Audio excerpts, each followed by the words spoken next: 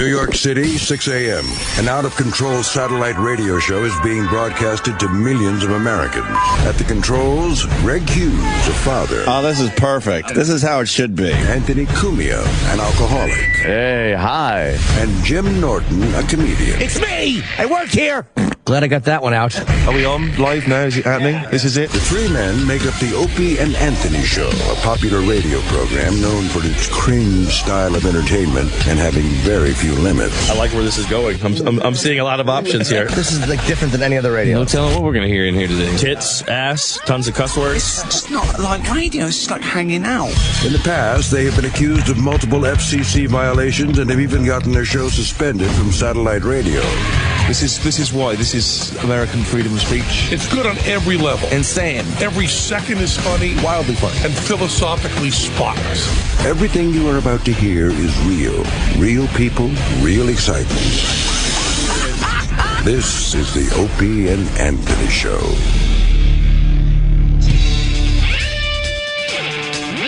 Ooh, what that music means.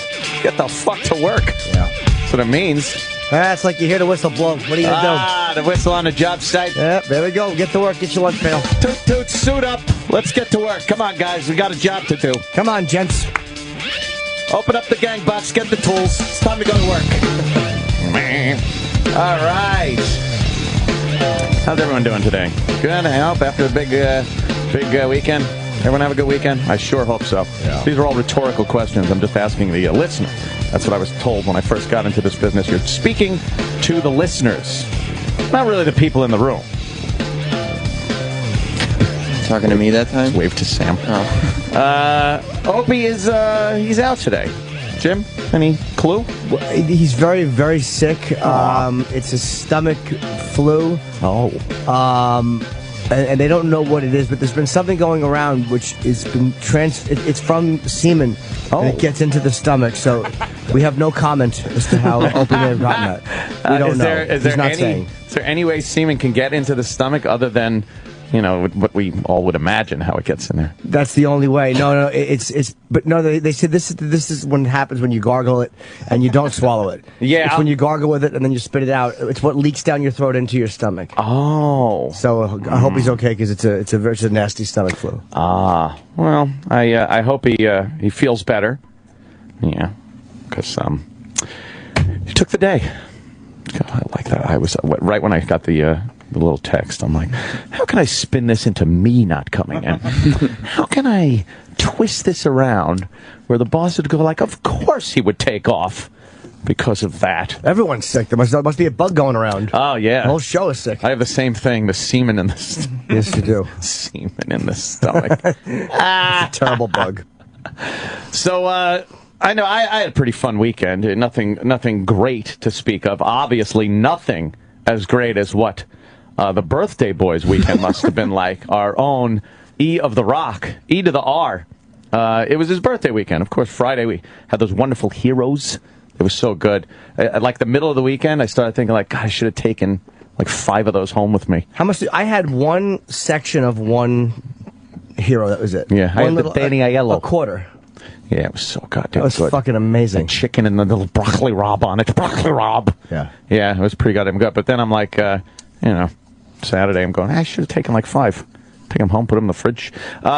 So we were celebrating, the beginning of the E-Rock birthday weekend. Yeah. And now I just want to know what happened. Because all I got out of E-Rock was the fact that he really indulged for his birthday. E-Rock comment? Oh, yes, I did. At the Brazilian restaurant? Yeah, you said you were going to that place where they... Plataforma? No. Was it? Oh, I love Plataforma. It's good, right? I went to one in New Jersey. Okay. Jersey? And, maybe. Yeah. Nice work, Lou. Was there a toilet with the pull chain? Exactly. Did you order the veal? You could put the hamburgers behind the toilet. E-Rock is putting on his little Simpsons bib. How's the Italian food in the place? I'm going to speak moron with E-Rock now. A grosser physical spectacle. Sorry. We're just doing Salazzo. Well, if anything happens to my chicken parm while I'm gone. E-Rock, so you went to The Brazilian place where they slice off that meat. Oh, yeah. Huge portions of meat. Did you pay attention to the strategy? Yes. Where they bring the beginning meats they bring are like the cheaper ones. Yeah. And they want you to fill up on that, so when they come around with the good stuff, you go, oh, and you flip your little paddle over to red because you don't want no more. Yeah, the first 4 rounds were just no, thank you, not interested. Really? You know, Must have been so hard. Oh, yeah, my but God. they were probably talking about that in the back. Not even just a joke on Eric, but like just to see that food It and is just true. pass on it. Because you go there hungry. Yeah. So when they bring in the stuff at first, you just want to eat anything. And then you got to pass. No, I'm waiting for the good stuff. anything wrapped in bacon are the lesser meats. I see you've come dressed in bacon today. You lesser meat. In high school, he was voted meat most likely to be lesser than. E-Rock. that at all. So, Yes, no. So you waited. Yeah. It must have been good. Would you go with the little lady? WEIGHTED. It's gonna be a long. It first really day. is. It really is.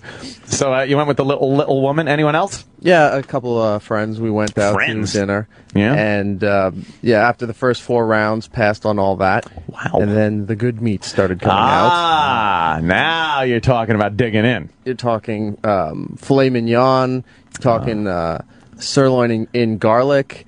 Garlic they had, butter saw. Ribeye with melted mozzarella. Oh my See, God. those are the ones I never get, even though they're delicious. Yeah.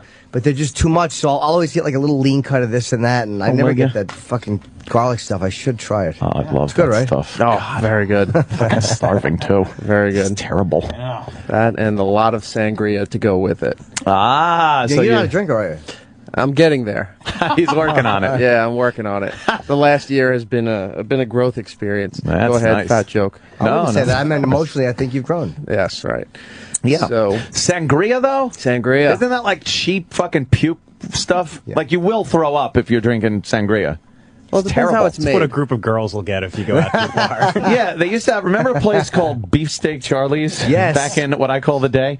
They used to have unlimited beer and sangria, and they bring over pitchers, beer pitchers, full of fucking sangria, and if you just keep drinking it, and you'd throw up at the end of the night. You'd Maybe puke it's- up. It would look like you're throwing up blood. Maybe it's his weight loss plan. Oh, is that it?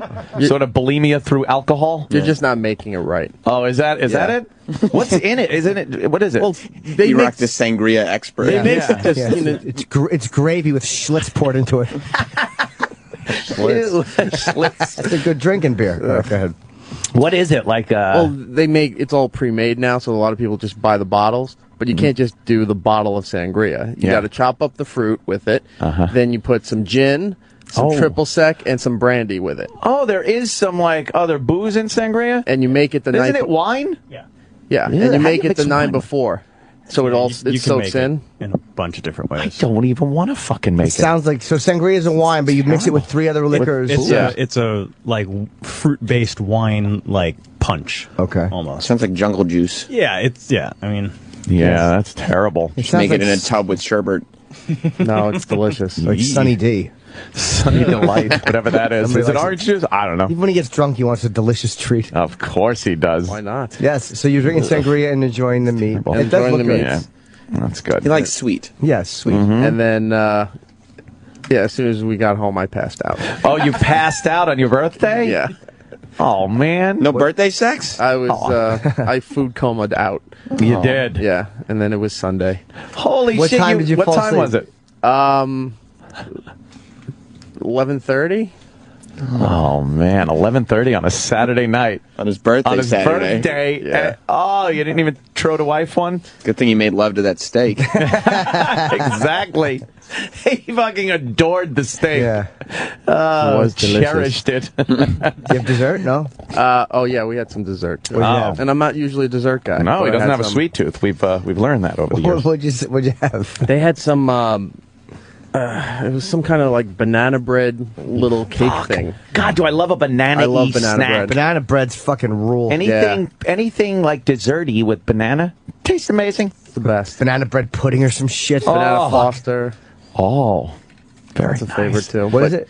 I said Banana Foster's is a favorite What's too. that? I don't know. It's good stuff. There's a little caramel, Yeah. You just know when you caramel, dig whipped in. cream, banana. It's great. Yeah, it's delicious. That sounds good. My God. So you go home. It's 11:30. You pass out. Yeah, How'd you get home? We had other people drive us home. Oh, you did you? Yeah. Designated drivers? We cabbed it there, and then other people brought us home. Were they drinking sangria as well? The people driving, no. No? No. Come on. It's too bad. Who goes No. out and doesn't Yeah. drink? Big Kev. Oh, okay. I haven't seen Big Kevin in a while. In a long time. Yeah. How is Wow. It's doing good. Good, Yeah. man. Doing all right. Ooh. So, fun-filled conversation of action figures. Oh, yes. Oh, what a Yeah. fucking nerd fest that must have been. Oh, so do you see the new collection of Simpsons toys that are out? Well, I'm hoping when I unwrap some of my gifts, I'll see 'em right in front of me. something's in there, I think. Okay, Iraq, so you pass out. I got the invite to the dinner at like the last minute, though. I got it on Friday after I had made a stink about not getting one. Yeah. On the after show, and I was because I couldn't go because I already had plans man. with my parents on Saturday, and I was bummed out because I wanted to go like a douche with a notebook and just be able to report every single little. Oh, you should have. I know, I wanted You to. know he'd be the worst guy to take to your birthday because he would. I didn't get invited either. I didn't either. No one here did. No one got an invite to the Iraq person are you? festivities. I like fucking the Brazilian places. I could talk fucking geeky shit. Yeah, why wouldn't you invite the guys? You don't Yeah. come to anything. What? They did. Him and Tom. Nice Him to and be. both went to Tom Papa's house Nice to be last asked. Monday. Yeah. Monday Well, went to nothing I Tom invite Papa's. them to. Oh, come on. You never invite me. Oh, that's bullshit. I You invited invited me you to over one the summer. party. One party that fucking, what happened to that party? Didn't he know that you couldn't do? Wasn't there a time he invited? He had a party when he knew me and Ann couldn't go, or me and Ope couldn't go. There No, was it's some- me and you. me and He Sam did were it in Comic-Con, when we were right? in San Diego. But Yeah. You know something, Sam? The after show might be something for you to jack your fucking mic up to unrealistic proportions, but maybe you could tame it down during this program. they're all the same. What? I guess this is Opie's magic mic. They're so all. loud. Is this Holy better? Shit. That's better. Okay. Thank you. So, Iraq. So, I want to talk about your gifts. Yes. What did you get? Now this is your 35th birthday. 35 years young. And what's some of the gifts that were given to you? Who gave them to you? And when did you start opening? Yeah. I started opening some of them on Saturday morning when I got up. I love it. He's a child. He wakes up and runs downstairs. You almost, So fell in excited. your, almost fell in your feety pajamas. Yes. The little hatch in the back is flipped down, his ass hanging Yeah, out. there's cum leaking out of it. little turtle handprints because a Ninja Turtle came in and sodomized them. It's just thud, thud, thud down the stairs, and the cat runs away in a panic. Just trudging. Oh, Iraq. So Saturday morning, you just can't wait. You're all excited. It's Yeah. birthday morning. When was the last time anyone in this room was excited about their birthday? I could probably say 7 years old. 7. I was very excited. Every year, my wife will be like, "You want to open your present?" I'll be like, "Yeah, whatever." Well, yeah, cool." fucking, yeah, I got to take a shit you ready? first. Yeah, something. But Iraq, 35 years old, running down the stairs, eyes all open wide in amazement. What time did you wake up Saturday morning? 11:30. All right, that's not that bad. His wife made sure he had the grips on his socks because she knew he would slip otherwise. yeah. Because he'd be so excited. Well, she's gonna probably slide. learned to keep the presents upstairs so that he doesn't hurt himself going down the steps. I'll keep him in this You don't room. think he slid down the banister? No, he tried. He jumped on the banister and Yes, just he tried. smashed. Yeah, he tried to, and you might heard something about a house in Florida.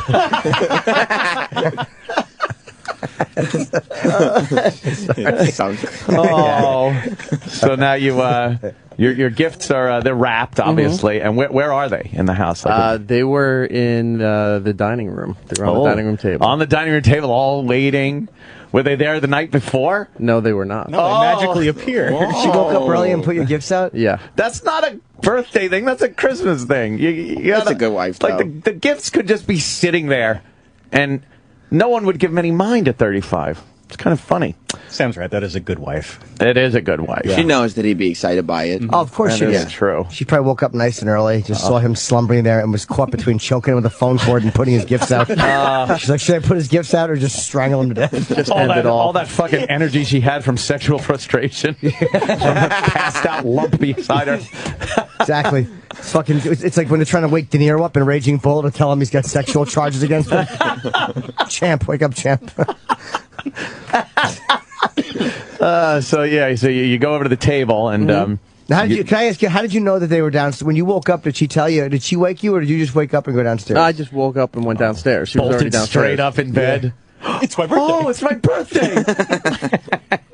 So you run downstairs, and No, you never got mind. what? Nothing. I was going to say something. Yeah, sweetie, what? Comment? I was going to say I had to get up before the cleaning people came in to clean the house, so Ooh. I went downstairs. Well, I'm sure Troy Kwan will have something to say about that Yeah, he's display. one of them. Yeah.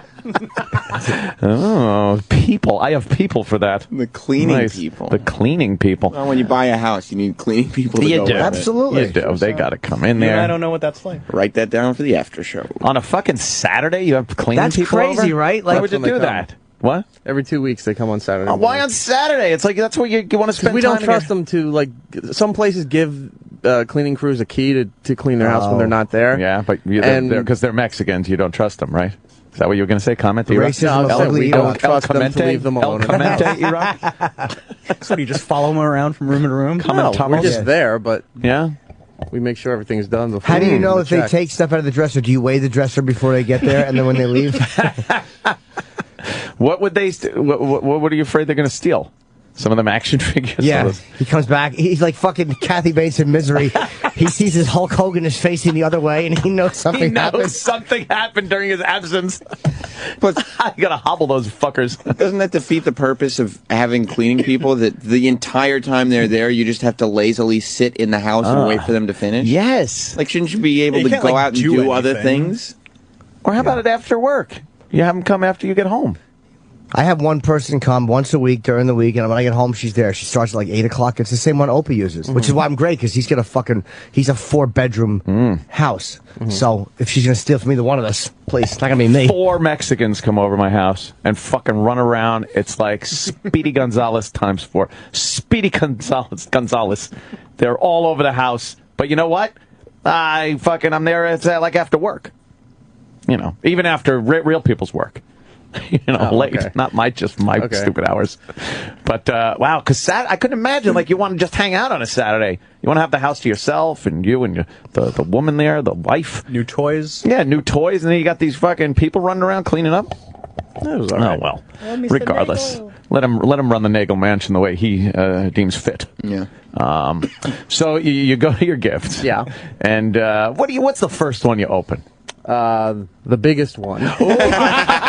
Of course. There's no waiting. Yes. That would be the belt. What is it? It looks like a giant anaconda, but it's flat. So you go over, and of course you go right to the big one. What kind of wrapping paper? Oh, right. What kind of? Well, I posted it on my Twitter at eRock Radio. It was Ninja Turtle wrapping paper. No, it wasn't. Yes, it was. 35. Ninja Turtle wrapping paper. And it's not the old Ninja Turtles, It's the this new retro. It's the new one that children hipster. actively watch. Right. That means his wife had to go into Toys R Us and go to the wrapping paper section. And then it's someone like, said, "Oh, this is for your kid." Oh, so your kid? Oh, how old is your little boy? Oh, 35. Yeah. He's retarded, you see. Yeah. He's 35, so I'm wrapping it up in Teenage Mutant Ninja Turtle paper. Now, did she do this to be ironic, or she knew you'd kind of like it? She knew I'd like it. Oh. You really like the Ninja Turtles? I haven't gone into the new series, but I used to like the old series. Here's what the answer to that should be. No, I don't. I don't care for them at all. I used to when I was a child. Right, Yeah. right. When I was a child. But is that the only wrapping paper, or were there other? That was the only. Everything was wrapped in that. Oh. Ninja Turtle. Oh, God, I could just imagine what that looked It like. was on the delightful. table. I Yeah. bet. All happy to see it. Okay, so you come down. There's a bunch of green Ninja Turtle boxes all piled up, and the biggest Yeah. one was how big? About that big. 2 feet. Like that big. 2 feet wide. Like a box. Foot high, 2 feet wide. Yeah. Size okay. of lunch. All right, so All right. So you open that up, and what's in it, E-Rock? It's a new Nintendo Wii U. Whoa! Wow. Hope some games came with that. Yeah, a game came with it, but what's a Wii U? Is it the same as the Wii? it's the new Nintendo system. Okay. It's got, wow. It's the one that's failing miserably. Yeah, it's not doing well. Is it E-Rock's bombing? the guy that bought it. Got it for his birthday. Well, I'll tell you why, because people are sick and tired of that fucking dumb childish graphics they use. Well, not necessarily that. They upgraded to HD and everything, but the price is too much for that How much is system. it? It's Yeah. $350. Is that a lot for a system? Yeah. Yeah. That's how much you would expect to buy a PlayStation or an Xbox for. Not like A real system. Yeah, that should be about $100 less. So let me. I'm looking at your gifts now, and that's everything you got. That's nice. Minus some gift cards. Yeah. So I'm looking, and I see a game. I see, is that a game, Wipeout? Yeah. Yeah. Wipeout 3. Okay. Wipeout 3. Is that like the television show? Yeah. Ooh. What's Wipeout? It was some foreign game show that they brought to America where people just do obstacle courses Is it over. Japanese one or no? Yeah, Okay. it's a take on, I've what seen was those. it called? Most Extreme Elimination Challenge? Oh yeah. Yeah. True TV's got one of those kind of fucking shows. So you play that, and obviously you're the virtual person that has to go through a little course. Yeah. So you play? Wait, did you start playing it when I have your not cleaning played it people yet. were over the house, just lounging around playing games while they fucking toil? Wait, are those games, E-Rock? Those three things? That one is. Oh, the Wipeout's a game. Okay, I'm looking at other things too. All right. I see Monty Python The DVDs. Truth. The only- Documentary. Yeah. The only adult thing there. That's a documentary on Monty Python. I see Archer, Season 3. season 3 of Archer. Yeah. You like Which is Archer? an love animated series on FX, I believe. Yes. Bourdain loves that, and I've never seen very it. good things Bourdain about was it. on last week's episode. Okay. Yeah. Isn't that on before Legit? That it is. Yes. All right. I've heard about Archer, but I've never seen it. I see a Both wanna borrow Mario 'em. Eric's got 'em. Mario does. shirt, Yes. That's a T-shirt. T-shirt. Why would you get you that? Mario's face on it. It's got Mario. It's a circle with Mario like hanging out of the circle, like the old Warner It's Brothers. his little logo. Yeah. Saying it's a me, Mario. It's a me. And what did you think when you saw that? Like, oh, cool. Oh yeah. Oh I would wear that. What size is the T-shirt? It's an XL. You're not gonna fit into that. Now, Are you trying too I see I'm actually the, surprised he's not wearing it today. Yeah. Do you have to wash them before you wear them? No, not like not a white shirt like that usually. Black one definitely. I get itchy if I don't wash. Sometimes, yeah, they're a little stiff. So what's that? What's the video something? The white box, and then there's a what's video capture device. Yep. What Oh, is that's that pretty for, cool. E-Rock? You can. It works with both Mac and PC, so you can transfer your old videotapes, reel-to-reels, things like that. Oh, so like To your computer? VCR. Yeah. Hook up the That's VCR. a great gift. That's actually a good gift. That's a good one. That's kind of grown up. Unless it's you're transferring videos Cartoons. of Teenage Mutant Ninja Turtles to. So what do? You just hook it up to a VCR? Yeah, you hook it up to a VCR. Some of the old reel-to-reels actually have an auxiliary output, so you can hook those in as well. Reel to Or an reels. S-video. And then what? hookup. You import it into iMovie? or You play it in real time right into iMovie, Final Cut Pro. Or it's got its own. I think it's got its own capture software. Oh, And, okay. and then you take those Oh files. God, you're That's talking very Greek cool. to me. What the hell? You on the space station? Forget about it. Get a container of coffee. Go to the movies.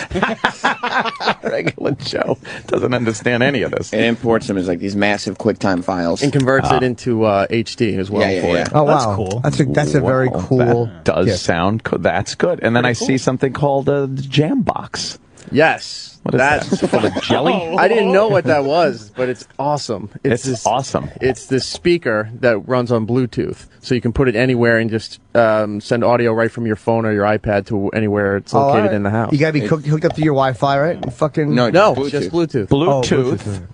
And then, so give me an example of how you'd use this. I was streaming podcasts right to it over the weekend. So it's anything on your phone. Anything on your phone, anything iPad, that has too? that has a Bluetooth connection can go right to it. You know, you can also use it as a speakerphone.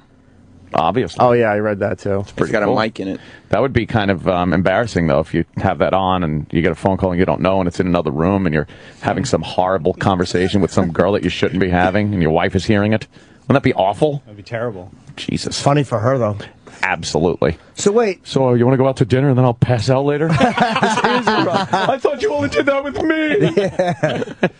So the Jambox, is it louder? Because Mac products have horrible speakers, and they're never loud enough. I watched The Sopranos on my fucking iPad, and I literally can't even have the dryer going because I'm like, what? What did he say? What did he say? What did he say? So is the volume good on that? It volume's great. Okay. Nice. Yeah, you can hear it. You max it out on your phone, and you can also max it out on the Jambox as well. So you can blast that thing all through the entire house if you wanted to. That's two. And that's the small one. They make a bigger one with a heavier subwoofer on it. Yeah, So where is that now? Is it on? It looks like it's on a bed. That's on the dining room table. Oh, the table. That's the tablecloth. Yeah. All righty. Look, he's all proudly displayed and set up for a picture for his website or Twitter or whatever the fuck he's putting it on. I want to go to E-Rock's house. Have you been there yet? Never Sam? been to the Nagel Yeah, I've been there. Estates. Have you? Been there a couple You times. have? Couple of times. Oh, yeah. Wow. I've been invited. I just haven't gone. I haven't even invited. Yes, you have. How far is it from E-Rock here? does not like me. Time-wise. Not that far. It's like 10 minutes away from the Meadowlands. Yeah, so That's about far. Roughly 20, 30 35 minutes. minutes. It's far. It's not bad though. If I could drive east or west, I'll drive east. It's my house. You know? If it was on the The way, opposite I would direction. stop by a lot, E-Rock. No, you wouldn't. You're in the opposite direction. I swear, why wouldn't I want to go over E-Rock's house and drink some beverages? Just to make it Sangria? hurt more, knowing that it's only 5 minutes from my house, I'm still not going to it. No, I would definitely go. If you had, when are you planning a shindig or anything We're going to do a bunch this summer. this summer? Bunch. Hopefully, we'll have the outdoor movie theater set. Well, that would be kind of cool. Yeah, Jeez. heard about that Do you one. have an outdoor? No, I don't have an outdoor movie theater. I'm amazed Anthony doesn't. I like the indoor one. You know what? Outdoor. Yeah, I could always hang something up and fucking blast something onto the side of the house. But to have the outdoor movie theater, I don't know. He doesn't I like need the it. pool. He has a fucking Anthony has a Predator drone. He doesn't need a cool setup in fucking 1975. Shag carpets and lava lamps. I know. E-Rock's got the same thing. They fucking screened Burt Reynolds movies on Boogie Nights. Fucking Anthony's flying sorties. So you need an HD movie screen out there. Yeah, it's all in the projector. You I mean, the got a pool or screen. No pool. Oh. Are you gonna get one? No, I don't have enough E-Rock. property No? to do a pool. No? Buy the house next door. Happened there. Yeah. House next door Yeah. to me was sold to E-Rock. Well, that's and then what happened? Then I guess you went out. Were you all fidgety at dinner because you wanted to get home and play with your toys? Were you fidgety? We done? Did you bring the handheld with you? No. Oh. No. Haven't played the Wii U yet. Oh, man. I need to get. I ran out of those infrared cables. Oh. So I need to get one more so I can hook it up and keep it out of the living room. Your it's the one for what? The remote thingy? The sound? What? What infrared cable? E-Rock comment. The infrared, where when you don't want to have all your components and everything in the room that you're in, you can put them in a gotcha. closet or somewhere. Okay. You can wire an infrared cable through the wall and put it in front of the TV, so you can access everything you have. Yeah, with one remote. Yeah. Yeah. I just know need what an you're extra cable for the I Wii gotcha. U, and then do that it'll be at all rent. set to go. Those are great. I have that in my bedroom. I have all the components in the closet, and the one little thing it's stuck on the TV, and you just ding, ding, ding, ding, ding. Oh yeah, you got that downstairs in the movie theater. Got that downstairs in the movie theater. I got it upstairs in my fucking living You room. and Eric can talk. I can't got relate. I got it everywhere. It's amazing. I have a switcher. Oh yeah, If I want to use the PlayStation, I just have to reach behind the TV and flip. a mechanical switch. Yeah. that actually has to be pushed. And then you put it, and then if I want to Amazing. go to the Apple TV, flip. Jesus. I ran out of space, so if I want to watch Apple TV, I unplug the PlayStation. So you got to plug in unplug TV. the HDMI. Yeah, and then plug that My in. TV's so old that it only has 2 HDMI. Well, why don't you get a component receiver? Yeah, I got one of those. I used them all up. You used them all up. Oh yeah, because we got the Xbox and the Xbox and what? Xbox, PlayStation, home theater, Blu-ray. Blu-ray. Who's he? He needed the money. Fucking. We all can't have infrared like Eric. Oh man, E-Rock. He's a gadget meister. Yes. Yeah. Oh, I would be disappointed if I was your wife for many things, but for the fact that you didn't immediately start playing with your toys. No, yeah, she was Was she disappointed. bummed? She got a game too that she wanted to play, so we're What game did she want to play? She got. I Have a Husband. That's great. Yeah. The fantasy game. Yeah, it's a weird one where, like, you talk to the husband and he says, I have to go out, and he gets a briefcase and goes to work and does adult things. And you show him Ninja Turtle stuff, and he goes, what is this, honey? This is for the children. Why is he a robot? Yes, well, it's the the Wii graphics. Yeah. So let it be known, Jimmy's doing like a kind of robot move to simulate the Wii graphics. Yeah. Yes. Yeah, it's a weird cool. thing. You push the button, and the fantasy husband goes, no, thank you, I've had enough. Let's have some more sex. Oh, E-Rock. So what game did she want to play? Yeah. She got Just Dance 4. Ah, boy, those girls love that dance, those dancey games. Is she a good dancer? She's all right. Can you dance? No. You don't play it? I will, but I'm just not. Boy. I don't dance. Oh, do you have, well, you got Wii. I was going to ask if you have Xbox Connect. What's that? I have Xbox Connect. You do? Yeah. You have Xbox? Mm-hmm. Yeah? Oh, fuck. Xbox and a Wii U. Holy shit. I only have Nobody Xbox. has 2 video game consoles. Crazy. Nobody. Yeah. I love that I have 0. I have a PlayStation just for deep Blu-rays. Yeah? You're wasting it. I know. I don't know what to do with it. I've tried the fucking Play. Grand Theft Auto. Get a game. I did. I tried Grand Theft Auto. I backed into the fence like a cunt for 40 minutes, and I'm like, goodbye. I would watch One of my that. favorite stories. Dude, I would love to watch you playing and just backing into a fence. I literally kept back. I was like Martini with the basketball. You backed the car into the fence, Martini. Remember I was telling you that they make that device now you can plug in so you can record your video game experience? Yep. We should hook that up for Jim. And That just would be kind of good to get some audio. see how he Yeah. plays, hear his headset conversation. Yeah. I want to get one of those things, obviously. I'm fucking yelling at 5-year-olds on the Xbox. Yeah. If they call you the N-word. Yes. Fucking people throw nigger around on gaming. I saw a show, actually, on the news. They were commenting on how racist a lot of these people that play games are. You play Modern Warfare and shit like that, or it's nothing but like, fuck you, hey nigger, fucking cocksucker. It's amazing. Like, what's going on out there? That's Because it's just me. because it's so taboo. Yeah. That's like where you can say it anonymously there. It's like Yes. the internet at times. People could say what they want without any penalty. True, yeah. Well, Yeah. and when you play at night, but if you're home during the day, if you ever throw one of those games on between 3 to 6 in the afternoon, and you get all the kids that just came home from school, Yeah. just as bad, if not worse, Yeah. with the N-word. They love it.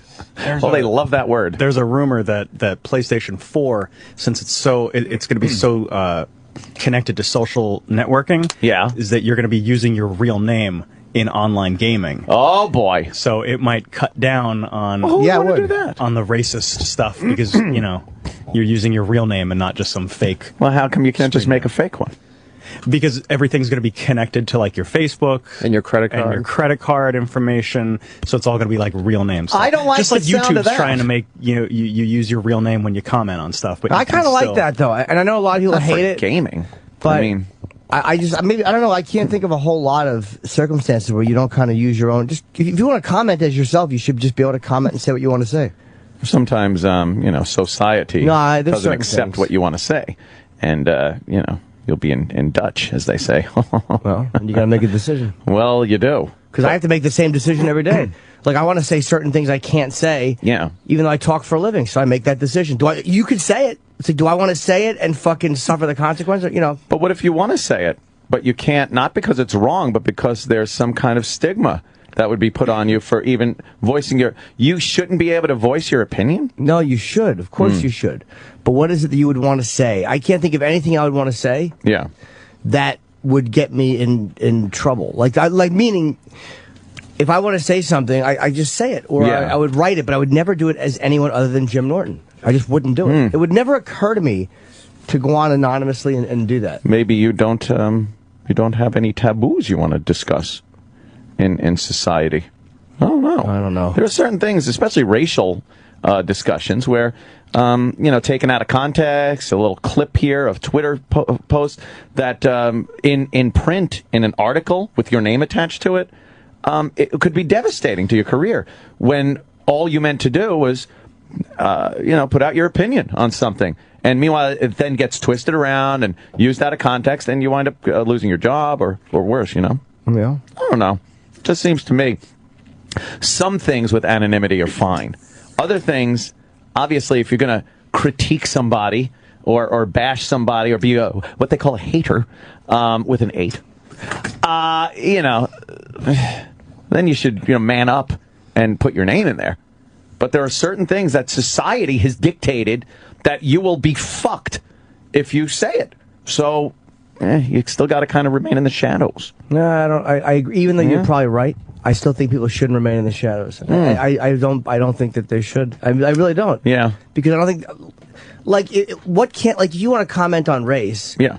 And you can comment on race, but the problem is I've never in my life read somebody being really anonymous who goes on and just says things like, hey, I think that the problem between black people and white people, the people who want to be anonymous just want to go on, he's fucking nigger. They just want to say these fake internet tough guy things. Right. I don't see that anonymity being used for legitimate, in China, or North Korea if they had the internet, that type of shit, sure. But that's not what we're dealing with here. And you know what it's like, dude. They're just people just I do, dicks. and I understand your point about that, just bashing and coming off like a fucking idiot.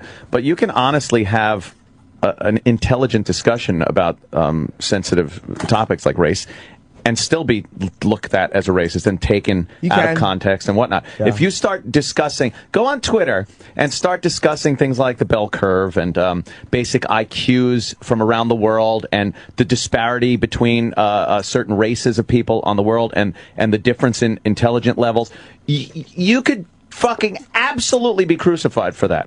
And it's obviously a viable conversation. Yeah. I mean, it's not like you're bashing, you're quoting text,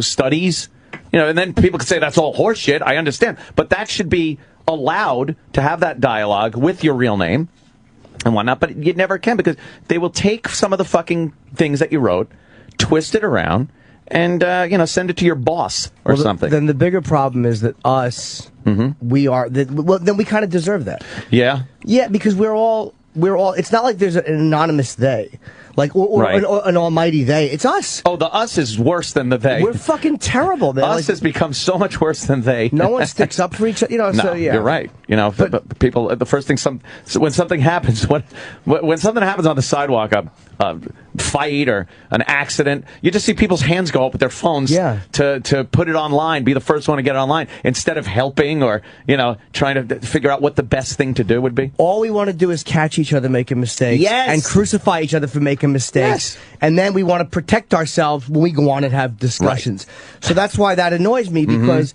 the people the people who are anonymous are the same group that are happy to write anonymous complaints, and I want this one to get in trouble, but I'm going to use the anonymity to protect myself too. You're right. It's just a fucking sneaking around. Nobody's saying what they mean. There's ways to have even a bell curve discussion. I know it's very unpopular with a lot of people. Course. Yeah.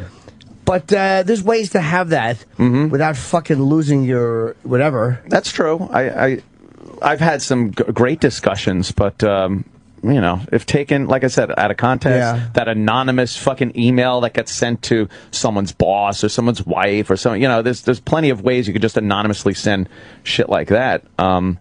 It's just, we're in a weird place, man. Yeah. The Big Brother thing is really interesting. I've talked about this in the past where everybody had this thought that 1984 and Big Brother, it was going to be government cameras everywhere watching us, and then the government was going to use it for some fucking diabolical thing to screw us over. And then as it turns out, we're the guys, all the people with the fucking cameras and their nosy busybody look into everyone's life on Twitter and everything. We have become the Big Brother part of what we thought it was going to be. Thought it was going to be the government, very diabolical, very harmful to your life. And then it just turns out to be some idiot with his phone catching you in a dumb moment or out of context or whatever. And they're the ones with the power to post it and fuck you over. Well, it's like people are so paranoid about the technology, they're going to run our lives. Yeah. the technology is helping balance power because people who are very powerful they're just as vulnerable to dumb texts or dumb emails or pictures like Wiener, picture of his dick. They're being brought down by it. Seen that, yeah. And we're catching them doing shit, and they can get away with less too. Yeah. Like look at fucking what happened in Egypt or what happened and almost happened in Iran or all social media. Yeah. That's balancing things. Yeah, that's what it's not this evil. The people are being made. You're right. We are fucking doing it. We're doing it. We're all becoming more powerful. Yeah. Which is even worse than just a select few. Yeah. Because at least the select few who were powerful kind of knew how to be motherfuckers and cunts and keep the system running. All of us are rising up, and there's a lot of shitheads in all of us. And they are just as vulnerable. Yeah. They're just as vulnerable. It was so odd to watch. I guess right after the Donald Trump, The Apprentice. You see the celebrities tweeting and saying, "Oh, vote for me, vote for that." And it's like, God, that's so cheap. It's like it cheapens your, even though their celebrity's been cheapened over the years. It just was odd to see people whose names you've seen them on TV, you've seen them on stage and stuff, begging you for votes, pandering. It just seemed like, ugh. Yeah, that's kind of cheapens everything. But then you realize that's what social media is. It's everybody just trying to be somebody. Everything we do technologically is because we want to communicate more. It's really like with texting and fucking, everything is just so we can be more connected. It's really weird. Yeah, there is this need. So needy to just look, here I am. I want to talk to 5 people at once. The phone is not good anymore because I can't talk to 5 people at once. I wasn't even on Twitter for most of the weekend. I just fucking doing other things. And by last night, any mention I had was, "Where are you? Where have you been? What, are you okay?" You can't even take a day of not doing it where people now don't notice. They don't notice. It's like, hey, you're fucking, where have you been? Oh my God. When do you sleep? Check my timeline. Look for the 8-hour gaps. That's what it's gotten to the point where people can know when you're awake or asleep based on your timeline in Twitter. And you see what you guys saw when you saw those fucking cameras that follow you everywhere. Yeah. We're getting to a place where everybody will know everything about everybody else, and it will completely level everything. I will know what Sam and everyone will know what everyone is doing in an instant. Eventually, I'm telling you, thoughts are going to be. That's the next thing we'll go through. You had some racist or some sexist thoughts. Oh, imagine that. Eventually, because once we map that shit, we've noticed that you've been thinking some very unpleasant things. You go to fucking the new mental HR. Yeah. You have to go down to MHR and fucking sit down. Yeah, we noticed when you were sitting at about 11:42, you thought something very sexist. What? Yes. See, the whole place is wired where we can find out what you're thinking. Yeah. Oh shit. Well then, what am I thinking right now? But you'll know what they're thinking too. I mean, really? We'll all be tapped into the same fucking thing. Eventually, we'll all be. I bet there'll be secret things, so you're not going to be able to know what the president thinks. That would be blocked. But that eventually, we will. Really? I think all that stuff will balance out someday. Man, no way. Do. They don't even fucking allow the press in there now. That's a sort of transparency I don't think we'll ever see. That's where we're going. Yeah? Yeah, it'll be unavoidable. I'm telling you, I really believe it. I don't know. That's the weird difference between the mechanical and the organic thing. Like our brain, but it does throw off some kind of electric waves, your thought process and stuff. But you think at some point that'll be able to be captured? Without a doubt. Oh, of course it will. God, that would be terrible. It's mysterious to us, like what makes your essence, what makes you you. Oh. There's an answer for it. It's not this mystery like we call it the divine spark. It's not. There's something. There's a physical reason for it that they will capture. I get petrified when I'm jacking off that dead relatives are watching me. Never mind fucking people could read my mind. Of course they're watching you. They're the focus of your thoughts at that moment. Oh, Anthony's thinking of, oh, Jesus. Why is he? Jesus Christ. I think that's why whenever we see aliens, they're all silent. They always. When do we see aliens? Well, yeah, that's a good point. When do we? Well, I guess our interpretation of aliens is they're just silent, God, and they're that would be kind so of scary. boring. Yeah, they are. Because I think that eventually these personality traits, which make us a certain way and exciting, will get weeded out. Because whatever need it serves to be funny, whatever need it serves to be this or that, we're going to genetically fix it so you don't need that shit. You just have it. Very Vulcan-like. Yeah. Logical, without any real, I don't know. Those never end well in movies. When you take away, like, love and fucking compassion and fucking all those emotions, it usually ends very poorly. Like some couple finds each other and starts falling in love and having sex, and boy, do they get it bad. Oh, boy, the people in charge don't like that. It's where we're going. Yeah? Yeah. What about entertainment? Will there be a reason to watch something and go, haha, I like that, or, oh, that's dramatic? No, eventually not. What? What are we going to do? Jimmy, I'm bored! No, but I'm telling you, I think about this a lot. Like when you look at what a movie is, or let's say we watch a movie, like, oh my God, look at Nicholson in that. We're getting close within our lifetimes where you can just take anybody's image and you'll be able to just make whatever you want them to do in a film.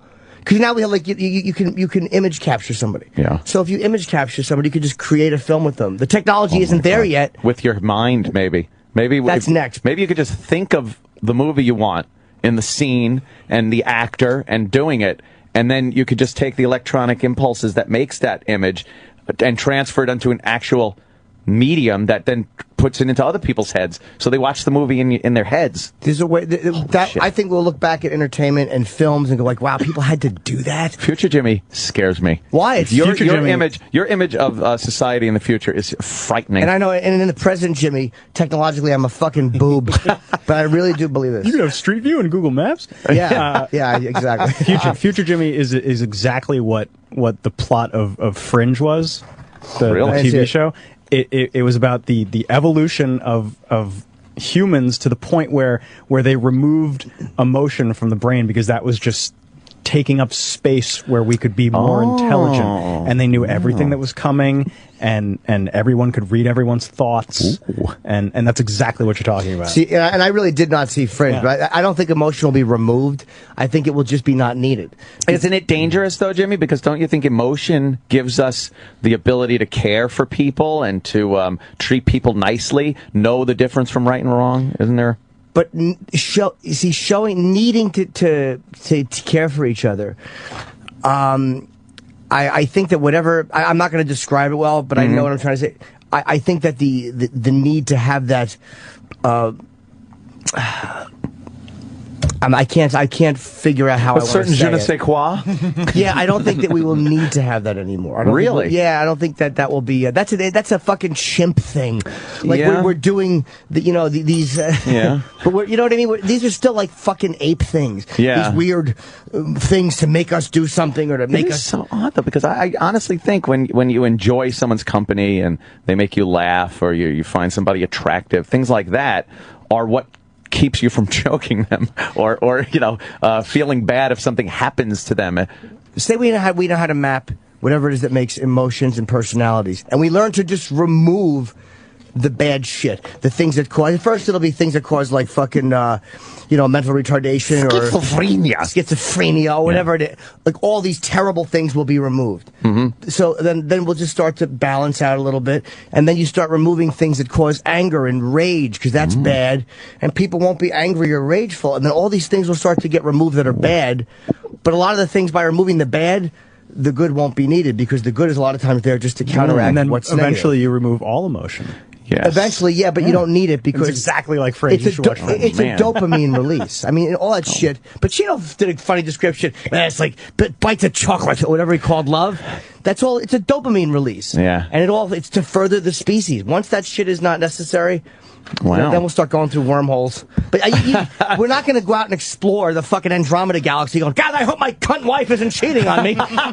You think that has to be done away with before we can, do really cool shit like that? And I realize my description is very basic and stupid. And puts the point across. But like that.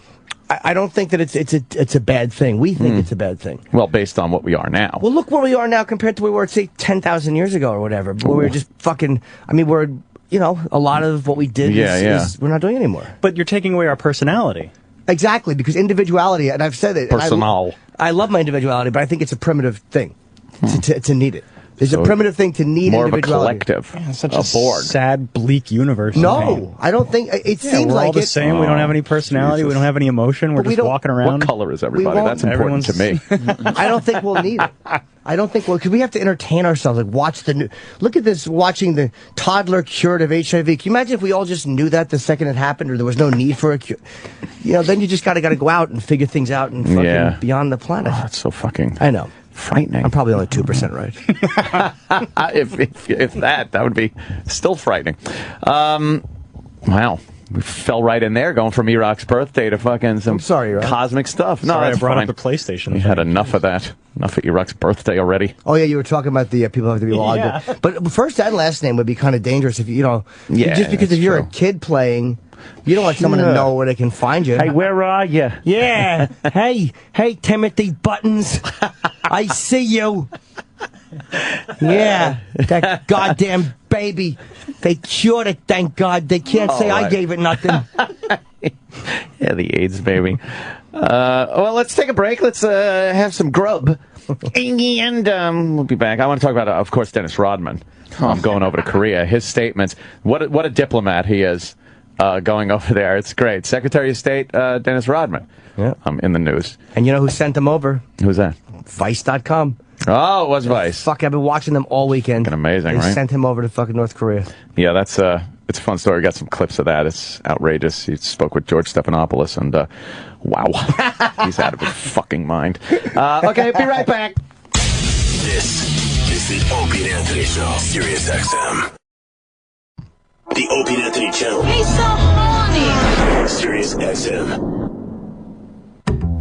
Calling in to your favorite radio show can be one of the funniest experiences there is. Boys, how are you? There's Joe Piscopo. It's been so many years, sir. You can get your point across and have a laugh with the boys. How long have we known each other? Since the Eisenhower era? Yeah, it was a long time ago. It was a long time. But sometimes things can go horribly wrong. Without the proper forethought, these dream calls become the stuff of nightmares. Hey, Joe, you getting that young pussy now that you're single? Ooh. Hey, watch the, I'm trying to keep it nice with the language. Of course. Pleasant conversations turn to exercises and extreme humiliation on a national level. And I wanted to plug, too, in Scottsdale tomorrow night. I'm at the Talking Stick Resort, which is going to be a blast. Only the good places for you, Joe. Joe Piscopo. And that includes Jersey. Why the obsession with Jersey? I think because I was brought up here and everybody's got that work ethic. Because after the Sandy situation, we all joined together. Too bad you didn't have a beach house. A room full of silence can only lead to irrecoverable damage. What happened? Hello. Now go home and get your fucking shine box. So before you pick up that phone, remember, the next asshole could be you. Hello, guys. Hello there. Come on now. Where are you? I got you?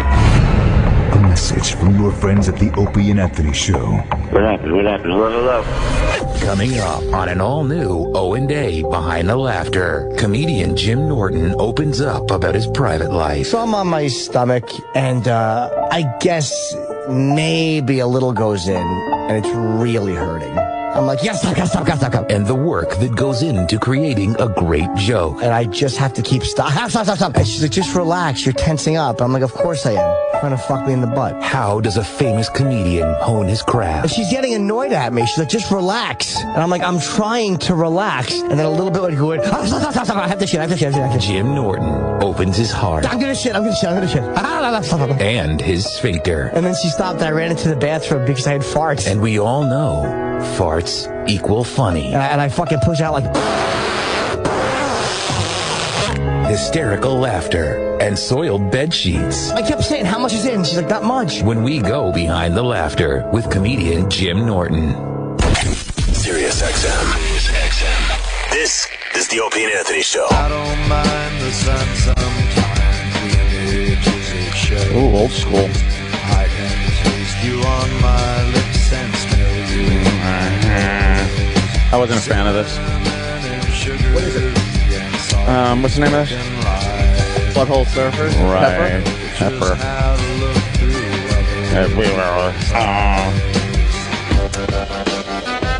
Weren't really able to make that post-90s transition, the old Butthole Surfers, huh? Not quite. It seemed like it was easier for a 90s band to transition to 2000 than it was for 80s bands to transition to a 90s. And then the 80s bands all come back and fucking, do their little thing in the 2000s. Remember Loverboy? Oh, I heard them. I heard them on the after show. Right, they're still big. Yeah, huge. What were they playing Fox News that day or something? Yeah, we were just like, hey. Oh, I can't wait till summer, so we get the Summer Music Festival Fox News thing every morning. See what fucking hacks that everyone's forgotten. It's out there that they never let play. Right? What was it called? They show like 5 minutes and then go to commercial. Bumper music. Yeah. Yeah, exactly. America's Barbecue. America's Barbecue. Boy, they sure love that America angle over there at Fox, don't they? There's nobody out there, though. The Today Show is a block away. Yeah. And they have thousands of people. They have their big summer concert series out there, and they get the big stars, the teen heartthrobs, and then Fox News throws some country singer from 1985 out there. Yeah, because Fox is appealing to people in their 40s who are on their way to work. They're not going to stand out there and fucking just to watch, like, woo! Yeah, that's true. Loverboy. Very hard to shake your fist in the air when you're, like, looking at your wristwatch. Oh, I'm late. I got to be to work. Yeah. Little kids are over there at the Today Show watching Justin Bieber. What happened at the Bieb's birthday? Worst birthday ever. Worst birthday ever. He was tweeting. Why? He was tweeting like that. One tweet was, I'm so excited. Birthday, yeah, this is going to be fun. And the next tweet was hours later. Worst birthday ever. I know why. And then there were so many people that tweeted, like, all these little bitches tweeting, like, Justin, it's okay. I hope it gets better for you and your birthday. Don't worry about it. He had a great... Sorry. No, they're just dolts. Was that his birthday outfit in England? Oh, with the yellow hat. The yellow hat, and that was a really cool outfit. Did you see that, Ant? No, I missed that one. Did you show Ant before? Oh no! Before Sam explains why, I want Ant to see because Bieber had a cool look. Did he? Yeah, he had a man. cool look. Absolutely. Where is that? Oh no! Come on, Justin Bieber, England, no. handsome. Relax. Google Justin Bieber, cute. Oh no! What is that? Stop it! Yeah, it's a new a hip hop spiked hat. It's a big yellow hat. Did you see the rest of the outfit, though? You gotta get the whole outfit. Get him walking out. He was really cute. There you go. What the fuck is he? He's homeboy, man. You don't get his shit. What a fucking... That hat is really big. It's like a yellow bobby hat. That's terrible. And it's bedazzled. It's bedazzled with spikes. What is... All right, whatever. Those pajama pants? Yeah, he's wearing Joey Buttafuoco pants. They look like those tiger Zubas? stripe pants from the 90s. Yeah. Looks like me doing stand-up in fucking Spotswood. Worst birthday ever, he tweeted. Yeah, he was upset that E-Rock took all his attention away. Was that it? Yeah, everybody on Twitter. Everybody on Twitter was going nuts for E-Rock's birthday, and they forgot about poor JB. They just wrapped his gifts in like regular wrapping paper. Instead of the Teenage Mutant Ninja Turtle paper. Aw. I guess paparazzi is what fucked him up, right? No? No? I'm guessing he wanted to have a big birthday party. The paparazzi Here's got his tweets. Gonna be fun tonight. Thanks to everyone for all the birthday wishes. 19! Exclamation point. Oh. Then, big night ahead. Oh. And then, worst birthday. Worst birthday. How could Justin Bieber's birthday be worst birthday, by the way? Sam, you want to explain? No, I Do you don't know. Oh, okay, I know. You know what happened? Yeah. Well, I'm a guy in the know. Dish. I guess Were you invited to the party? Is that what happened? Travis knows everybody. Travis, he's a regular socialite. I guess wherever he was having his party, there were some problems with some underage guests getting in. Oh, and what's problem? what's Will Smith's kid's Jaden wanted to come, and she's like 14. Jaden's a boy. Jaden, okay, he's 14. Someone in the know, sorry. Believe me, I've made the similar mistakes. And the security wouldn't let him in, and so Bieber decided to just leave because a lot of his guests were under 18 and couldn't get in, so he just left. And worst birthday. Why did he decide to have a birthday party at a place that he knew wouldn't let because people he's under 18 Justin in? Bieber and he thinks that he can do whatever he wants. He's not above the law. I don't know. Hang on. Yeah, I mean that would be annoying though. Well, you'd think it would. But you should hold it somewhere. Yeah, where 14-year-olds can get in. You can't have it at the club then. Yeah, there's places for that. Go to Chuck E. Cheese. Or Herbert's house. Is he in London? Is that where he was? Yeah. I was at a Cirque du Soleil nightclub. Circus-themed 19th birthday celebration went awry Friday night in London. The Biebs took to Instagramming on Sunday, bashing Cirque du Soleil nightclub for shutting down his celebration early. More details from Justin Bieber's worst birthday. Ooh. Funny moment when people believe I brought underage people in the club. You think Will is letting his 14-year-old in a club? I don't think so. Second, I love how the club wanted to give the press another reason to why we don't stay at their weak-ass club. Wow. So they wouldn't look bad. So they wouldn't look bad for me walking in and right back out. Bieber wrote in a caption next to the black box. I said worst birthday, but that was due to dummies pushing over my fans and being overly aggressive. By the way, it wasn't the worst birthday because all my friends from back home flew in. I was just mad in the moment. He was just mad in the moment. Worst birthday. So he didn't like the way his fans were being treated. He liked the fact that these dumb gorilla guards were were probably being mean to his fans. I hate that shit too. Ooh. Yeah, Bieber's birthday bash went sour after members of his entourage got into an apparent confrontation with the club's security, prompting his entire party to leave. Security thought some members of the superstar singer's crew looked rather young when they arrived at the club and were refused entrance because of their age after they were asked to show their IDs. Oh, boy. You'd think you would check beforehand. Club spokesperson says we operate a strict age policy. I guess you have to. You get shut down because one of Bieber's little friends. Sure, you're still running a business. You're fucking 15-year-old passed out drunk puking on the floor. Sure. Right.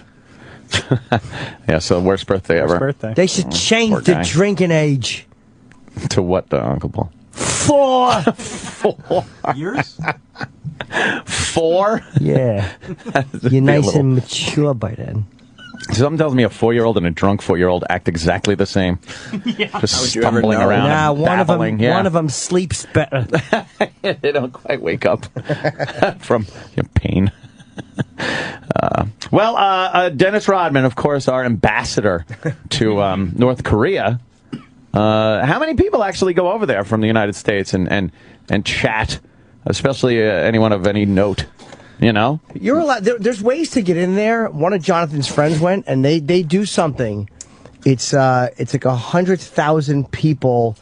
I forget what it's called. It's a display they do where it's kind of what is it called when a bunch of people are in the stands of a football game and they all flip the card over to say the same thing? Oh, right, I've seen that. Like they're yellow, blue, whatever it is. Yeah. They do a display like this. That's amazing. It's in North Korea. It's one of the greatest things humanity has ever figured out. It's great because that's what you get if you make a mistake, you're fucking beaten and tortured. Well, if that card doesn't flip over at the right time, get the person in seat 96L. And then they just fucking ravage him on the field. Have you seen it? Yeah, it's great. It's fucking amazing what they do. I don't know what it's called. What do I say? Look for North Korea. Give me search keywords. North Korea. Card flip. Display. Just card flip. Yeah, or... Oh, card flipping. There you go. Oh. See? Oh, you don't know how to Google. No, I'm trying to pick a good one. Any of them, I guess. 100,000 people they get for this. In the state, but because there's nothing else to do or watch there. Yeah, that's it. Poor fuckers. You're right. Even those people, they've been so oppressed for so long, I don't even think they know what to do with freedom and choice and things like that. Some people just can't deal with it. It seems like a boring existence. Yes. Boring. Everywhere you go, you're escorted by guards. Yeah. Yeah, that's 100,000 people in the back there. Jesus. You just gotta... It looks like a big video screen. Yeah, but it's all people and giant... it's people with different colored cards. just flip them up and make words in that wacky writing. Yeah, and then there's like people dancing on the field in various costumes. What a fucking strange culture. And it's about the history of North Korea. Like right now we're looking at just all these people in these weird costumes, but it looks like a giant TV screen in the back, and it's fucking people holding cards in seats. Oh, there's are those some of the card people? I don't know if they're the card people or if they're watching. Oh. I think they're just watching with their approved haircuts. You know, oh, did you see the flip? Yeah. The fucking... It's amazing. It's so odd that it's very hard to get a dialogue going with people that we really don't understand their culture. It really is. Like, this is so odd that we don't even care if they want to kill us and we want to kill them or anything. It's so much easier to destroy people that you just don't have any clue what the fuck their life is It's about. like a big college football game. That's all it is. Yeah, but there's something very devious behind it. Well, thank goodness we have ambassadors now. Like Dennis Rodman, who went over there and actually hung out with Kim Jong-un. They watched some basketball. Apparently, Kim Jong-un is a very big fan of the basketball. And the Bulls, for some reason. Really? They're fans, him and Kim Jong-il, I guess, were fans of the Bulls. Oh, probably because he preps them many times. A little shorty. Big basketball fan, Bulls fan. And then Dennis Rodman goes over there. I guess Vice sent him? Vice.com? Arranged it. I don't know how they pulled it off. But amazing. Yeah, I can't fucking believe they got him in. Yeah. And obviously out, too. There's a story of some filmmakers that Kim Jong-il liked. They were Chinese or they were South Korean or whatever. For some reason, they went there and he kidnapped them. They were like a husband and wife team, and he just made them make movies in that country. Holy shit. Yeah. Make movies I for forget. me. I wish I knew the story. Could you see kidnapped filmmakers for North Korea? Wow. I think I do. That's fucking crazy. But there's nothing you're going to do. No. Like, because the U.S. or any country is not going to go to war to get one citizen out. You want to go to war? Yeah, you see Obama banging down the phone, doing coke off the table. I got to get organized. Hangs up the phone. Him and his wife? Yes. Yeah. That was his idea of getting organized. Yeah, that's right. Exactly. I got to get organized. And he hangs up the phone. 50 Colombians coming with machine guns, and you're fucking straightening up the phone, and the picture might be crooked. Yeah, I got to get organized. What's it say about them? Is it? This is a long piece because I guess he eventually wrote a memoir, which is probably really interesting. Yeah. Him and his wife were filmmakers. And he kidnapped them to just have Did them they make go there movies. for some reason? Yeah, I mean, I'm gonna have to read. It'd be so funny if Dennis Rodman got kidnapped. Like, oh, no one cared. Found out because he was supposed to do Celebrity Apprentice press or something. Yeah.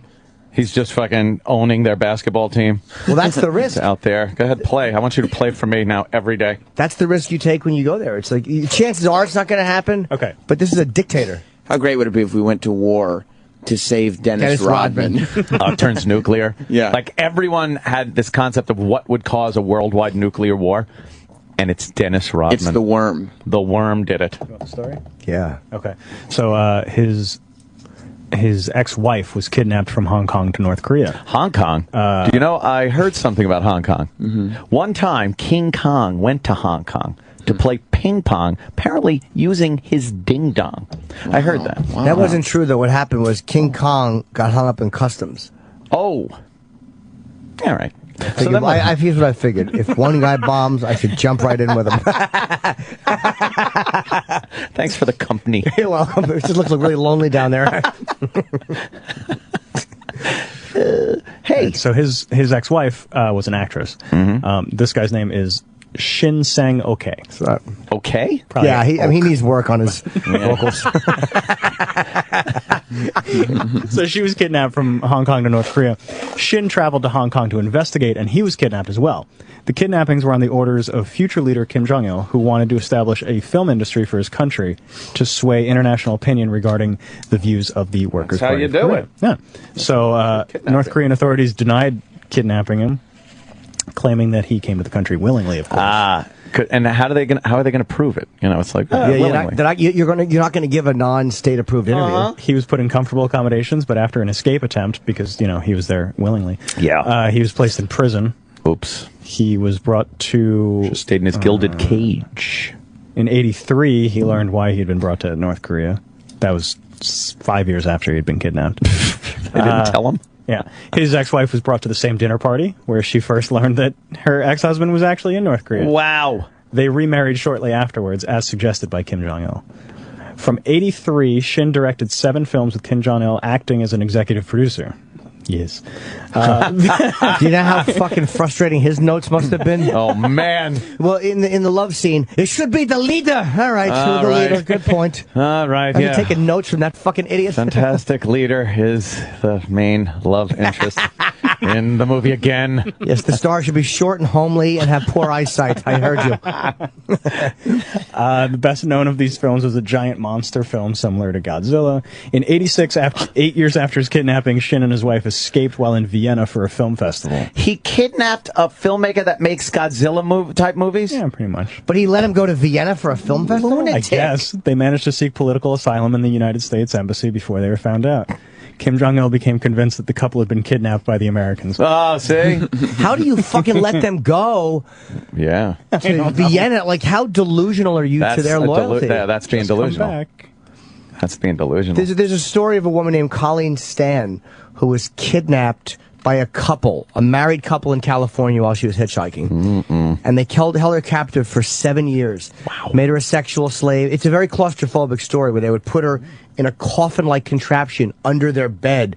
Oh, I heard about this. And there was times where she had to sleep with like a fucking head box on. Like, I read it like I was crawling out of my skin. Yeah, the head box. And she eventually escaped years later because they had her believe that it was this white slavery thing. But they let her. They eventually, at one point, they let her go see her family. See her family. And then she came back because she was so brainwashed. She believed that there was a white slavery ring and her family would be killed. Did you have to fill out that contract too? A slave contract. Slave contract that she had to fill out, and they threatened her family and whatnot. It's just weird. Perfect Victim, I think the book is called. How people can just buy that shit. But she was so brainwashed, and eventually they went away one time and they left her in the fucking coffin, and it was so hot that she actually kicked through and broke out, but stayed there. And what an idiot! But I don't comprehend it. Just either. wanted to get out of the coffin. Yeah. They were eventually letting her stay in the bathroom, handcuffed. Yeah. And then one of their kids saw it, so it was right back in the coffin for a couple of years. It's something called the Helsinki syndrome, I believe. Yeah. I have no idea what it's called. Oh, Stockholm. Well, Stockholm, yeah, I know. Stockholm. You can empathize with your kidnappers. Yeah, I was there's some line from Die Hard where the guy in the news mentions the wrong country. I think Stockholm. Damn it! Yes, I know. The husband got greedy and wanted more slaves, so the wife just didn't want to deal with that, and fucking told the girl like you can, and then she escaped and whatever. But that's what happened. I guess like they probably figured that these two wouldn't go. Wow. How did I just ruin the whole show? I'm sorry. No, I love shit like that. I'm reading about it. Oh. Now, of course, Dennis Rodman goes over there as a representative of the United States. Why can't you say that with a straight face? Because I saw the clips. He's fucking retarded. Now, do you want to play the clips that Sam has pulled, or do you just want to watch the video? Well, let's watch some of the video. Okay. I want to get like the full impact of what his dumb face looks like. Of course, he's got the piercing in the middle of his lower lip. He's got a piercing in each nostril. His tats all over, of course, and George Stephanopoulos is here, and he's talking to the one guy in America who's had interactions with this dictator that everybody. Down. And he has to sit there and ignore the fact that he's he's retarded. Yeah. That he's an idiot. He's actually interviewing him as he would a politician, a diplomat. You know how much they wish this was Abdul-Jabbar or Jordan or any player, anyone but him. Well, yeah, I've noticed he is a bit unstable. There are certain commonalities like basketball that we share with. That would be like what you would want to hear. The United States would be happier if it was Muggsy Bogues that went over there. He ain't want no war. Play some of this. It's great. George Stephanopoulos. Weirdest encounter. Top of the news in North Korea. What is that? The first American to meet. Louder? Not John Kerry or even Jimmy Carter. Nope. It was Dennis Rodman, a.k.a. The Worm. They watch basketball. Kim is a big fan, but that was just the beginning. Some ice skating, too, an aquarium visit. Then a long dinner and lots of drinks with one of the world's most mysterious and dangerous men. I love him. I love the guy's awesome. He's awesome. He was so honest. That about a dictator honest. who presides over prison camps, allows millions to starve, and is threatened to destroy the United States. This is what annoys me about, like, Stephanopoulos. Yeah. How many fucking dictators have we been friends with? Very good. Because they did things that we You're want. right. Come on, stop it. You're right. That's why I don't like when we don't talk to these guys. We had no problem with, who was the guy that fucking ran Zaire? Mobutu, for all those years. Mobutu. You know, because these guys give you access to the fucking mineral mines. We have plenty of dog in shit. the Middle East, we're fucking, in bed with people that absolutely kill women and homosexuals and China. Yeah. We're in bed with China, and as far as their death camps and human rights policies go. But yeah, you're right. As long as there's something in it for us, then we could do business with them. This fucking, or we were from Musharraf in fucking Pakistan, whose own people hated. Yeah. But these phonies like this Stephanopoulos take this high road. We shouldn't go talk to Kim Jong-un. What the fuck has he done to America? Well, like, he might be a cunt. Yeah. But what has he done to us that's so terrible? It's actually his father. The extortion thing's pretty good. How he threatens free countries with nuclear weapons and then says, "Well, I'll stop if you give us a bunch of money." Hey, it's a great move. Why shouldn't he do that? He sees us fucking handing over $250 million to Egypt or fucking money to the Syrian rebel. Why the fuck shouldn't they get the money? He keeps a constant loaded gun pointed at South Korea, which is one of our allies. Yeah, of fuck course. them too. They're not even grateful for us. Fuck them. Fuck the South Koreans. They want the troops out. They're sick of the troops. I think we should be out of there. Fuck the DMZ. It's not our problem. Yeah. I don't care if Kim Jong-un goes in and takes it. I don't give a fuck. I don't think he could at this point. No, China's not going to back North Korea anymore. You don't think? No, that was a big thing. Obviously, during the Korean War, the problem wasn't North Korea. We could have fucking devastated them. It was China. Just kept fucking bunch of million screaming Chinese flying over the border. But now, I absolutely think China is so entrenched in capitalism at this point that they look more how it would affect their economy than how it would affect maybe a communist ally like North Korea in this day and age. They've got like a one-track mind where Right. they know that their economy is going to be... Express to fucking riches. That's what they're all about these days. They're not the old 50s communist China anymore. They are a powerhouse. It's amazing. More billionaires now in Asia than in the Americas. Oh, really? Yeah, fucked up. So just this attitude. He keeps death camps. He does... Who gives a fuck? I like how all it takes is basketball and drinks for Dennis Rodman to just think you're an awesome guy. You know, An aquarium. And an aquarium. The aquarium must have been fun. He's awesome. I think Dennis Rodman just walking around with a balloon of a killer whale. Like, oh, this is fun. Looking all silly. Make him splash me. Yeah, he splashes them all. Yeah, the water gets on Kim Jong-un. He has the fucking whale killed. Yeah, but it's not even the whale doing it. It's a Korean guy in the water splashing away from the great leader. That's the great leader. That's what they call him, the great leader. That's great. It is great. A little more of Dennis Rodman. Amazingly, Rodman now has more first-hand impressions of Kim than any other American. There is nobody at the CIA who could tell you more personally about Kim Jong-un than Dennis Rodman. Yeah, I'm with and the that company. in itself is scary. And Dennis Rodman joins us right now. I guess you don't find it scary. No, it's not scary. It's amazing, man. Wow, man. You know what? He was wearing a suit. It was such, with money printed on it. A great experience. Me and my, I call him my son, Elkin King. We went there, man, and it wasn't supposed to be like that. It was supposed to be like, just meet the guy and just have a good time. And it turned into such an event. And I have to ask you first, when you said you love Kim and think he's awesome, were you aware of his threats to destroy the United States and his regime's horrendous record on human rights? But one thing about that, you know what? I didn't look at all that right there. I understand what he's doing. I don't condone that. Right. I hate the fact that he's doing that, but the fact of it is that, you know what? As a human being, though, he let his guards down. He did one thing to me. Been a friend. I didn't talk about What country is Dennis Rodman from? Could you pause this for a moment? What country is he from? Are you having a hard time understanding? Well, I'm denoting an accent. Where is he from? Yeah, in the United States of America. Yeah. Oh, South. really? He sounds almost Asian in that. It's like he picked up the accent. Yeah. Figure out how many times he says one thing. One thing. That's his favorite thing. Here's the thing. The one thing he did, though.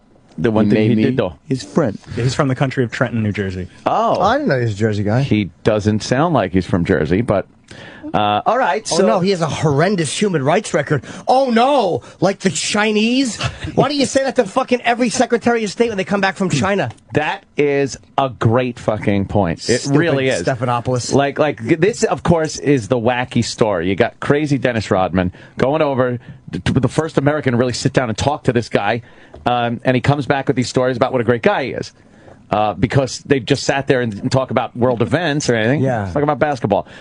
But the thing to do is to bash him like this and bash Kim Jong-un, who is no better or worse than a lot of these motherfuckers that get away with literally murder. And these jealous cunts in the media, they can't believe that this lunatic got what they couldn't get, no one else couldn't get. Because, again, how about how many people has Mike Wallace gone and talked to? He went and talked to the Ayatollah. So don't fucking sit Rock there. and Rolla? Yes, it was really bizarre. I just hate the way they're all of us. We know who Kim Jong-un is. Yeah. Stop prefacing, well, do you know that? We know. He does threaten the United States, but he threatens everybody. He threatens Japan. He likes to think of himself and his country as a powerhouse in the world, a world leader.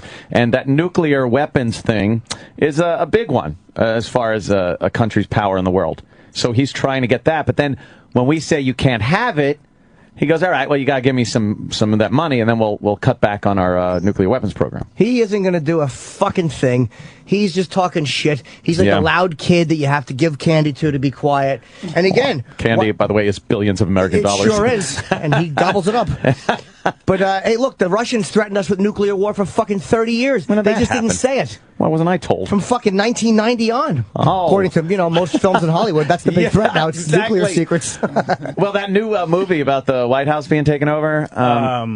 Yes, that thing. Olympus Down. Thank you. Whatever it is. I guess the Koreans are the villain in that one. The Koreans are the ones that take over the White House. I don't know why. Who do you think the villain's going to be when it's released in Korea? What they should be, which is the Arabs. The damn Arabs. You want more? Yeah, please. Yeah. I love it. Do you think you have a responsibility to ask him about it so that you don't be perceived as sort of propping up his regime, his cult of personality? Well, there's an environment, especially when your grandpa... Pause, I'm sorry to keep doing this. Again, would he be asking Angelina Jolie this if she went to into the Congo and talked to some dictator in the Congo? Goodwill ambassadors, it's not their job to go over there and fucking criticize the regime in a country where you probably could not. You could be held there if he wanted to. Yeah. So stop with this dumb shit. Well, I think a lot of times the government doesn't want these goodwill ambassadors to be used as propaganda for the leaders. Of course they're going to treat Dennis Rodman well. Of course they're going to let him come back here and have these great stories about how awesome Kim Jong-un is because it's propaganda. It helps their cause in the long run. So I could see why he's doing that, but maybe. I think that's the difference. Coming back and telling everybody that guy is awesome. What a great guy. He's amazing. Loves the b-ball. Yeah. Loves the b-ball. But how much of him being terrible is propaganda on our side? Exactly. Yeah. Like, how about, these guys are made to, and a lot of them are monsters, but if you come back and he actually treated you well, and so why should you just tell how it was? It's like, we won't talk to the Iranians or Ahmadinejad. We're not going to talk to him. Why not? We don't have to like him, but you got to sit down with him. I guess when you assume that all you're going to get out of him is bullshit and propaganda and lies, that there's no real need to give them the credibility of sitting down and talking to them. I don't know. I'm just rambling. But you're not if we were consistent, I would agree with you. Yeah. If we were 100% consistent and we didn't all of a sudden become friendly with Gaddafi, all of a sudden he was our buddy. Oh, he's helping us. He's helping us now. Fucking crazy. We wonder why everybody in the world's a twat and we can't make up our mind who our friends are. Yeah. You're terrible. All right, we'll give you this. All right, come on over. All right, you're our pal. Now, one thing, the kid's only 28 years old. You called them great leaders. Do you really believe that? No, what I saw in that country, and I saw how people respect him and his family. That's what I mean about that. Aren't great they leaders forced there. to? Huh? Aren't they forced to? Well, I say no because I think he's going to change I say no. He says a different view. Because I sat with him for 2 days. Oh, and then 2 one days. thing, he asked me to give Obama something to say and do one thing. Oh, here's the he message. want Obama to do one thing. call him. He wants a call from President Obama? That's right. He told me that. He said, if you can, Dennis, I don't want to do war. I don't want to do war. He I said don't that want to do war. Did you say, why don't you pick up the phone and call President Obama? No, you know, it's a different story. He said, war. Guess what? Good God, Joe. What is it good? 28. He's not his dad, not his grandpa. He's 28 years old. So you think he's different. What did he tell you about America, and what did you learn about him? Guess what? The one thing I said to him, I said, we talked about it, if you see the clips or whatever, he loves basketball. Oh. Now I said the same thing I said, Obama loves basketball. Let's start there. All right? When you see the post in the papers, he says that. He says that about sports. Both of you guys love basketball so much. So that's one tiny bit of common ground. Did you get any sense from What do you him think that he of was a looking to change Kobe? the relationship You know with the what? United One little bit of States? tiny common ground. That's what motivates people to want to fucking change their countries. It's usually that pop culture shit that gets the students rioting and crazy. It comes from, you know, if he would have said, oh, come on, Twitter. Well, who's going to use Twitter? Well, that's what motivates people. It's all this weird social enjoyment stuff. And they're both fucking Bulls fans. Yeah, apparently ever since he took office, he's really promoted sports. Like, because he's such a big fan of sports. Yeah. He wants a relationship with the United States. He's not his father. He's a younger guy. He's a younger maniac. Oh, he's 28. He's so jealous of like South Korea, I bet. Yeah. He's probably like, North Korea, we best Korea. Why no talk to us? I bet. And now he's trying to get Dennis Rodman to go back and tell him, just call. Just give him a call. Did you see how he looked at the camera like he was talking to Obama? Hey, Obama, just call the man. But Obama got the message. Is Kim Jong-un there? Leaves him a message. Yeah. Hi, it's President Obama. Yeah. Do you have 10-pound balls? How do you walk? All right. Little prank calls from the president. Prince Albert in a can. You better let him out. Well, no, Dennis says, yes, I do. I have Prince Albert on my cock. I'm sure he does have a piercing. Hey, Kim, is your refrigerator running? No power here. We broke. Shit, you ruined my gag.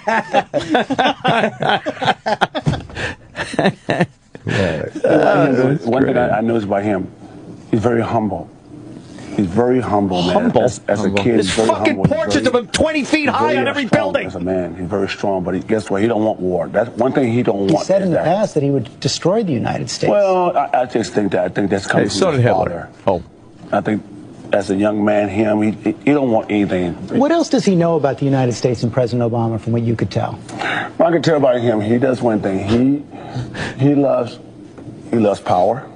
It's a humble guy. Loves power. Control and power. Of his, dad and stuff like that. But he's a great guy. He's just a great guy. If you sit down and talk to him, perception is perceiving how things A great guy who puts 200,000 people in prison camps?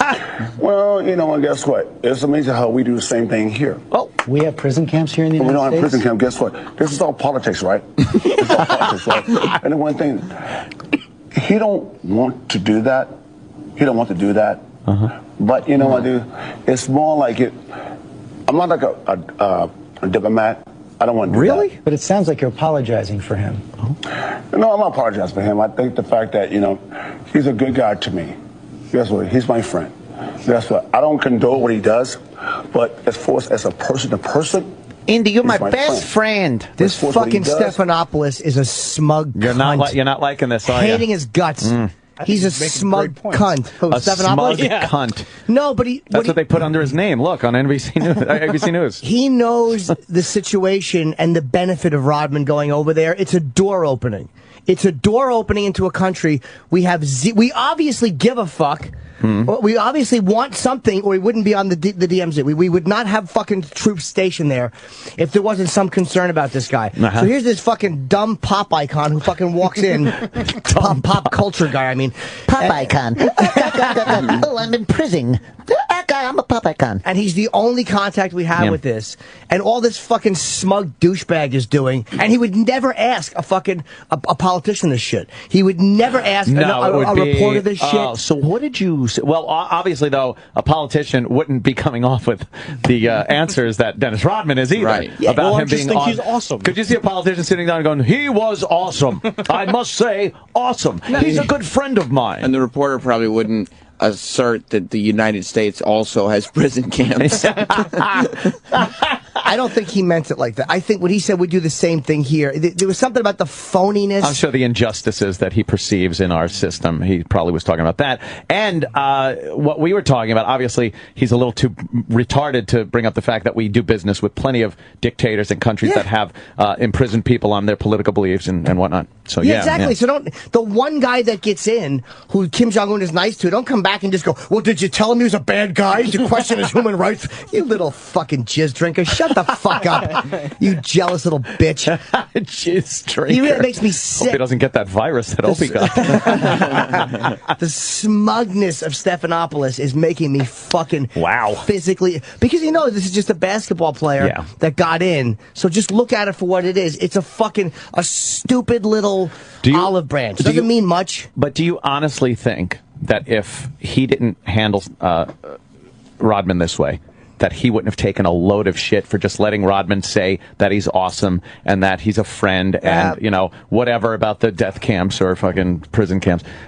He would have been called out on the carpet as a journalist if he didn't. Maybe he would have been. Maybe he would have been. It just, maybe what's annoying me about Stephanopoulos is it's a mirror to how fucking selective the outrage is over the behavior of other world leaders. Yeah, and unfortunately Rodman's too stupid to turn it back around and call him out on the fact that you never address diplomats in these horrid countries with horrid leaders about what they're doing with these people. Yeah, but he probably thinks they're all awesome too. They might be awesome, man. Awesome. Yeah. You know what?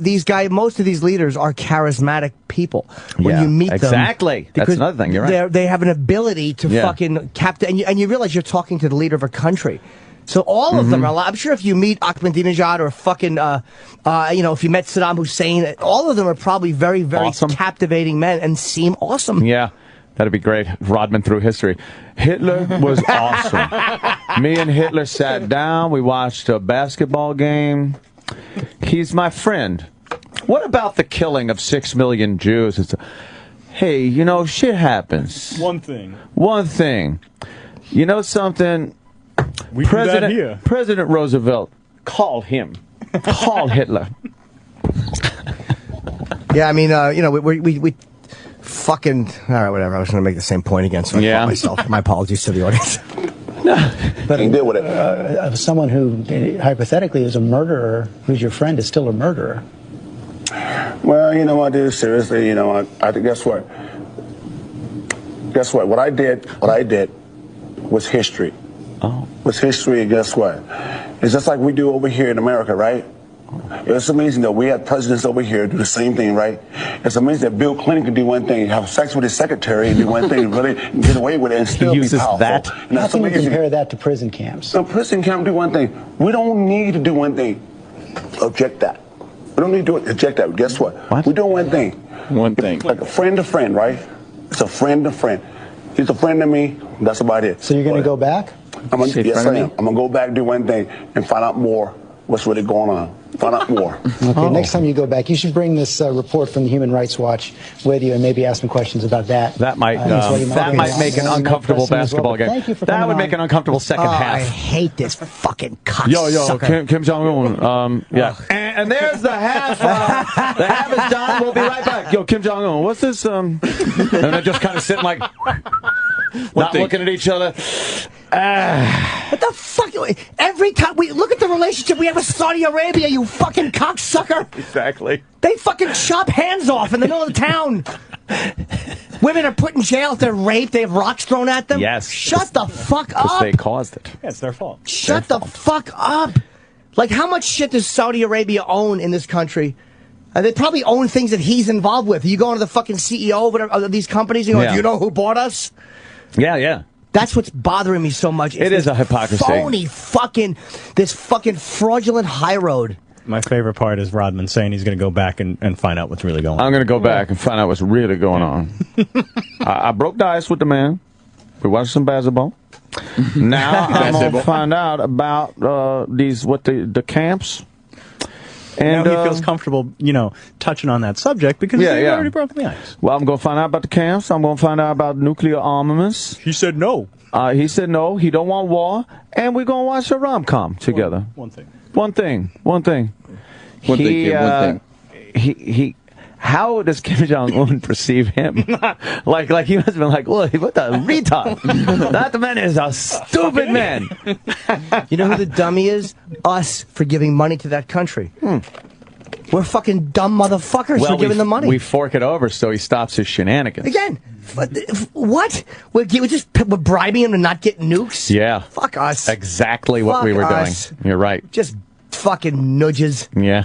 Mind you, if he fires one off, or if it looks like he's going to fire one off, you'll level the shitty country. They've been testing missiles out and missiles that could probably... well, they're not going to hit California. They're not hitting us. What if they do get technology that could reach the west coast of the United States? They're not going to do it. They're not going to do it. They don't want to do war. They're not going to, but they're not going to. The Russians didn't do it. The Chinese didn't do it. They had a lot more to lose than North Korea does. Nobody wants their population wiped out. Well, that's true. And China doesn't want him firing a nuke at us. That's true. Nobody wants him firing a nuke at us. Well, that's why when you had a completely insane leader like his father, there's no reasoning with him. But this guy, it does seem like there's a little more like wiggle room. But there was reasoning with him because he didn't do it. There was reasoning with him. He didn't have the capability yet. But like all these guys, a lot of times they're just saying what they know they need to say. Hitler was a doer. You know what I mean? But he was. He just did shit.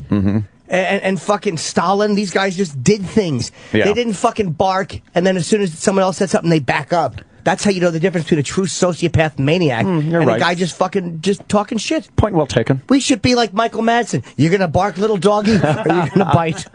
And bark all day, little dog. Yeah.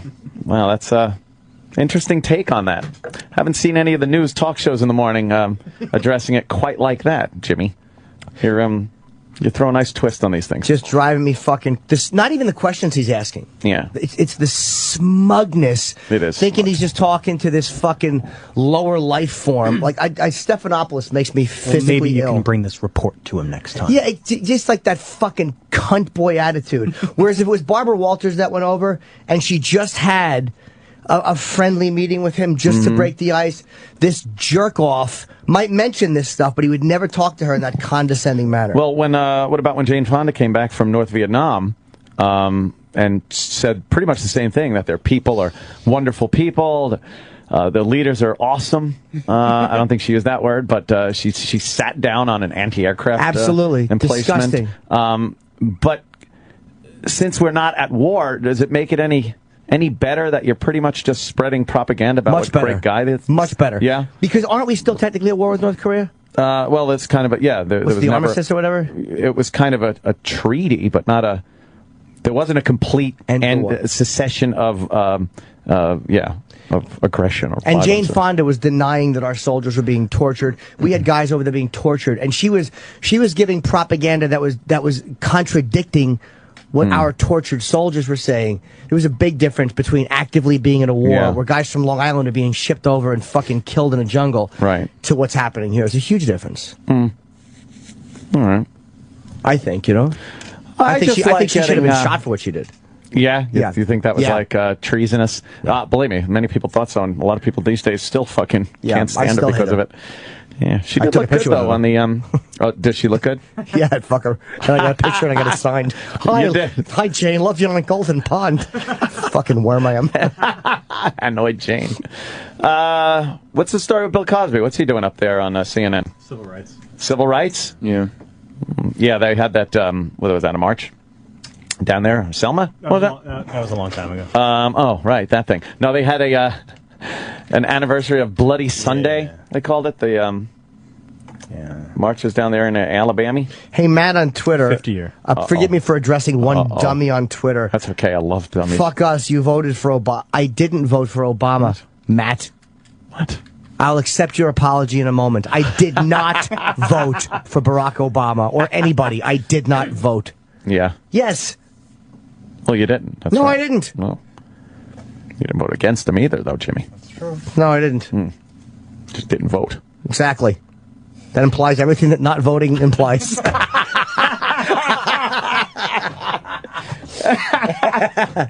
happen to like Obama. I really, man. And I hate his tax policies. I hate them as much as you do. I hate the death tax, but I don't know why. There's something about him I really, really like. don't know. I think a lot of people are kind of seeing more that he's just a perpetual campaigner at this point, and it's not really doing good for the country. We were still in a fucking economic downturn, and people are saying the only way to get back from it is through like consumer spending, but no one's got money to spend. And then after the payroll tax went up for everybody, and they're seeing less money in their check, they're pretty much just buying what they need and not buying any of those like items that get the economy going. All the little Wii's, the little we use and fucking. I'm helping the country. You are. That's what you should say.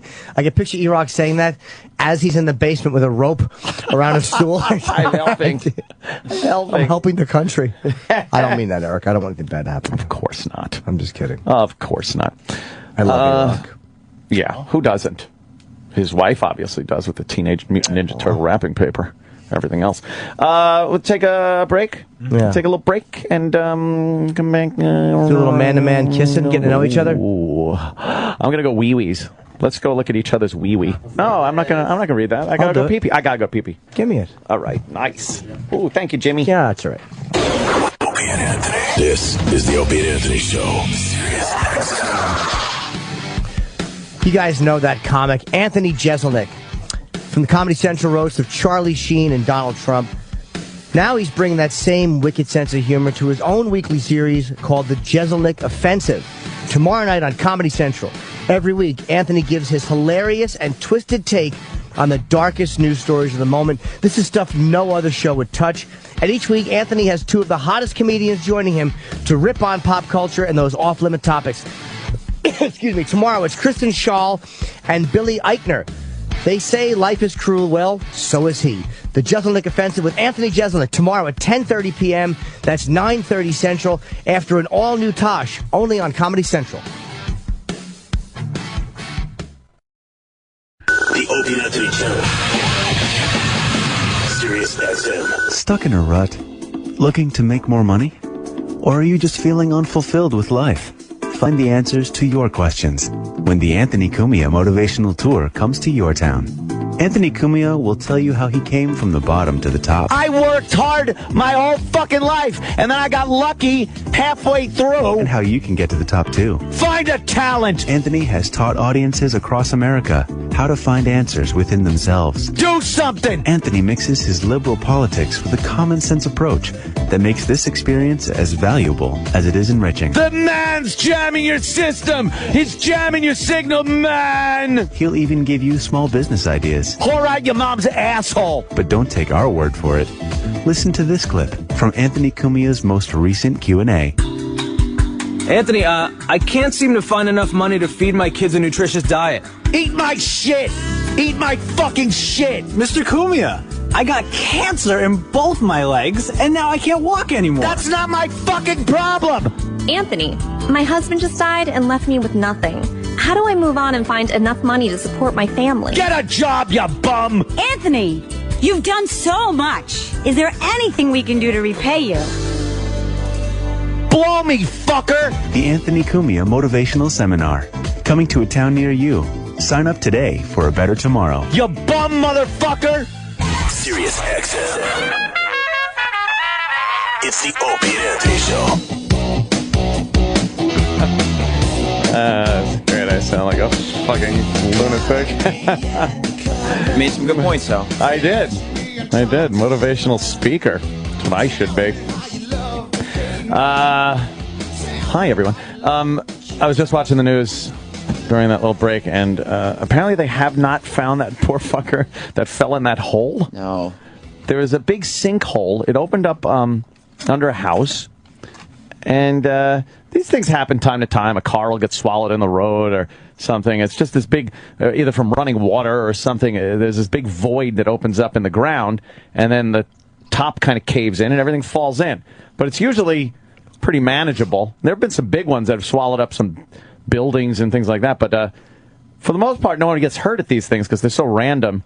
But there was a guy, I guess he was in bed, and a sinkhole opened under his house, swallowed part of the house and him and his bed, and he was screaming, as would anybody.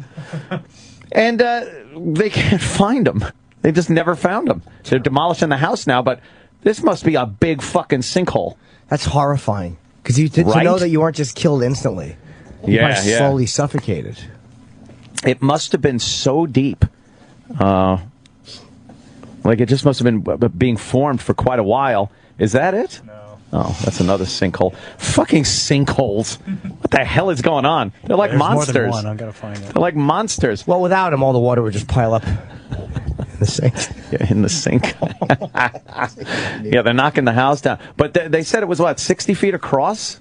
Or something like that? But how deep? I want to say 20 feet across and 60 feet deep. Really? Am I crazy or no? But if it was 60 feet deep, they would just have to go down there and find him, right? 20 foot wide? There must have been a chasm underneath, like... I was just imagining him going down there like one of those Plinko chips from... What's that?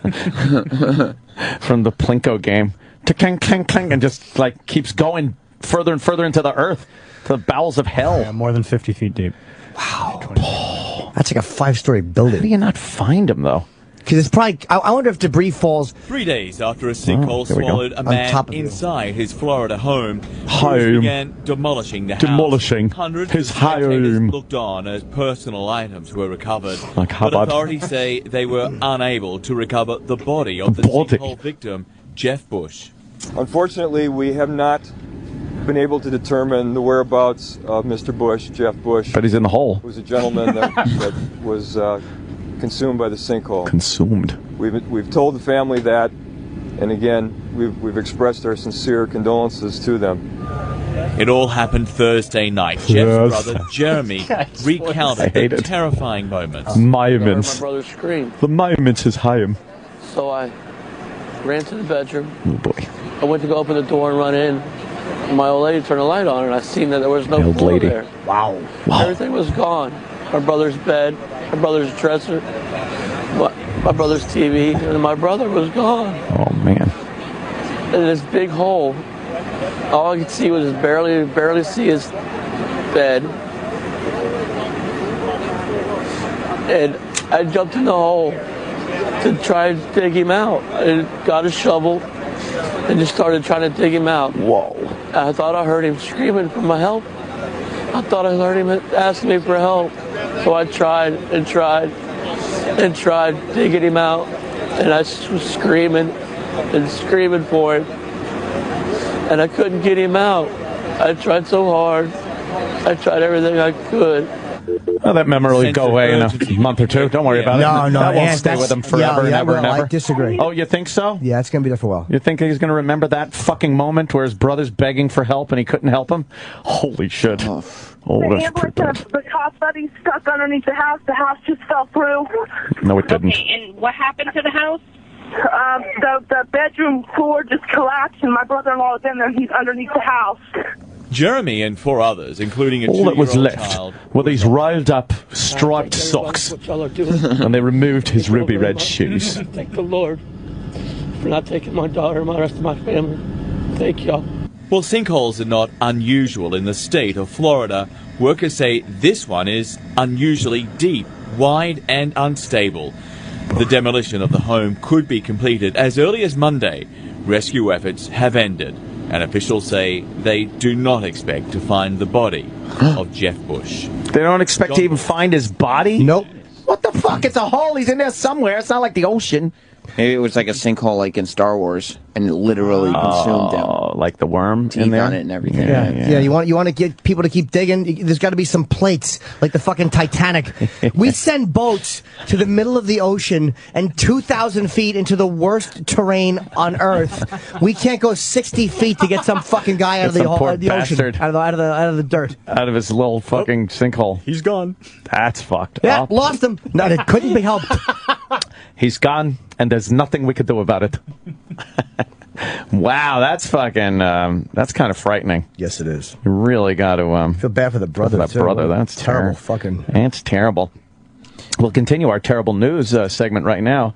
The terrible news segment. Yeah, we're going to do terrible news. Terrible news. Terrible news. Weird news. News that's terrible. Terrible news. The terrible news segment sponsored by Scorch. Yeah. This story is so fucked. Yeah. God damn. 21-year-old couple, right? Oh. 21-year-old couple here, Hasidic Jews, a hit-and-run crash. They were on their way to the hospital because the wife thought she was having her baby at that moment, their first baby. And the husband and wife were in a livery cab, which is one of these, cabs for hire kind of a thing. Yeah, black car, town car. Yes. And they got broadsided, slammed, T-boned by another vehicle. Threw the wife and mother-to-be out of the vehicle underneath a tractor-trailer that was parked. It was parked, yeah. And the guy was pretty fucked up in there, and he wound up dying on the way to the hospital. The woman was dead. They brought her to the hospital and delivered the baby through C-section. The baby's still alive. Still alive. Doing well. But what you figure they're very religious people. Orthodox people, Orthodox Jews. And, boy, that's what that gets you, huh? Yep. That's what that fucking... committing your life to a religion, and then what happens?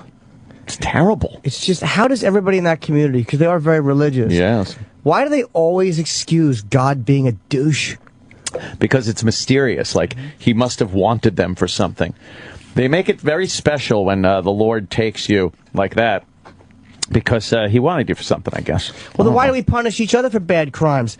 Why is murder a crime to religious people? Hey, because we're not fucking God here. No, Jimmy. But maybe God, we're instruments of God. Oh. Why is it that when we religious people think, when we do good things, I am but an instrument of God? How about people doing bad things? God didn't like him, and he wanted him to get his fucking teeth knocked out with a hammer. That's he asked me to do it. I wonder if that would hold up in court. Probably not, but it wouldn't even hold up to religious people. No, it wouldn't. You're right. That is good shit's up to God. Yeah. God had me do this. The bad stuff, well, you're in trouble. The bad stuff, God's got to do really firsthand. Yeah. He can't delegate the bad stuff. Yeah. Good stuff, delegate. Bad stuff, no. He's got to do it himself. They haven't even called the guy who did it. No, it was a hit and run. They know his name. Yeah, the woman that owns the car lent the car to some guy, I guess. So she's in trouble for lending the car to somebody that wasn't under the insurance or something. Do you think her insurance is going to go up? No, probably not. Does she have Geico? It's a no fault. Yeah, no fault. But the guy just took off running after he did that. And I guess they know his name, so it won't be long. Let me see. What would you do? Yeah. What would you do? The religion has nothing to do with it. No, you're right. Let's just say, let's say he was drunk. Mm-hmm. If the guy was drunk or high, knowing that that's mandatory prison, is he smart to run away? Because leaving the scene of an accident is not good, but you always have the excuse of, I was just in shock and I panicked and didn't know what to do. That's true. What's a worse thing to get in trouble for? I would say the drunk would be worse. If you're drunk or on drugs, and that'd be worse. So, that's an absolute. At least this one, you could say I freaked out and I didn't know what to do. But they could also, get a timeline of where he was, what he was doing, and kind of can't prove drunk driving. You can't prove it, but you put enough out there, somebody's going to be like, he was probably drunk. Especially fuck him over. The people died. Like, it's still vehicular homicide or whatever. Yeah, he's got that manslaughter thing going for him. But the baby lived, which is amazing. She was hit with a force strong enough to throw her out of the vehicle and down the street under a tractor trailer. And that fucking womb, that's an amazing place, right? You're just in there fucking floating around, and you get flung out of a vehicle and the baby's still okay. But then some women will be fucking making eggs and they bump their stomach on the fucking panhandle and they lose the baby. There's no absolute with it. No, there's no rhyme or reason to it. I think they should make like wombs you could fucking just zip yourself into and drive around in that. It seems to work pretty well. Little armholes. Yeah, little armholes. You steer and you're fucking, hey, I'm fine. 2 people on the phone are saying that the baby died. I mean, last I heard the baby was in serious condition. It's definitely delivered alive. Oh, I didn't even hear serious condition. Yesterday they said it was in serious condition. Tragic this just happened. Whoops. Baby's death. Oh, well, it was born premature, too, so maybe that was... It was alive when it was born, though. Yeah, I heard it was born normal. I didn't realize... Yeah. Oh, this young family will be buried together now. All right, breaking news. The baby's dead. Gee. That's terrible. It's terrible. What a horrible story. And the papers, the papers can only do so much, but both of them say miracle. Miracle baby. Born an orphan. Not quite a miracle, is it? Womb suit would still work, though. Womb suit, you know? The womb did protect the baby for a period of time. That should have been the headline. Womb suit works. Womb suit. I want a womb suit. Fucking depressing. Yeah, that's terrible. Terrible story. Well, you know what? I wonder if, God, is that better or worse when the whole fucking family's dead? Like the mother, the father, and the kid? It's like, all right, no one's left out. You know, like you can imagine just the dad lives through it, and he's got to be told that his wife and baby are fucking dead. That's crazy. Yeah, I guess that was God's fucking great way of, that's his consolation prize. I'll kill you all. The father of the woman said that God is punishing him for his sins by taking away his daughter. Yeah, that's what God does. That's how self-centered this guy is. Yeah. That he's making it about him. That it's about you. Yeah. Jews aren't known much for their self-suffering and guilt in their religion, though. That's odd. Hold on, let me correct you, Aunt. That's not true. Oh, Jimmy. Oh. But isn't that amazing? Like what a it's hard to criticize a guy's daughter's dead, but what a self-centered thought that is. Yeah. Boy, he's going to be a guilty motherfucker then. But just the self-obsession. Yeah. To think that your sins are so mighty. God's finally got around to looking at you and going, oh, what have you been up to? Yeah. Well. And what the fuck kind of sins has he been pulling if that's the retribution God shows, and not maybe I'll give you a flat tire on the BQE? That's fucking some bad shit. And that's his way of avoiding the actual fact, which is, wow, God is a fuck. Or just God is a fuck. Or life is just a random thing. Selection of... Yeah, no, God is just. Yeah. His sins merited that punishment. Yeah, he must have been like fucking retarded young children or something. That's a terrible payback. No, had to be the most innocent victims. And why do all those people got to pay for that guy's sins? Absolutely. God damn it. Now everybody's got to pay. Yeah. There's other family members. Yeah, what about the husband? What about the husband's family? Yeah. Now they've got to go, oh, thanks. What have you been up to? Yeah, way to go. Jesus. It's fucking frightening. It's frightening what people think. Husband's family, though, is probably saying, like, no, we're good. It's the other guy's sins. We're in the clear on this one. I haven't been doing anything. I've been pretty good. Yeah. Fucking depressing. I merit probably losing my car keys for 20 minutes. That's my fucking bad thing that's going to happen because I really haven't been all that bad. Yeah. But to wipe out an entire family, wow. Yeah, because of this guy's sins. Yeah, it's his sins. I'm bad, so I'm so important that God would kill other people because I'm bad. Yes. Just the fucking... I mean, I don't know what it's like to lose a kid, so... yeah, I'm sure you're trying to look for any reason besides, hey, it's just random. Random and shit. Yeah. So I guess, put it on yourself. Yeah. Make it seem like, they didn't do anything. Yeah, it's frightening. Yeah. Oh, now we'll just ponder that. Just let that sink in a while. Oh, God, it's so depressing. Depressing news. Depressing news. Depressing news. Hey, depressing news segment. The PFD TV. PFD TV, sponsored by who's the car dealership we're talking about today. Have you heard from Scorch at all? Anything new on the Scorch front? No, I know that somebody posted a YouTube video. Yeah. And it's every time we've talked about Scorch. It's just one long video. It's like hours long. Wow. Which is just, You haven't heard from anybody? Do you know anybody that works with him still? Or no, I only hear from his former sidekick who I worked with, who he moved. Yeah, the one that got angry because Scorch moved without telling him? Yeah, because Scorch was right now. Oh, my bad. Scorch was saying that, I'm going to send our tapes out. Don't even worry about it, Paulie. We got this. You just stay there. I'm sending our tapes out. And then a day before he left, he's like, oh, by the way, tomorrow's our last show. I'm moving to New Hampshire. Have a good life.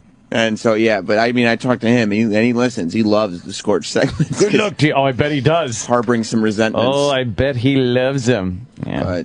I can't. I'm just watching the latest. I know. Watch the big opener. I guess. Jillian Jacobs is coming in later. Yeah, She's from Gillian. Right. We said Jillian, and then she corrected us, Gillian. Yeah, it's not called Gillian's Island. Gilligan. Oh, yes. Was she on Community? Community, yeah. Isn't that going off the air? No, it was actually... What? It looked like they were just trying to bury it because they said they were going to put it on Fridays and da-da-da. But then somewhere, NBC decided to change their mind, and after they filmed all the episodes, they decided to put them back in the Thursday night lineup. But it's funny because they filmed all the episodes for air months ago on Fridays. Right. So, like, 3 weeks ago, they had their Halloween special. Oh, that doesn't play well on a first-run show. Right. But, I mean, it's okay because Community is a bizarre show. Anyway. So it's like, okay, Halloween special in February. Yeah. I'll take it. I wonder if she'll badmouth fucking Chevy Chase. I don't know. He's off the show now. I know. What a douche that guy is. Everyone just hates him. Yeah, it's either him or it's everyone who's ever met him. Yeah. Yeah, no one really enjoys Chevy's company, working with him. I'd love to get the creator of Community in here, because I'm sure he would smash Chevy. Oh, he's had some... Yeah, Dan Harmon, because Dan Harmon's the one who Chevy would leave the voicemails for. Yes. Chevy. I do think Chevy Chase is really funny. I think he used to be.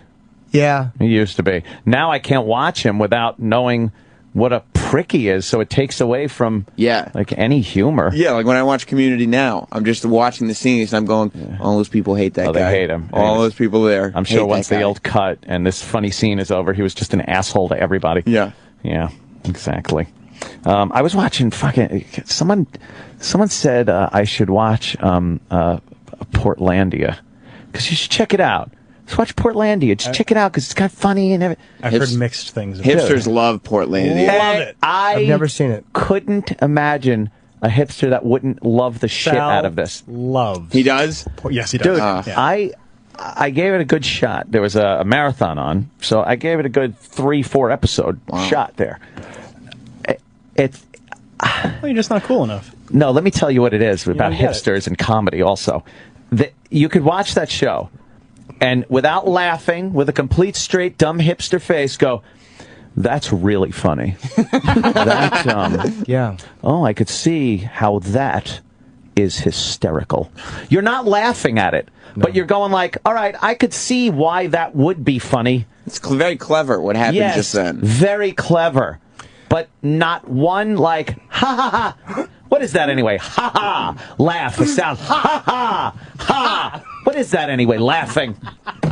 Because a lot, and I've never seen Portlandia, but a lot of hipsters, it seems like, are like, yes, a lot of these guys, and I'm generalizing, are just boring guys. Yes, they're boring dudes, and so they don't crack each other up. No, that's just it. They think that that's lowbrow or whatever. It's got to be so subtle and so strange and quirky that you don't guffaw over it. Because you look at it and go, there's the funny part. Or thank you. The idea that it's overarchingly funny. Yes. Like the whole thing is funny. Yeah. It's not a funny thing. It's not just laugh out loud funny. No, it's just the reflection.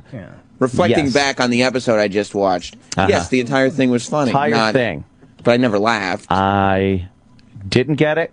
Did you see the one where Eddie Vedder was in it? Because that was probably a really good one. Was he in that one? He was in an episode. He was in that episode? That, I'm sure, is really good. Yeah? The rest of it, I don't know. I saw Chelsea's name popped up in there, too, in the credits.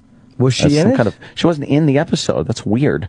Like, maybe she was in it and her scene got cut? Sometimes if you're in something and your scene gets cut. Maybe. It was like the Milk Advisory Board commercials they do.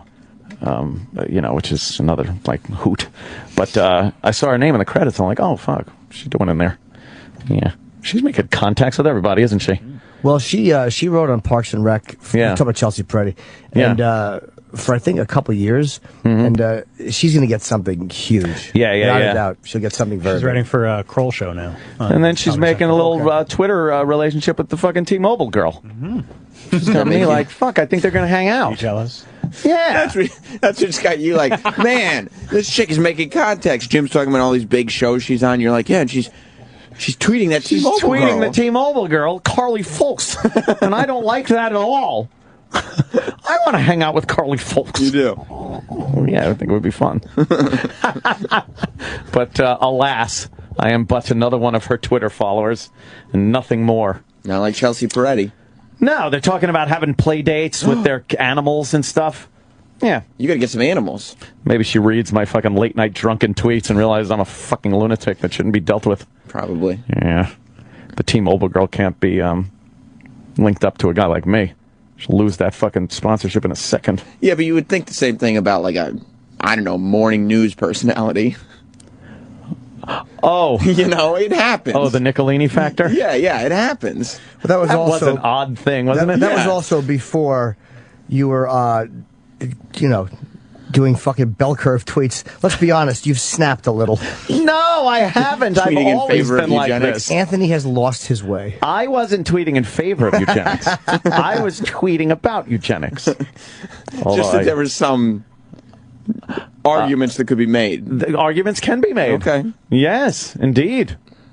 Yeah. Maybe you're right, Jim. Maybe Joe Nicolini, if he was tweeting the eugenics tweets, wouldn't have been so. Things have changed for Anthony. I don't think they have. I know you don't. I think we never have the ability to see ourselves as everyone else does. As others sees. It's okay. No. I do believe I have always felt this way and been like this and wondered certain things. But now, through Twitter and whatnot, you have the opportunity to expound about this certain beliefs and ideologies. Just opening the conversation. Exactly. Mm-hmm. Exactly. Mm-hmm. Like last night, I was on niggermania.com. And I was, it's every night, though. it's every night. No, it's not every night. And I go to many websites. I go to many different websites that get both sides of the story. There's the horrifically racist white sites and the horrifically racist militant black sites where they just wish harm and death and destruction on white people. And then the other sites are making fun of black people. Right. And, I am like the guy that can absorb from all of this. I go to TMZ. What? Yeah. I go to TMB.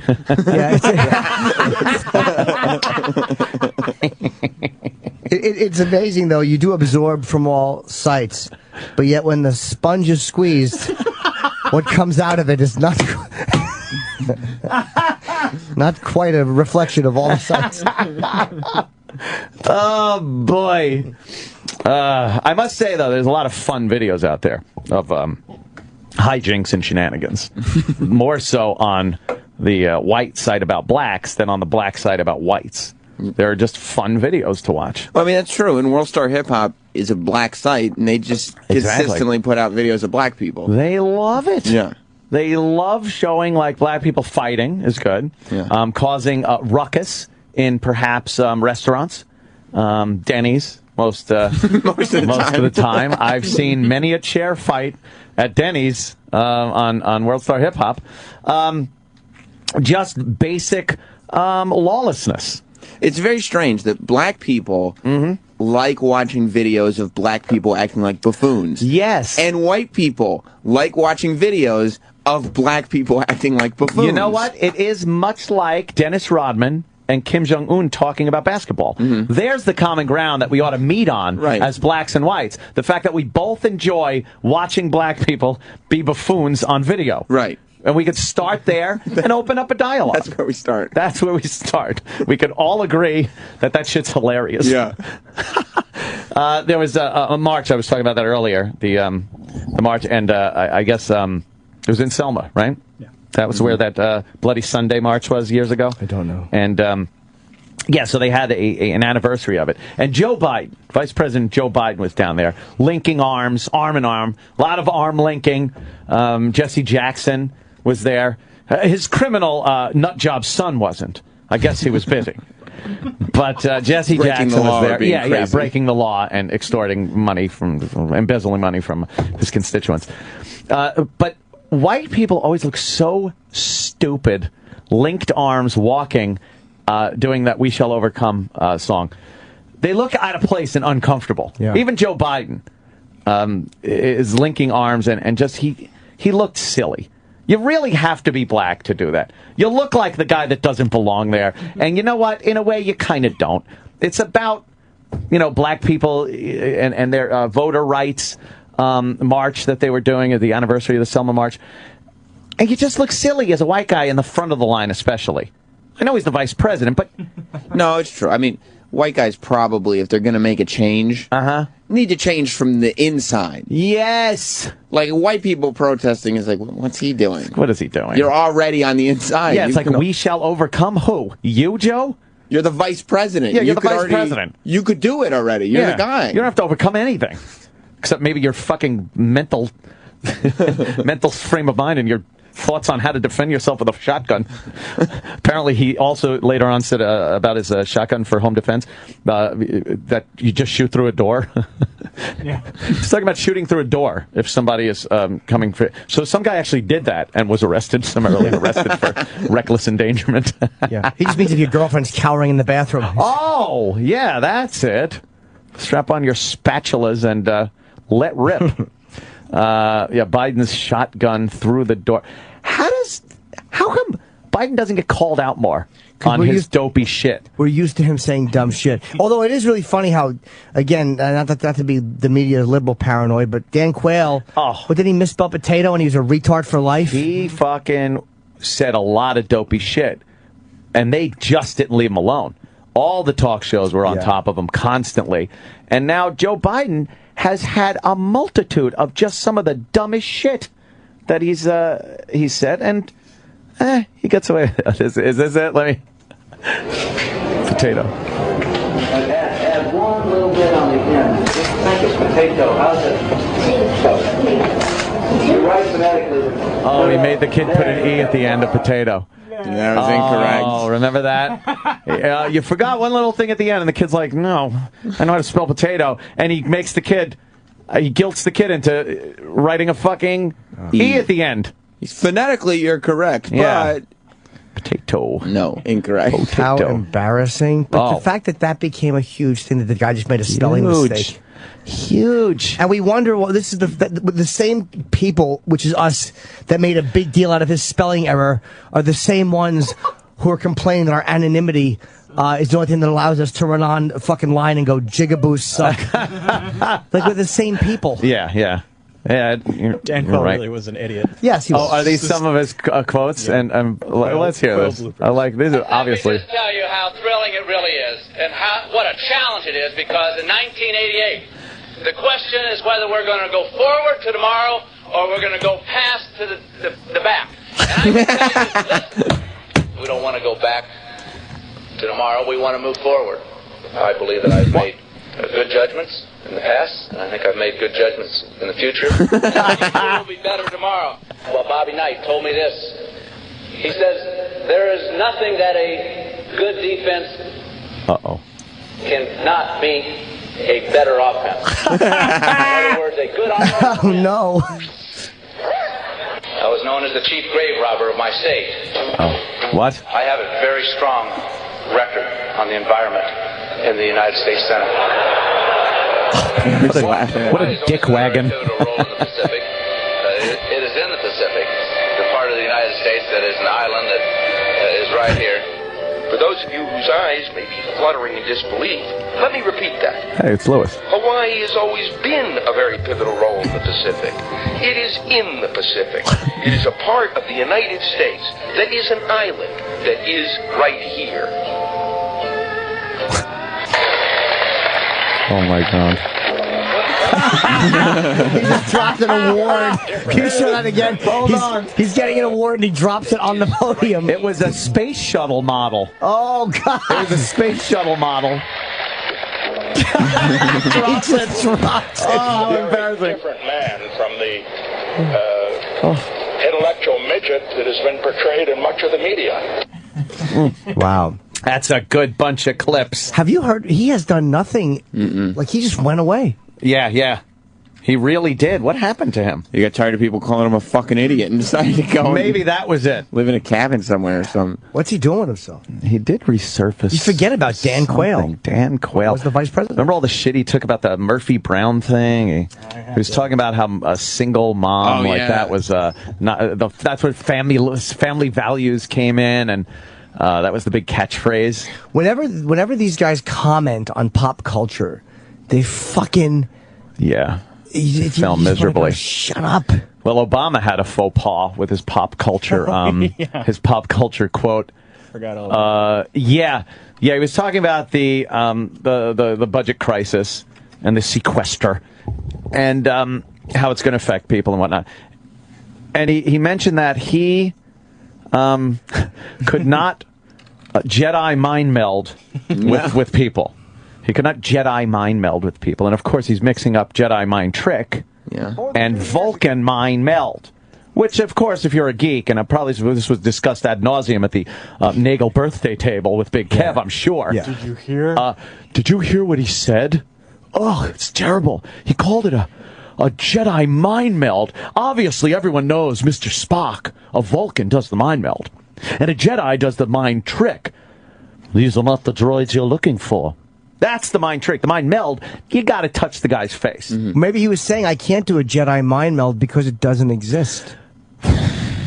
I can't score a touchdown in baseball. I think he fucked up. The counter argument would be that Jedi mind tricks and Vulcan mind melds also do not exist because they're fictional. Well, that's true. That. That's up for speculation. Okay. Jedi mind meld is not an option during sequester negotiations.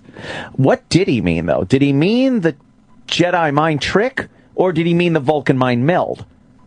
Like, he meant something. He meant one of those things. Like, could he go in like fucking Vader and just start fucking force choking these guys that aren't... what's the mind meld? The mind meld is where Spock places his fingers on the side of your... like the bridge of your nose, above your eye, side of your head, and he says... he shuts his eyes and he starts looking, and your minds meld together. So he feels and knows what you want. He actually did it with a whale in the Star Trek, the Voyage Home thing. Find out if the whale's doing okay. Yeah, and they found out that Gracie was pregnant. In that one. But the mind trick. I think he meant mind trick. Did he? I think he meant that he could go up and then tell everybody, like, you want to pass the budget. Like, we want to pass the budget. We don't want to cut anything. We want to raise taxes. Is that it? Yeah. We want to raise taxes. We want to be president doing something. But he is. He's a president already. His president. That's what they would say. God. Cocksucker. Why would you mind trick them into wanting to... Yeah. That is a little... It is a little weird and fucking ominous that he would even bring up something like that. Like, the fact that he can't do it, he thought about what it would be like to be able to do it. Like, if I had my way, I would have absolute power and control their minds. Right. But unfortunately, I do not. Exactly. Just walk in. Why would he vocalize what every one of us thinks every day how great life would be if... Wouldn't it be? But it only works on the weak-minded, so he would be able to affect every single member of Congress, because they are all stupid. Get it? Yeah, that was... and again, it's what you brought up, the fact that anytime they try to delve into pop culture, they fail miserably, because they're all really so far out of touch. You realize these guys' entire lives have been dedicated to politics. That's it. And they really... don't know much else about anything. Which is odd that we choose these people to represent us. They learn how to parrot the right things and say the right phrases and express the right emotion. That's why that's just dog shit when they mention people's names. Joe the plumber. It's like that's them attempting to take... They really are like completely detached, and they take what they hear and they are trying to mimic the emotion. They're fucking awful. Yeah, they honestly think that's what people want to hear. And since they know they can't pull off saying, unless it's years ago, they're like, I grew up in a small town, but they can't talk about what they've done recently and make themselves sound relatable. So it's always, on the campaign stop the other day, I spoke to a little woman that was a waitress at a diner, and she told me, and they got to convey these bullshit, absolute bullshit stories to try to make them sound like they can relate. That's why when Obama was talking about Newtown, I really believed the emotion there. I actually believed it very much. Oh, who wouldn't be sad? It was terrible, But I mean, that was a real moment. And when Biden was talking about, he was talking to some returning veterans, and he was talking about when his wife, I think it was his wife and daughter were killed in a car accident many years ago. Oh, yeah. And he went off book and was talking about that. It really, like kind of, I know what you're dealing with when you lose people. I can't not look at that, though, and I can't not think it's calculated. It could be honest. It could be an honest moment, but I can't help but think they think that honest moment will be of some value to them. Maybe. I mean, yeah. I mean, obviously, Obama was looking for some way to get into the gun control issue, and that was it. Not that he wouldn't feel absolutely horrible about what happened, but then again, you can say, all right, it did happen. I might as well get some mileage out of it. Yeah, hey, look, it's possible. But we all kind of do that, I guess. I mean, we show emotions when it suits us, and we don't when it doesn't. Some of us just haven't shown emotion since the summer of 1973. Some of us have all love and sadness and fear come out in rage. I got to tell you something. Sure. I'm pretty good in certain circles. Like circles of two. Yes. Like circle jerks. Yes. With a cracker. I'm really good. When I'm with somebody, not a guy, when I'm with a young lady, let's say, I'm pretty good. I'm not very cold or shut off. Right. I'm pretty,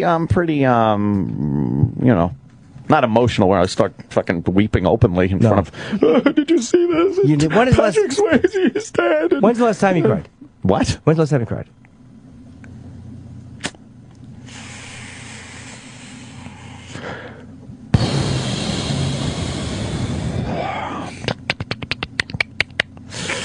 Out of frustration or sadness? Sadness. Or frustration. I had tears of frustration when I was getting fucked in the ass from the divorce. Okay. I was like, fuck. But sadness, maybe 95. When your dad died? Yeah. But no movie? Oh, Jesus Christ. Oh, how ironic, right? The last time I cry and get all pissy-eyed was when my dad died, and he was the one that told me to not be pissy-eyed. Yeah. My ex was like that. She just didn't cry during movies. I'm blubbering and she's not. I don't know how you do that. Well, there's a difference between, like, a healthy emotion and being a faggot. Yeah, that's true. That's true. What movies make you weep? But a lot of them. Cuckoo's Nest has made me cry many times. Yeah. Tragic film. There's a lot of them. Even sometimes... Lost, I cried through all of season one. There's certain weird things that will make me cry. But again, I know I'm a fucking blubbering jizzbag, but the extreme that you go to on the other side is interesting to me. It doesn't mean like you can't not get the urge. I'm trying to think of sad things that have happened though. You just divert the you divert the fucking train before it gets there. Like, you know what I mean? You have the track switch before it gets right to that sadness. Yeah. Let me think. I'm trying to think of what has been sad. Because you're too perceptive in 20 years. And intuitive, and you pick up on things too well to not have sadness hit you. I get sadness. I understand it. I know when it is. I feel it. But it doesn't manifest itself into that physical response of tears. You're like one of those advanced creatures Jim was talking about. What is this salty discharge? Yeah. You say, but when you say that, it's on your back. Oh, boy. Yeah, it is weird. It is interesting to me because you're not an unsensitive guy. Like, people who don't know you hear you rant, but it's like Ann is really generous and fucking giving and a great host. Like, you do all these things that are anti-cocksucker. Yeah. No, I am very I'm very close to the people that I love and you know, I got good friends and things like that, but there's just that one thing of like real sadness where I'm just like, you know, I can't do that. I just can't fucking. It's very healthy. Can't blubber. It's very healthy. How do I blubber? What should I do? Iraq.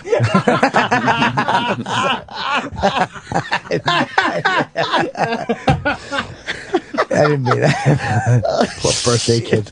It just doesn't end. I know it doesn't. I don't know. It's hard. It's not a matter of how do I do it. It's how do I keep preventing myself from doing it. You think that's what I do? I do for some movies. I'll be like watching, and if someone else is in the room, I like don't want them to hear the big nope like that. You know how you go nope. So I'll just sit there with like my mouth open, saliva building, because I don't want to swallow because it'll be too loud. Blinking quickly, like it stops you from. It's all this weird stuff we do to stop us from. And it's weird. Sometimes it comes out and you're like, oh, that's kind of weird. I would feel so stupid. But why? Alone, I'd feel stupid. But why? I don't know. It's like it's a lot. We never feel stupid if we get angry watching TV. No one ever feels stupid getting angry or getting turned on. So when you see somebody angry, you're not like, look at that pussy. Just being angry. Anger is just. Dad'd be proud. A smoke screen. That he stopped me from crying after being weepy, cryy little Anthony at everything. My dad finally stopped my ability to fucking cry. Ah, boy. But that's fucking. That's it. There's always something behind anger. I think, there's times where, but it's always frustration. But half the time it's hurt feelings or sadness, or just man, it's usually something pussy that we think is pussyish. Yeah. And it's hard to acknowledge. Men, that's why women cry. What do you think? They're fucking, they're not that much different. Oh, please. They're just told that it's okay. Ugh. That's why women don't fucking walk into work with a machine gun and kill their coworkers because they don't filter everything into rage when they're sad. They like, oh my God, you hurt my feelings. And we're like, what a cunt. And then meanwhile, we go to a bar and fucking belt somebody's teeth out instead of just crying for 5 minutes. Do you think if I was able to cry and blubber like that and get real sadness out, that might be less, there'd be less rage in me? I know it for a fact. Really? Absolutely. Because by cutting that stuff off, at times you lose this fucking, your ability to empathize with people because you're too smart to not to. It's not to do with your brains. You're too fucking, you pick up on almost everything. So like those things that would filter and be kind of sad. Here we go. I just threw water in my face. Does that work? My mother one time said that to me because I would always make the obnoxious remark during a sad film. Oh, and she to try to, yeah. Yeah, but she was like, you always have to say something obnoxious. It's like, don't call me out on it, Mom. But she was right. Was she? Yeah, and I just, because I don't like to feel... It's embarrassing, but alone it's not that bad. It's like, but you don't feel silly afterwards? No, because I know what anger does to me, man. And believe me, I'm bad with it now. Like using funny stuff to jerk off with, and then after you come, you're like, ew, I kind of feel creepy. I did that. Yeah, I mean, crying would be the same thing. It's like, oh, really? Am I that sad? Am I that emotionally invested in this fucking movie where I'm actually weeping over these fake characters? No, but it's I'm like yelling. It's a nice thing to be able to connect like that. It really is. Like, you know when my ex would cry a lot when we'd fight? She would cry. When we fuck. Yeah, that would be after. And there would be tears of empathy for me that I actually thought I did good.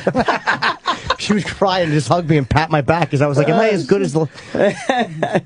but yeah, it's really healthy to do it, man. And I'm in some fucking new wave shit or new age. Yeah. But that much anger... It's fucking poison, man. It's so bad. Yeah. I don't know how to handle good things. I remember getting an MTV audition one time years ago. Like I was doing something for MTV the next day. It was really small, but it was a good thing at that time. And I'm driving down the street, and I didn't know how to handle the rush of good emotions. So I'm driving down Houston Street, and I'm in a road rage, and I'm like, I physically had to stop myself from running somebody over with my car. But that's why for good stuff. Because again, it's the twisted filter, not knowing how to handle or process things, or they all come out the wrong end.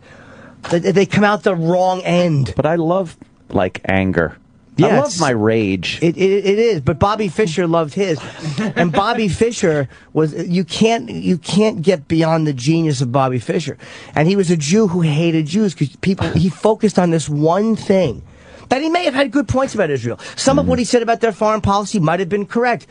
But the part that was correct just gets blown out into everything is this, and then you see, it's almost like you put a fucking, not you, Anthony. He's equating me with black people as he was but Bobby Fischer. I'm creating like the kind of, the ability to take something that there's correct feelings about and filter everything through that. Like with it's almost like putting a fucking, a yellow or green or whatever filter over something so everything looks that way. Right. And it happens with smart people. It's not dumb guys that do that.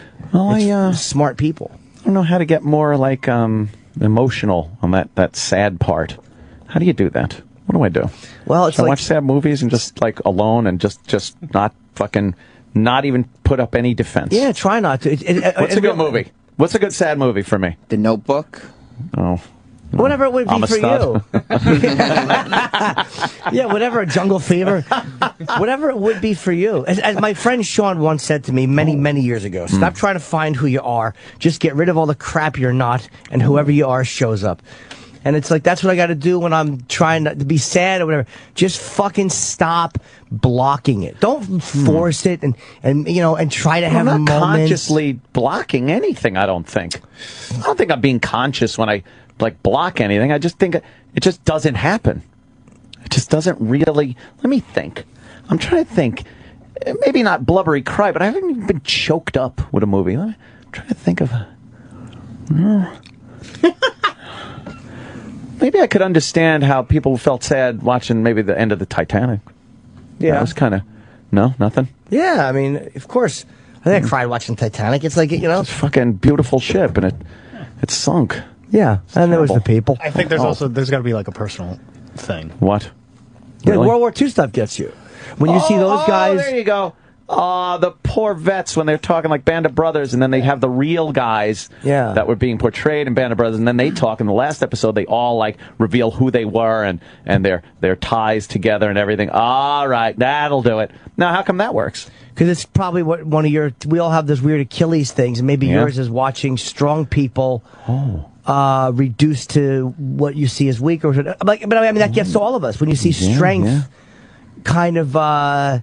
knocked down, it's like, wow. Like when you see like we see a boxer cry or something like that, nobody thinks like, what a faggot, because you can't. He's too much of a tough guy or an alpha male. So seeing strength sometimes vulnerable. Yeah, it's whatever it is for any of us, it might be it might be different for all of us. All right, maybe I need something like that. Yeah. Saving Private Ryan was pretty sad at the end there, where he asks if he's been a good man. That was pretty sad. Yeah. It's not, I don't know what it is for everybody, but it's like, it does. I mean, there's those fucking, I can't say what's going to do it, what's not going to do it. Like, what makes me cry? Like, the end of Cuckoo's Nest, I've seen it 50 times, and every time it's like, just leave, McMurphy. Just fucking cunt. leave. You got a chance. Yeah, you helping these people, dummy. He never leaves. No, he doesn't. He stays there like a dope. It's a lobotomy. And Billy Bibbitt's not stuttering. Yeah. He's helping these people that are playing cards normally. It's like there's such a weird subtext to it. Certainly, the staff there didn't understand that. Yeah. Oh, boy. So stuff like that. That is a sad one. It's terrible. Yeah. I did choke up at Ghost years ago, where that single tear goes down Demi Moore's face. That was kind of sad. Come on, Glory doesn't get to you? Like, maybe... Glory holes? That makes you cry in the other way because you're gagging. Glory? But when fucking Denzel is being whipped and he's fucking... That moment that won on the Oscar, and he's the acting he's doing, even if you know it's not the slavery that gets you, but when that fucking tear drops, when he's just defiantly looking into the camera and he won't cry, he just fucking drops one because he's being beaten so badly. The Morgan Freeman speech to him was nice when he fucking slaps Denzel and he shames him. He shames this guy by making the rest of them like, we're behaving like men and you're not. Yeah. That didn't even, not even the part about the white boys dying for you, because that to me sounds like a fucking white writer put it in. But the idea of it's time for us to fucking pony up like men, and Denzel just sits there with that fucking, that realization on his face, that horrified look of this guy's right. Yeah, that's, well... I don't know. Maybe that's not for you, but I mean, Maybe that's the not. type of stuff that gets to me. Maybe not. Let's say, for you, the Jungle Fever, where their lips meet. It's terrible. Yeah. What are they saying over there for sad movies? Well, this is just a list I found. E.T. Oh, stop. At the end, when E.T. tells Elliot, I'll be right here, and he points to Elliot's heart. That didn't get to me. When he was laying on the floor like an old dog turd. That was a little sad. Yeah, dying on a bathroom floor. Yeah, it was pretty bad. On linoleum. Up in the Air? No. No, it didn't hit me. Stupid balloon movie. My Girl? At the end. Oh, that was pretty sad. I don't when remember she's that. crying and shit in the fucking funeral. What an awful funeral that is. All right, that's pretty bad right there. Gone Baby Gone? No, I don't think that got to me. Shane? Oh, Shane, that's the old Western. Never seen that. Shane, yep. I don't remember. Goodfellas. Shane? Oh, yeah. Shane, yep. Shane. Well, Gran Torino? No. No. Never Let Me Go? No. I didn't see that one. Terms of Endearment? Yeah, it had some fucking moments. Yeah, Deborah Winger dropping dead of cancer was fucking pretty miserable. Awakenings? There was a couple of moments in that got me, I think. I don't remember what, but there was something. When he knew he was going back to being a retard, or whatever it is. Yeah. It's coma. Yeah, it's usually these weird little... What else? Brian's song? Yeah. Of course. Yeah. Let's see. Let me go to Titanic. Green Mile. Green Mile, really? Marley and Me, which I will not see. Oh, that's the one with the dog. They raised the dog. It's like you own a dog for the movie, and then it dies. Yeah. Wonderful. Great. Yeah, that is completely hid that from the viewers, from everything. It looks like this awesome movie about a... Don't tell me. I didn't see it, family but I and know his what little happened. dog. You know what? That's trying, though. That's look, we're going to make you cry. Fuck you. And it works. I don't want to. I don't mind when it works. Like, even though sometimes it's schmaltzy and it doesn't really get to me. And sometimes when it does, it makes me feel more normal. Like, I'm such a fucking wacko with shit. Yeah. And sometimes, you know what? I'm just being a fucking fruit, watching a fucking sad movie, crying like some woman. Like some woman. Yeah, I'm like Johnny Fontaine. Yeah, you can act like a man. What's the matter with you? Schindler's List. Schindler's List. Oh, horrible. That got me the other day. That was that was bad. What happened in the bunker? The girl in a red dress, fucking creep. You made out during Schindler's List. Yes, of course. The Notebook. The Notebook. Schindler's List didn't get to you when that fucking... Oh, yeah, because what happened in the bunker. The brutality of that, or that red dress. I read the book first. It was really terrible, but it wasn't a sad terrible. It was just oh my God, that's fucking terrible. The realization of that fucking... Pardon you. Oh, it was fucking... Pardon you. The horror these people went through was just... The piano was sad. The pianist, not the piano. The pianist. I saw that the other day. That was good. Was that with... Yeah, what's his name? Oh, not Brody. Yeah. It's Brody, yeah. Yeah, Adrian Brody. Adrian Brody, yes. Adrian Brody. Adrian Brody. I'm Brody. What? I'm Brody. I'm Brody. Yeah, that was a good one. Fuck yeah. Or Nazi stuff. That's always sad. Yeah. What else? It's all subjective. Yeah, but Requiem for a Dream, Sophie's Choice. Requiem for a Dream, I thought was great.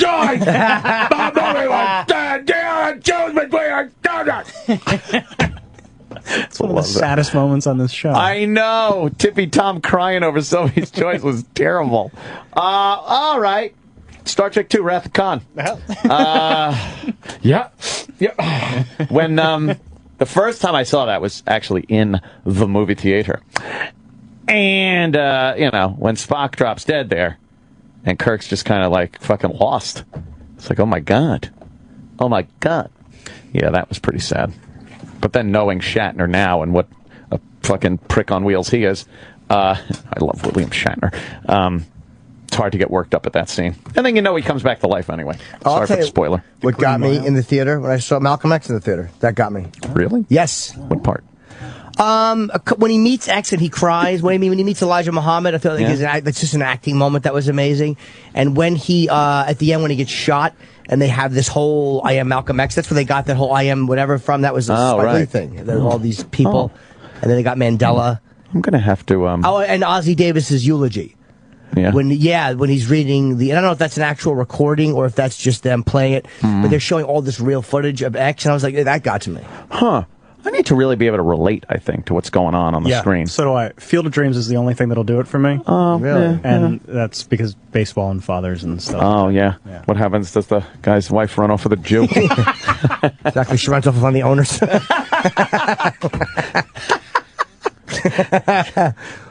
Are people calling with sad movies? Oh, man, they are. What are some suggestions? Oh, let's take some phone calls. I know. I forgot that thing existed. I know. At first I was like, what is that blinking green monstrosity? Oh. All right, let's take some calls, shall we? Go to Brian. Brian.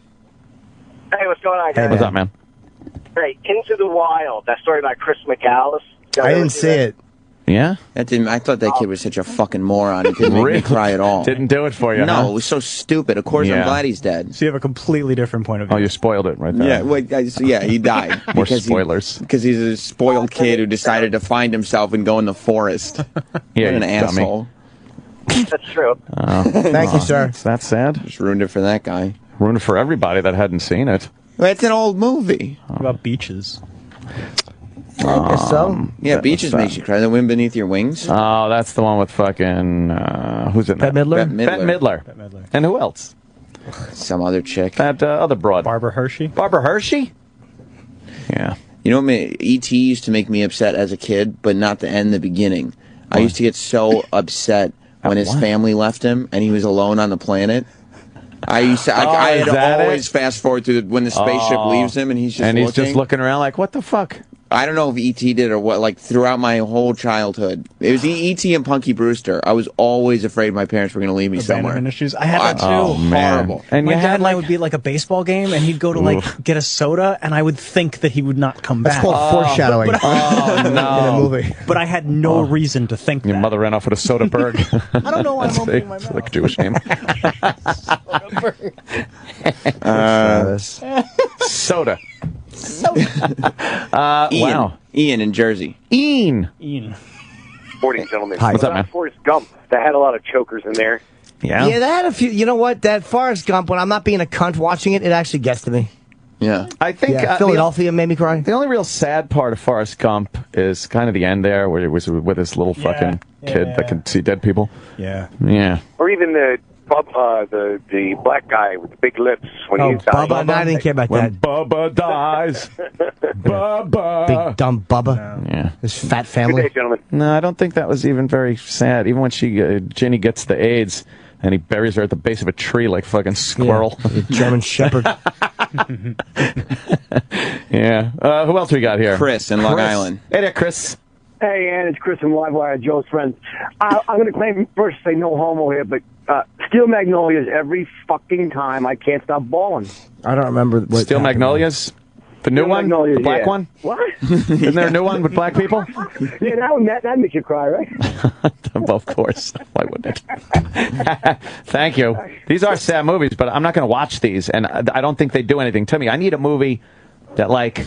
You need a personal touch. Yes, I need something... You're not just going to cry over something that's sad. whatever it is that gets you. What is it that gets me? God. I would imagine father-son stuff, or anything with a strong I'd probably central do it. figure, because that to you is the guy that you looked up to. Yeah. Tarryton commercials. That's what he used to smoke. Yeah. Son of a bitch. Yeah. You want to do one more? That'd be a good movie I could watch. Son of a bitch. ... Jesus Christ. Yes. The story of young Anthony. Yes. Don't be a faggot tonight on Lifetime. Yeah, exactly. Although, I think our guest is walking to the studio right now. Oh, she's really? No, she's, they changed it to 9. All right, let's take a break. You want to take a break? Yeah, we'll take a break. Take a single? I got to pee. I thought it was 9:30. Let's take a single. We'll pee. We'll fucking do everything, and then we'll come back with the Gillian Jacobs. Let's do it. Oh. The Opie and Anthony Show. Sirius XM. Sirius XM. This is the Opie and Anthony Show.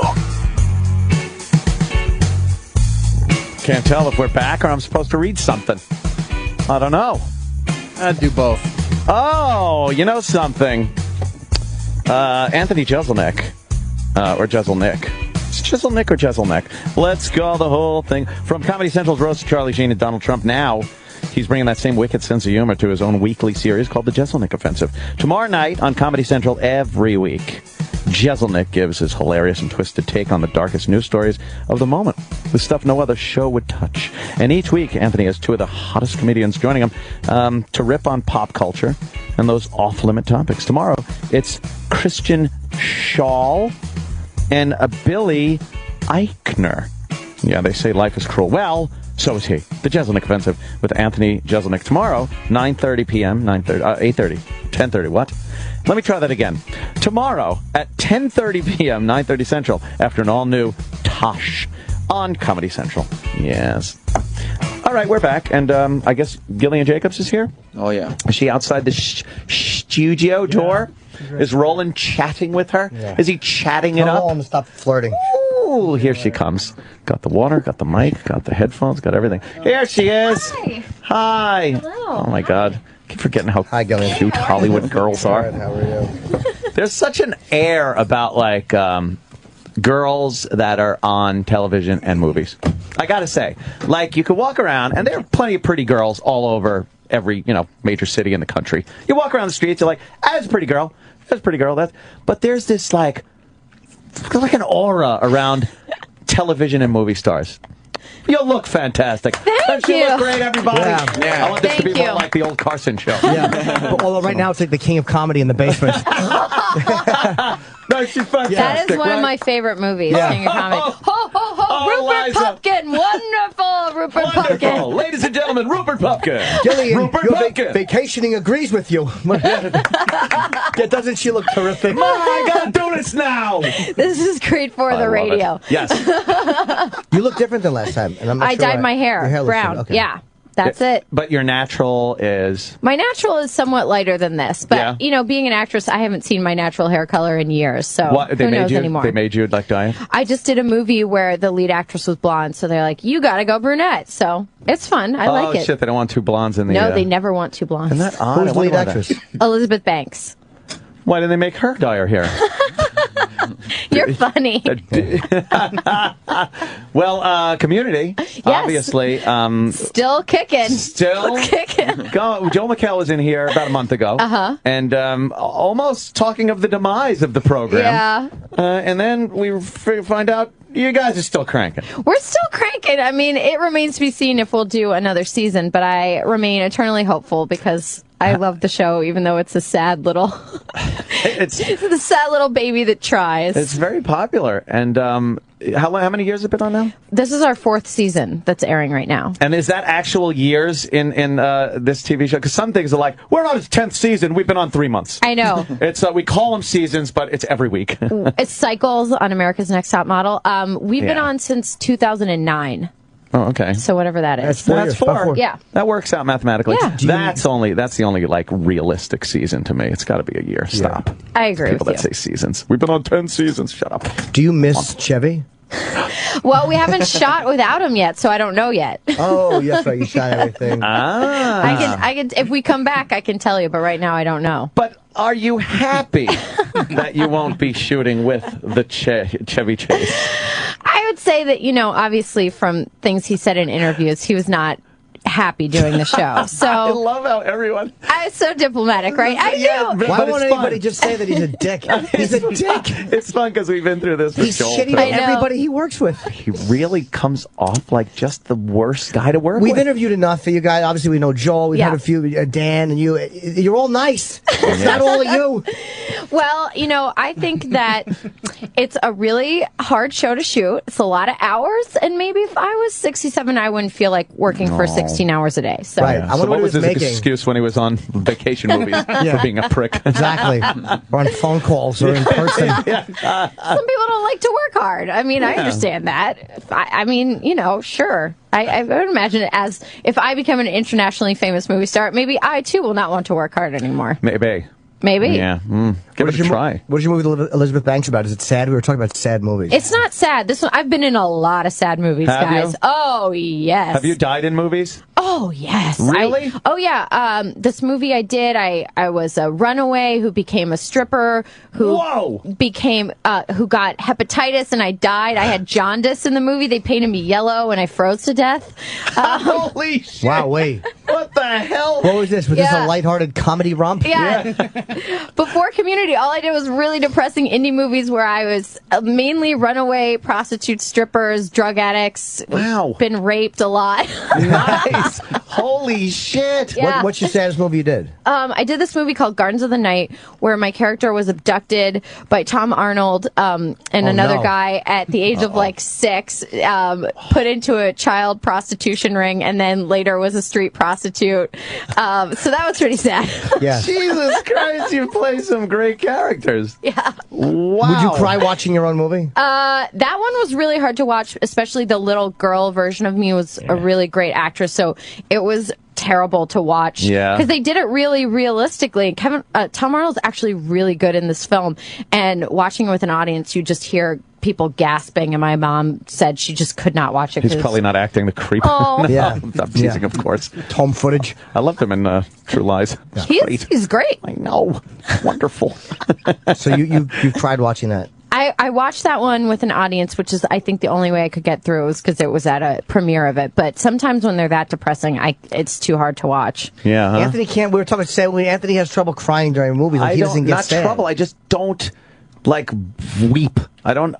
He asked me when the last time I even cried was, and I think it was 1995 when my dad died, and that's it. Like, but I see movies and I understand they're sad and you know, but I can't just. Oh, it'll get me. Sometimes if I'm in the right mood, a commercial will get me. I mean, really? Oh yeah. Sometimes I was getting so frustrated with how sappy I was that I forced myself to not cry at some like little kid parent commercial that I knew normally would really just get me. I'm a sap. Yeah, there a couple of commercials like.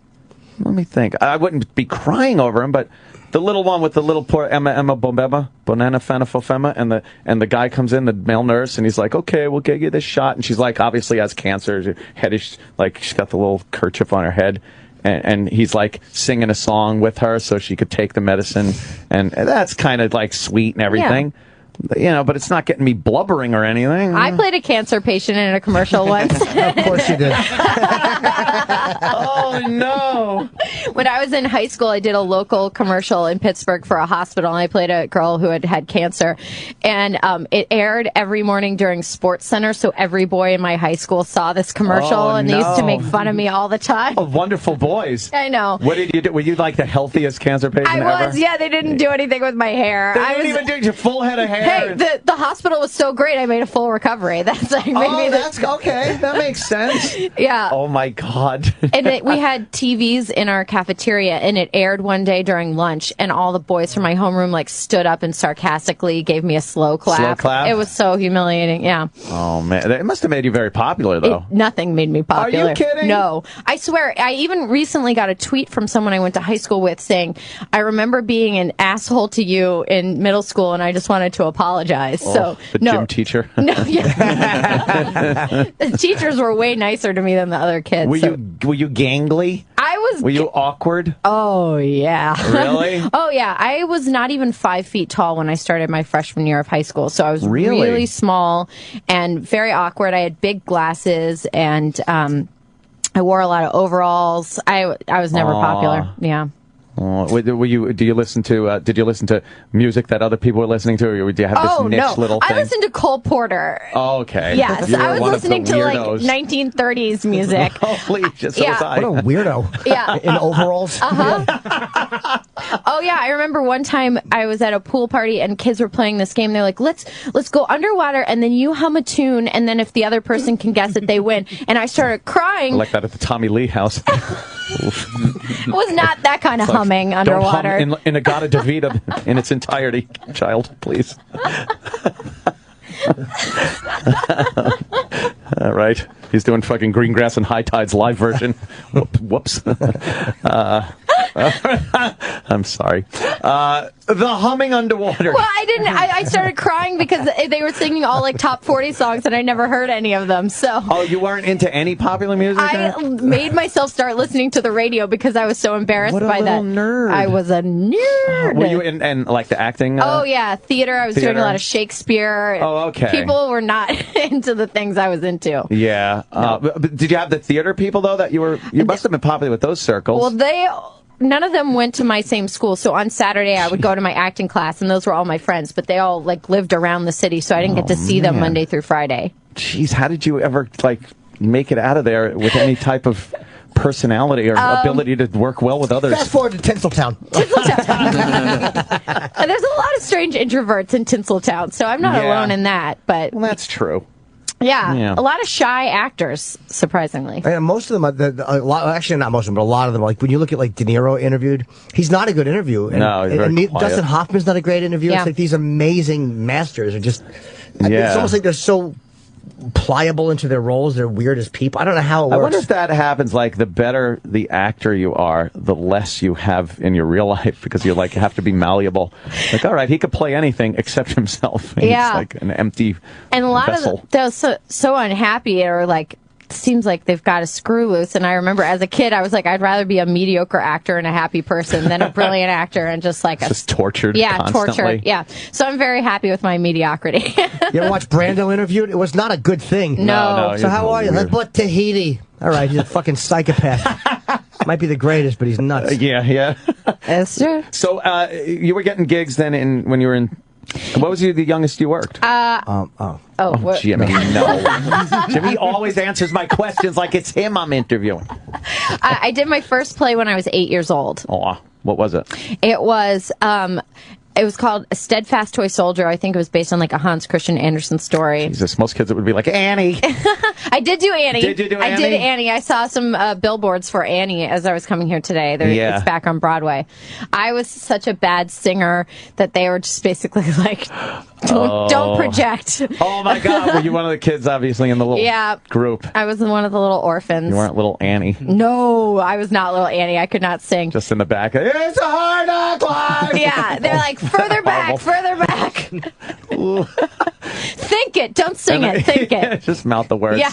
She's adorable, but she can't sing a note. It's still true. When it says that you competed, I'm just reading this. Oh, yeah. Pittsburgh Public Theater, you would compete in the annual Shakespeare monologue contest. Yes. Which How do you judge that? Yeah. It was like American Idol for Shakespeare. Wow.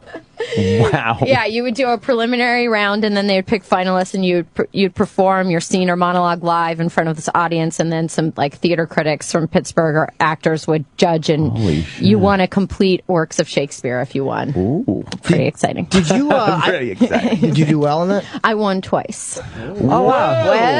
Whoa. Damn. Yeah. What monologues? Well, I did one for the scene contest twice. So I did a scene from Romeo and Juliet, and I did a scene from The Tempest.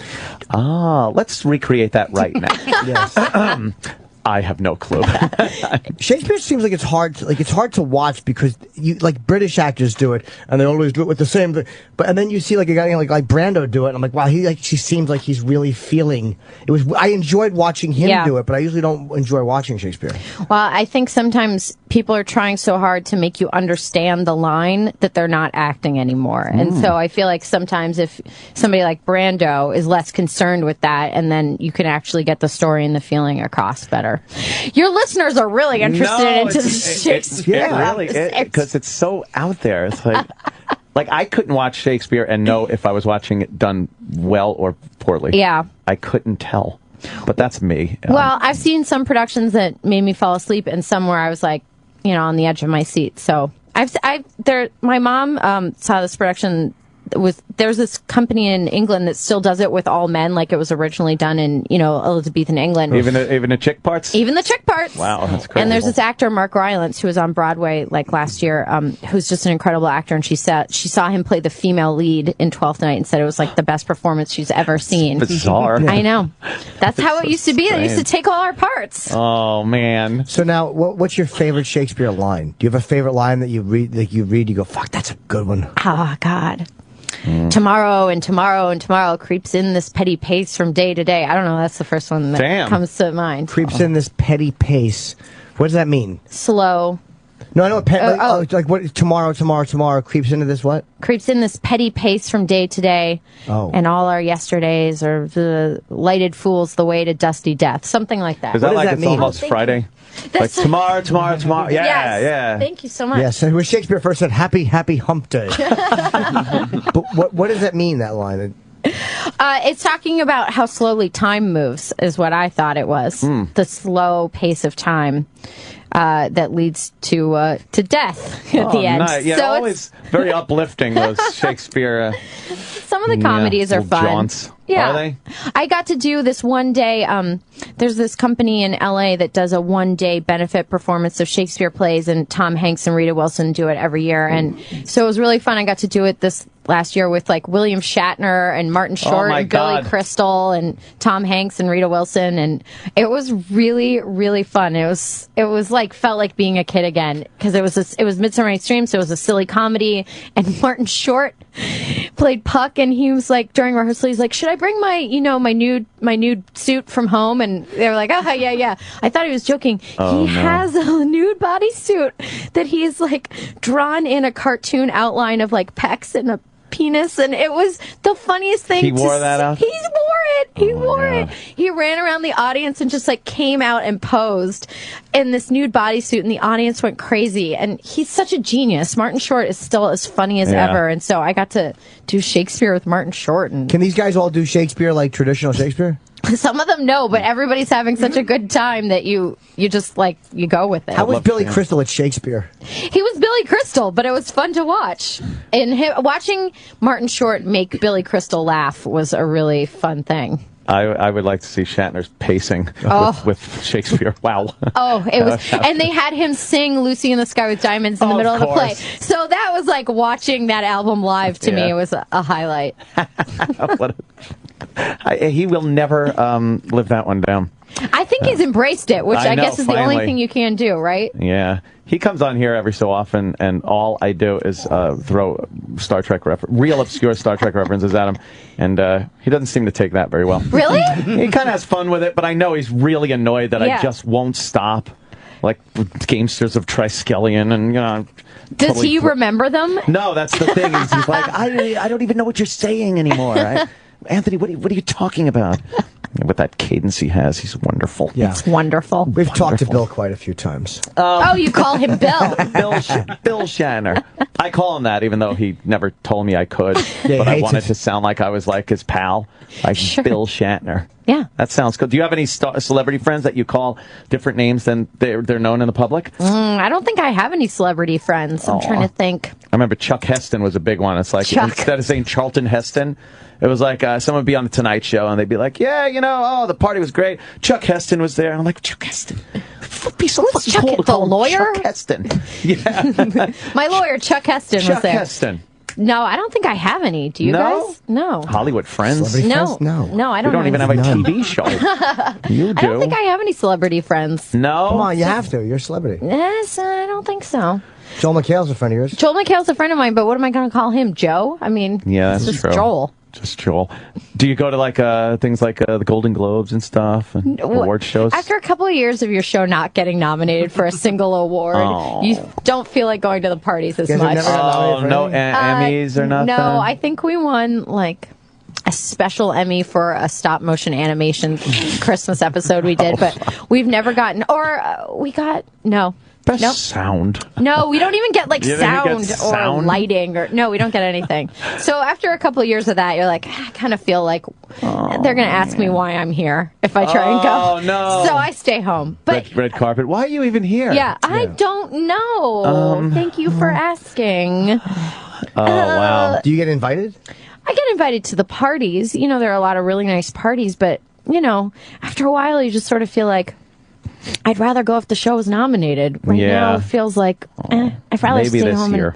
Maybe this is the year. This is the year. I can feel it. I'll watch. Season 5. Yeah, I'll watch you accept. Thank you. I would be very happy to go. That would be very cool. We won. The only thing we've ever won was a Television Critics Award, and we were nominated. I actually got nominated. It's the first time I've ever been nominated, and the show got nominated, and we went, and everybody's like, it's a nice award, but no one's like amped up like they are at the Golden Globes or the Emmys. We won. You've never seen people more excited about anything. Oh, really? It was like as though we won double Oscars. We were jumping up and down on stage and looking out on the most apathetic, bored crowd of people.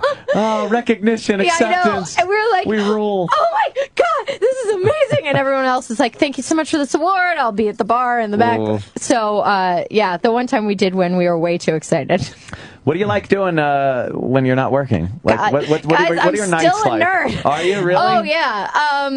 I love to go to bed around 10 p.m. Really? Oh, yeah. Are you a TV in bed person or not TV in bed? I don't have a TV in my bedroom. So in the living room, I watch TV. Yeah. My favorite show is RuPaul's Drag Race, which I'm sure you guys all watch avidly, right? I've never seen it, but I probably know half of them. Oh yeah, you should check it out. Your friends are doing great work. I saw RuPaul in a Chipotle. What's that? When I was out in LA with my manager, but dressed as not as just man, the guy. yeah, as boy unshaven, Ru. yeah. Nobody recognized him. It is odd to see that.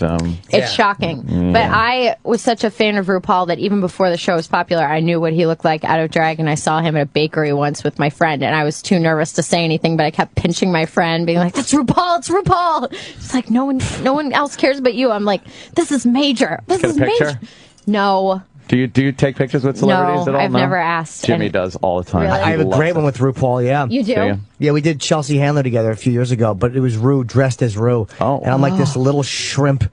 Oh, yeah. RuPaul's very tall, yeah. So tall. Yeah, it's a great shot. Well, you don't seem to be part of really the Hollywood community. I don't know what's making you think that, except for the fact that I don't leave my house. I would just have assume no celebrity friends. You're on the show. You're on a very popular show. Yes. I would assume you'd be on, like, kind of on the scene a little bit. Kind of on the scene of getting up at 7 a.m. every morning and then being tired at 9. That's my scene. No scandals? No scandals, no. God, everyone in Hollywood needs a good scandal. I know. I'm really boring. No nip slips getting out of a limo. Gosh, no. Like I feel that. like I always make sure to wear underwear. So Dee-wees? Dee-wees? Drunk driving? I didn't see. Yeah, that's how close I am. I'm like, what's that? No. Is that a new drug? No. No drugs. No drugs. God. No. I know. I'm in the wrong profession. You really got to get a little bit of a naughty side more to you. A little naughty in Hollywood. All right. Okay. That's good. I'll work on that for 2013. Yeah. How happy were they moved the show back to Thursdays? Very happy. Yeah. We never actually aired on Friday, so I mean it was. You know, it's been a wild ride being on this show. So as much as it may seem like we're always on the brink of cancellation, we somehow seem to always come back. So I'm not going to rule us out. Well, a new breath of happiness and fresh air being blown in with someone being blown out this year. So very good. When's it on? I'm sorry. Thursday nights at 8 p.m. Thursday nights at 8 p.m. That's great. Wonderful. Gillian. Thank you. Loved having you on again. Oh, thank you for having me. You're so lovely and you're sweet and you're very fun. Oh, I like love having being you on the show. Thank you. Oh, a little Sam Roberts connection. Hi. You like Sam? Yeah, I love Sam. Sam had me on his show. Oh, God, that's but first of all, it's an extension of our show, so please. No. It still counts as mine. It still counts as mine. All right, we'll take a quick break and be right back. Thanks a lot. Thank you. The Opie and Anthony Show, Sirius XM.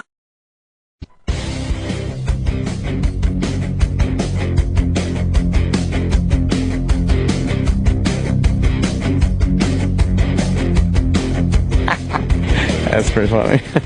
Hey! You're all lathered up. You're ready to shave, aren't you?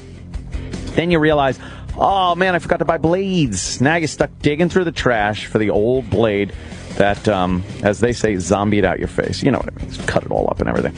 Or you're one step away from stealing your wife's lady razor. Ouch, you know what that does. This is your Dollar Shave Club moment. Yes, Dollar Shave Club. It's for guys who routinely forget to buy or simply hate shelling out for blades.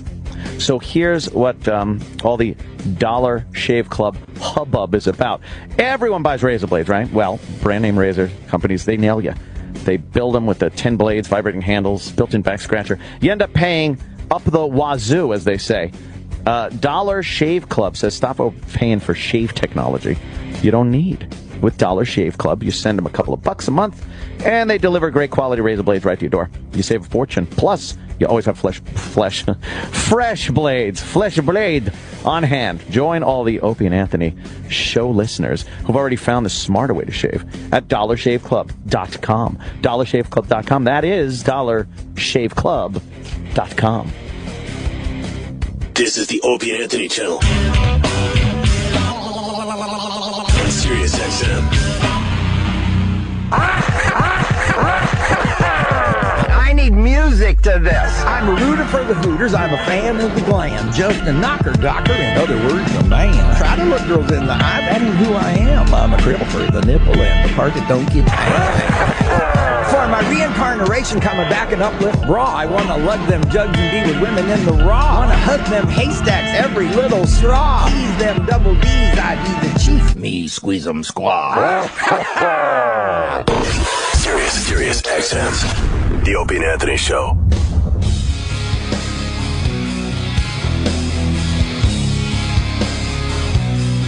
I know I'm right. I'm always right. Hi, we're back. Boy, what got kind of just glazed over here toward the end of our Gillian Jacobs interview. The fact that there's some type of rapport between Gillian and our own Sam Roberts. Well, I've been underestimated in this studio a lot.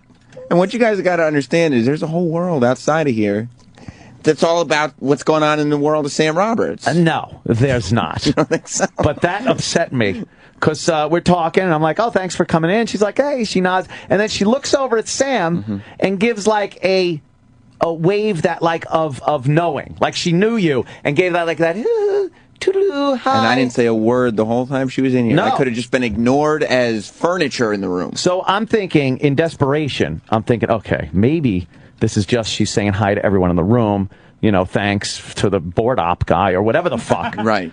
And then no, it turns out she did your stupid show, that'll call it now Stupid Show, and she Jealousy. remembered it? And what did she say? Did she say the quote, I love Sam? Oh, boy. How fucking many times are you going to put that in a promo that you use for the show? It's the same way she would have said, I love Frappuccino, or I love fries. No. Frappuccino! Sounds like Al Pacino. We've Twittered back and forth before. Now, Twittering back and forth, are you talking DMs? No DMs. All right. Yeah. Just tweets. Now, but a series of tweets. Series of tweets. Now, were these funny kind of ha-ha tweets, or were they, hey, Gillian, something of substance to say? Well, no, it was because I had heard that there was an internet report. I was on my wrestling website. Oh, shit. Right? Wait till you hear this. Uh-huh. And it says that she was at a wrestling show in L.A. and not like a WWE show. What? Like one of the Supermark, high school gym. Why was she there? Wrestling shows. I don't know, but it said she's been to a couple of them. Wait. I'm like, what? She's into, wrestling? The promotion's, I think it's called Pro Wrestling Gorilla. It's a nut. Wow. And so I tweeted, oh my God, this is amazing if it's true or whatever, and just tagged her on it.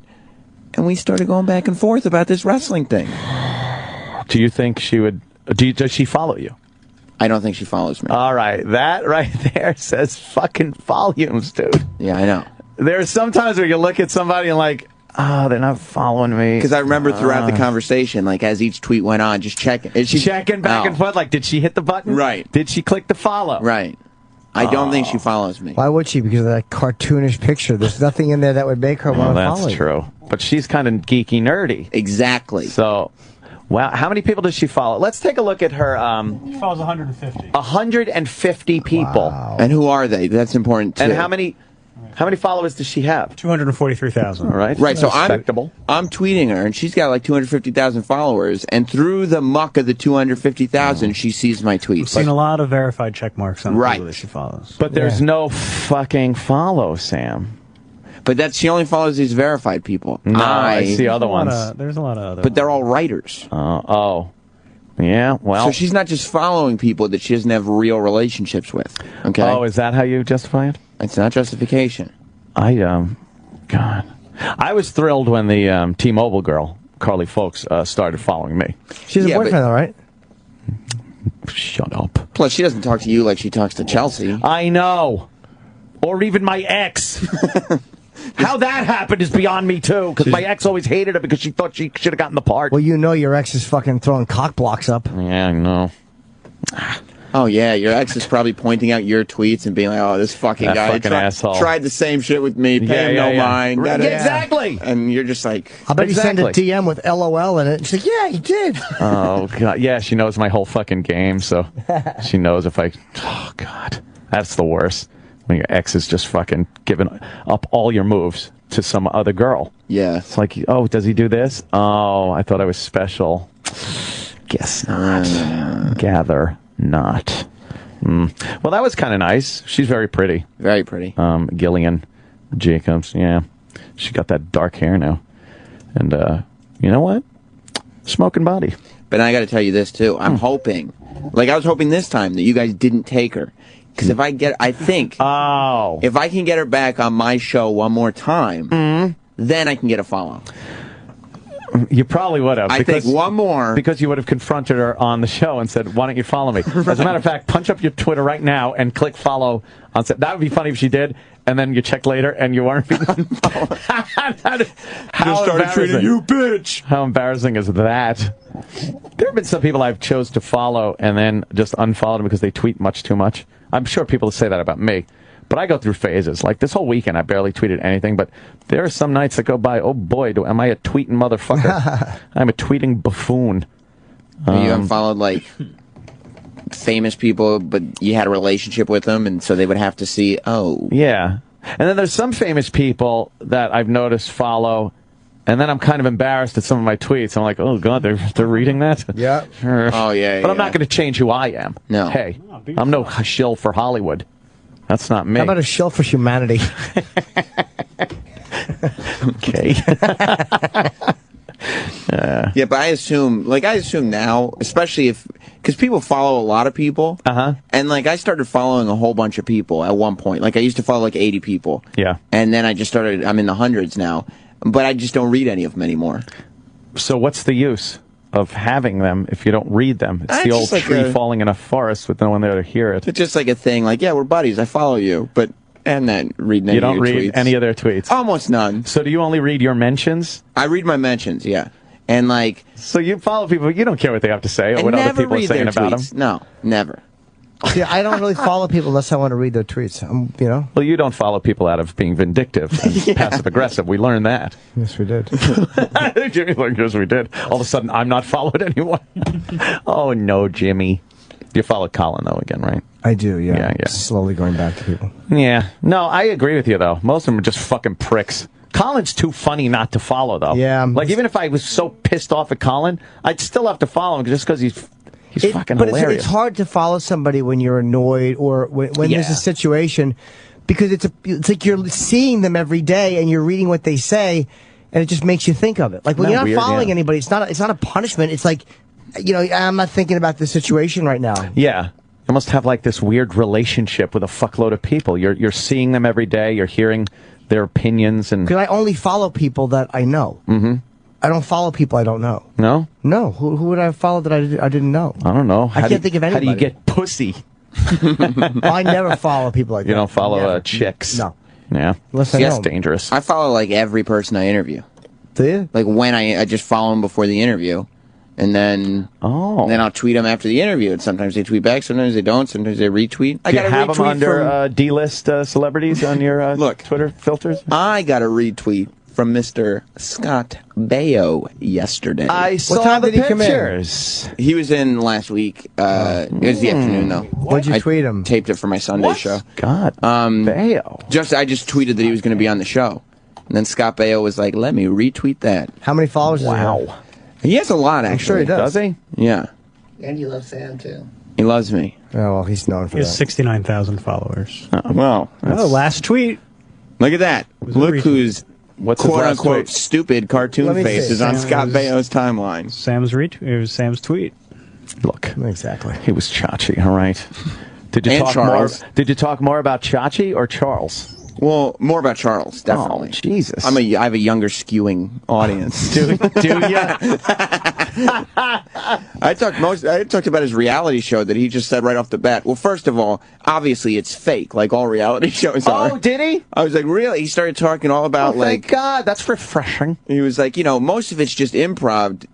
Some of it's written. I would write scenes. Oh, wow, okay. And he goes, we would send it to the network, and they'd say, where's the rest of the footage? Like, thinking that they would film hours of stuff. And he'd be like, no, that's it. We filmed the arc. Oh, you think it's going to be like this thing where they have to cull for the good parts and like a real reality show. Meanwhile, it's like, no, this is all you need. It's fake. Here's the show. A real reality show they probably did. Like when the Osbournes, they probably filmed and had to edit through it. That's just too much work. Yeah. Well, the Osbournes was real because there was no specific storyline throughout the season. It was just like a crazy the dogs show. are shitting on the floor again. Right. Hey, there's a story. But all these other reality shows, they have definable arcs throughout the season. Yeah, how could this happen? If it's a reality show, if things just going on. Oh, how convenient that there's these arcs. Who are these people? I don't know. They're walking by. Oh, Jesus Christ. Oh, no. Wow.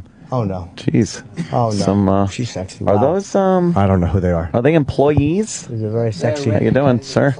Ma'am? Probably new. Jesus Christ, like a Benetton ad. Very sexy girl. It's a lot of different cultures walking by that window.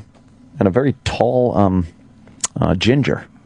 guy. That's exactly right. Every one of them just looks like Eastside Dave. Every time I see a redhead, I'm just, oh, it's Eastside Dave. That's good for Eastside Dave, though. He's really of the is. status that he doesn't look like somebody. No, everybody looks like him. Yes, he is my fucking the litmus test of gingers is Eastside Dave. So when you see Eric Stoltz, you're like Eastside Dave. Eastside Dave. Exactly. Yeah. I saw in the news before that girl. Can we get that clip of that girl that went to kick the field goal for her tryout for the NFL? Now, they've been making a big deal of this. Some broad, she wasn't even in football in any way, shape, or form. She was a soccer player. And apparently she gets an opportunity to try out for the NFL. This is something... For the Jets. For the Jets. Why not? This is something any guy it would be a dream opportunity. And they give this chick a chance. She fucking stinks. Well, spoiler. She might have been nervous. No, this is not a nervous kick. This is not a I'm injured kick. This is not. This is called a girl's leg trying to kick a ball. That's what it is. Should we take bets on how far she kicked the ball? Well, I saw the Let's clip. see. I didn't see it. Jim, how far do you think? 274 yards, Travis. That's my guess. That's what it was. It went out of the stadium. You know what? Better to try and fail than not try. That's what I always say. Really, Regular Joe? The hell do I know?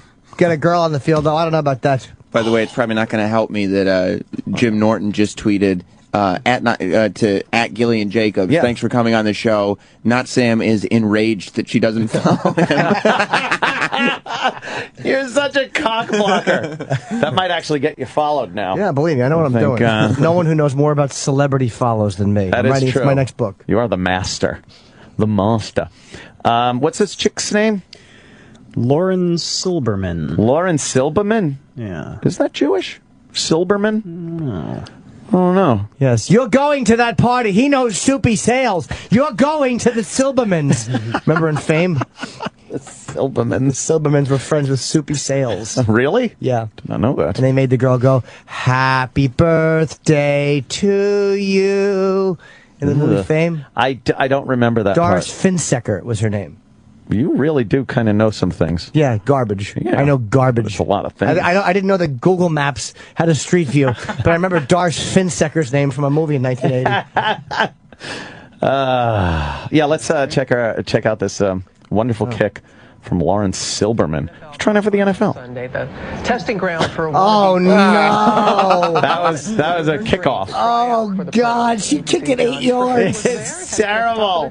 Had a chance to talk with Chad. It wasn't a field goal attempt. They're saying field goal attempt. No, it wasn't. She was supposed to be kicking off. Yeah, that was a kickoff. It went 16 yards. This is why girls should be allowed to try out for the NFL because they'll never make it. Though probably not with the outcome anyone expected.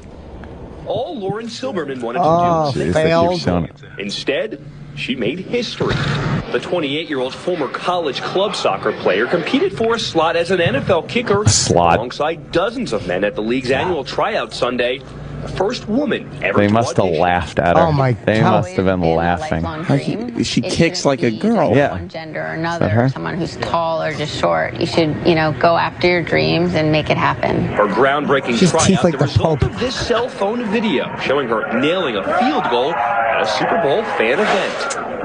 So 20 what? yards. Yeah. And while the MIT Nothing. graduate had never played football, brains. she says playing video games gave her a leg up. Uh-oh. And then I would use the game and, try to just think about, what I would was rough the doing, kicker every how time and the just physical fucking field. molest her pussy on the ground. Like she's pinned on the ground, you're just grabbing at it, squeezing her tits. Ultimately, her performance fell short. Oh look! Oh, they must have laughed at her. It went 10 yards. How embarrassing! All the cameras on her. 13 yards. The result, she says, of an injury. Oh, shut up. Yeah, God fucking dropped that hole in between your legs. Yeah, that gaping wound between your It legs. was really painful. Shut up. Really isn't about What is this monster? making it or not. This No, is it a is. message Yes, it of is. saying, It hey, is girls about can making- compete and try. Girls with the can't boys. I've compete. had so many, young girls reach out to me and tell me. Stupid Ren and Stimpy mouth. I'm glad that now they have a visual model of someone in a role that tried they might kicking not the have ball. perceived It was an when they could injury. be. And that to me is great. How injured are you? Can't kick more than 13 yards. Well, Silverman hopes the NFL scouts will look past her injury and give her another chance. Give her next another season. She chance. stunk. Stop it. They must have fucking howled at the Oh, girl they must have been great. kicking 13 yards. Here she goes. Watch this. That's Watch not this. even Oh. good for an onside kick. Nothing. Terrible. Yeah, good for her. You know, it's all about trying out. Doink, look at this. How fucking humiliating. Oh, what a great kick that would be. Oh, she's... And here's the kickoff, and there seems to be a problem. Oh, that's an onside kick. That's an onside kick. And then she holds her thigh like, yeah, that's where the problem is. Yeah, ow, my leg. There's no talent here. The problem is just below the clitoris. No talent had been sent. She was a soccer player. No matter how many times she kicks it, it doesn't go much further. And they just keep fucking teeing up the balls for her. She got to kick twice, and then they decided she would not get a third kick. Oh, man, they couldn't even waste the time. Yeah, because you get 3 kicks. This is tryouts, and we're all good. I think we've seen it. I wonder how Look at her face. That's like Mosh Girl. Yeah, she does look like Mosh Girl. How are the good? Like, what are the guys that are pretty good at it that still don't make the NFL? How far are they kicking? By 60 yards. I mean, yeah? they're probably kicking it just as far as any other kicker, but you know, there's reasons they can't aim it as well, or definitely further than 15 yards. Her face in that still would be great to cut out and pop into like every fucking picture. She does look like Mosh Girl. Did they ever figure out who Mosh Girl was? Not that I know of. Lunatic. Love her crazy face. There's so many old internet people and things that are just long gone, like that were so fucking popular. Mosh Girl. Happened to her. Love Mosh Girl. That girl's like, hey, you remember Mosh Girl? That was one of the first famous memes. Like a meme. Yeah. Boy, is she what a great face. It's so fucking the other guy that's like dancing with his friends or moshing and he's got the vomit coming out his nose and mouth. That's a great one too. You see Kevin Hart on SNL? How did he do? I saw the monologue. And I only saw one sketch, the Steve Harvey sketch. I didn't watch the rest of it. Yeah. That guy's just projectile vomiting out of his mouth and nose. And his buddy's just, yeah! And then, oh wait, the World Trade Center guy's behind him. Remember him too? It's the guy that was on the roof of the World Trade Center. Jesus Christ. Obviously, best wishes to the Queen. Queen of England. She apparently has a stomach virus. Been making duties. Oh, God. Could you imagine with that old bag's watery shits from a stomach virus? Your Highness. She's fucking spraying mud. Now announcing Her Highness the Queen.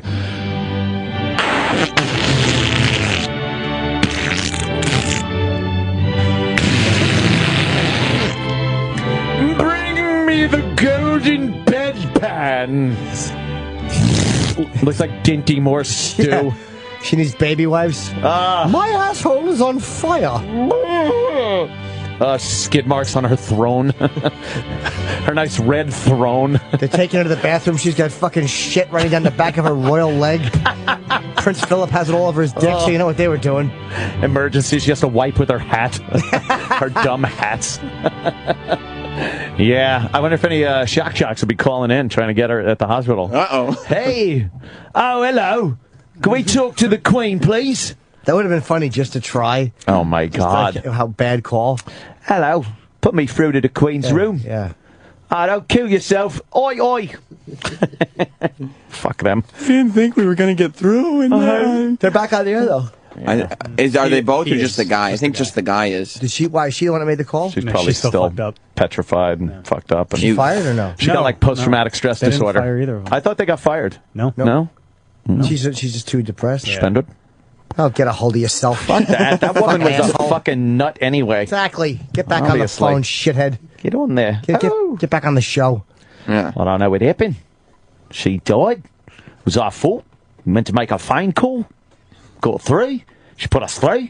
And she killed us. What a great day. This has been a lot of fun, everybody.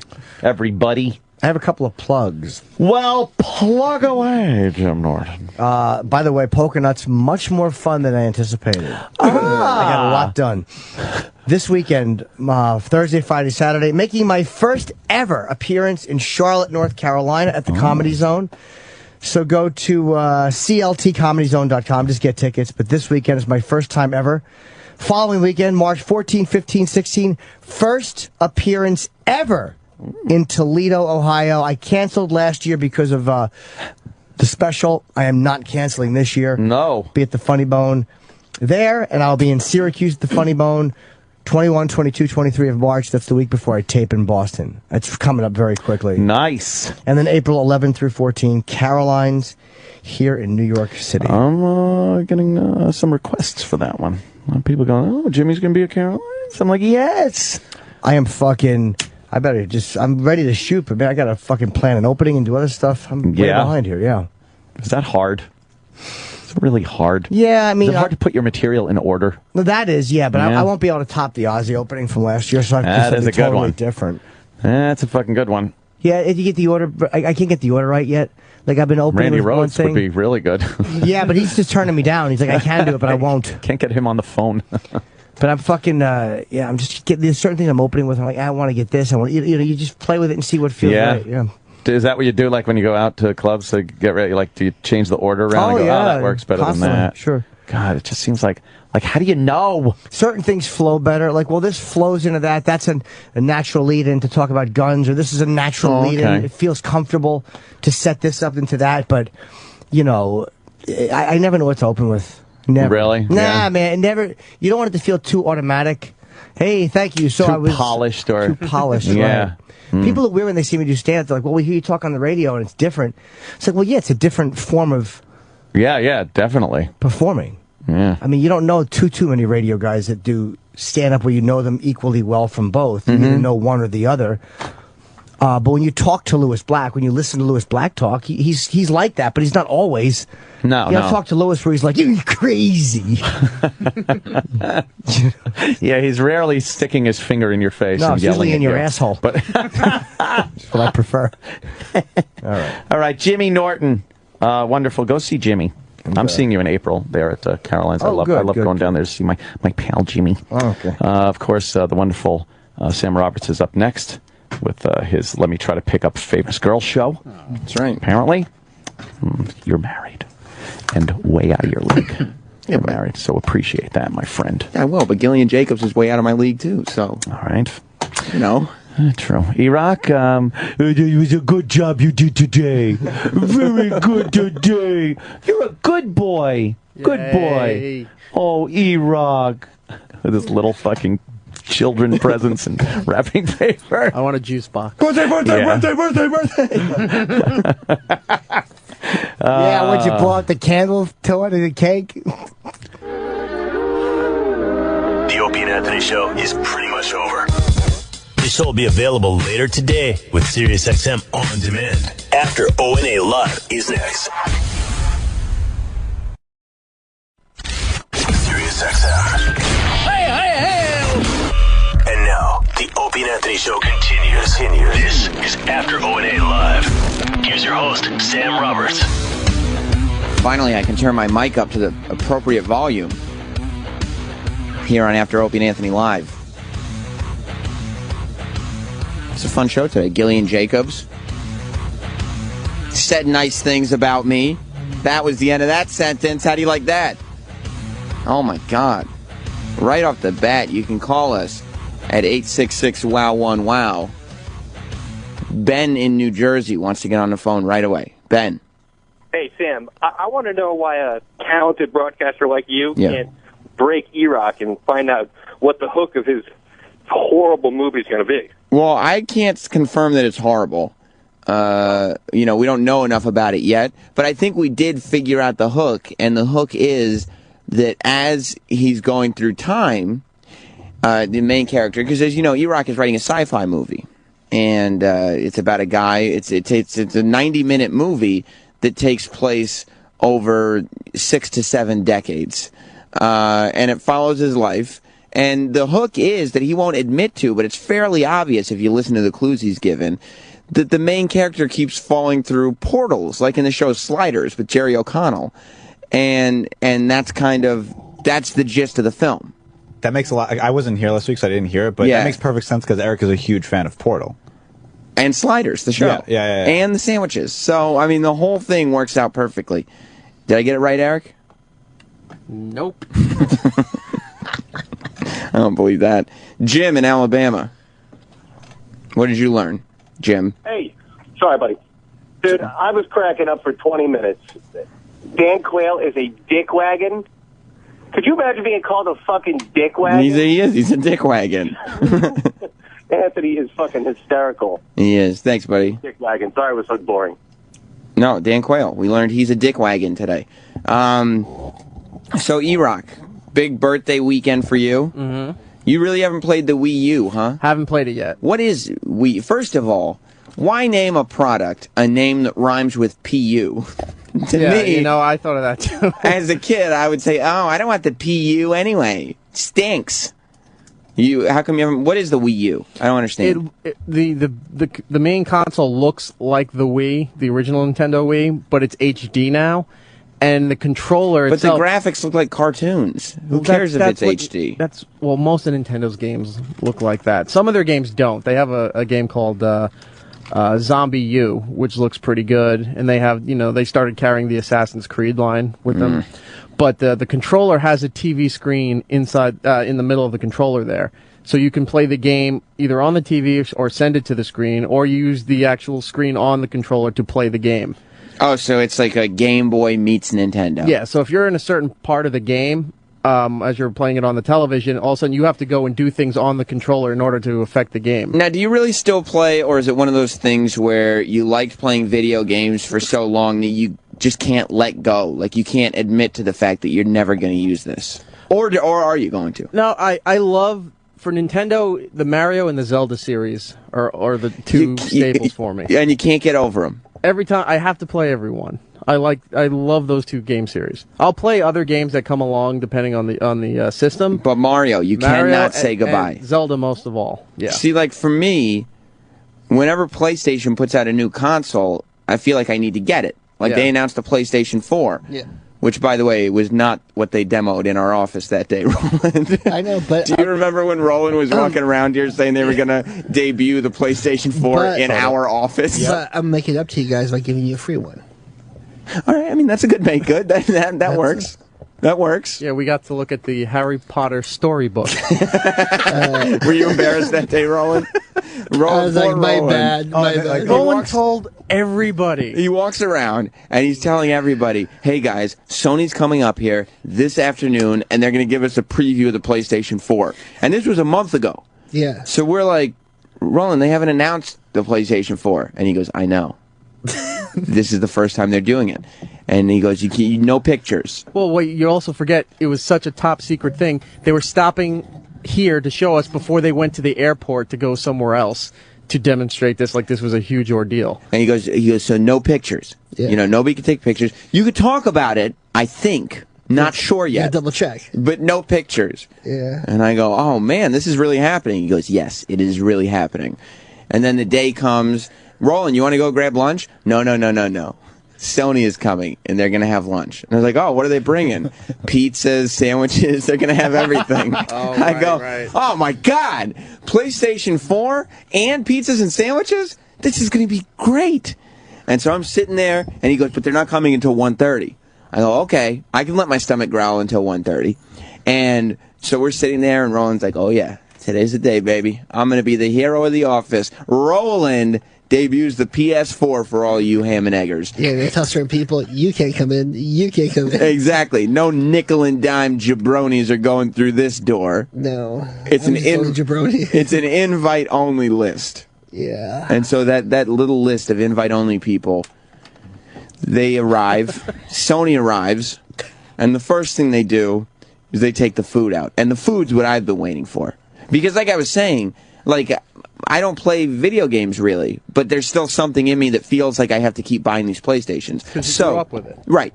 So, I'm like, okay, we're going to get some food, and then we're going to see this new futuristic system. Oh, yeah. And they pull out a fruit platter. Yeah, and that's it. And small cupcakes. And, oh, yeah, and fruit platter and mini cupcakes. Yeah. And I'm like, Roland, like I have to whisper it because his people are there, and I go, Roland, what the fuck? And he goes like this. He starts just waving me and shushing me. Don't worry about it, don't worry. I go, what the fuck is going on?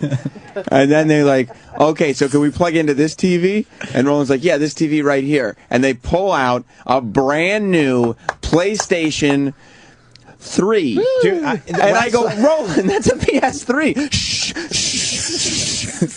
When I saw that, I was like, they probably put a 4 inside a 3. Right, because they don't want to show anybody what it looks like. So, they don't want it stolen.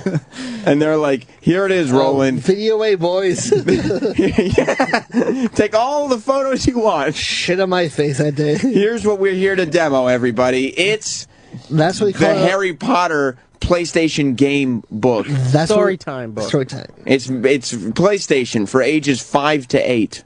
That's what we call in show business miscommunication. But bro, you're not supposed to hear. Do you hear the way, like when other people speak? Do you hear them the way they hear you? Well, are your ears just all glommed up and they only understand Roland speak? No, she told me we'll bring pizza and that. I'm like, great. And then when she was up here, she goes, we had no time, and I just thought, oh boy.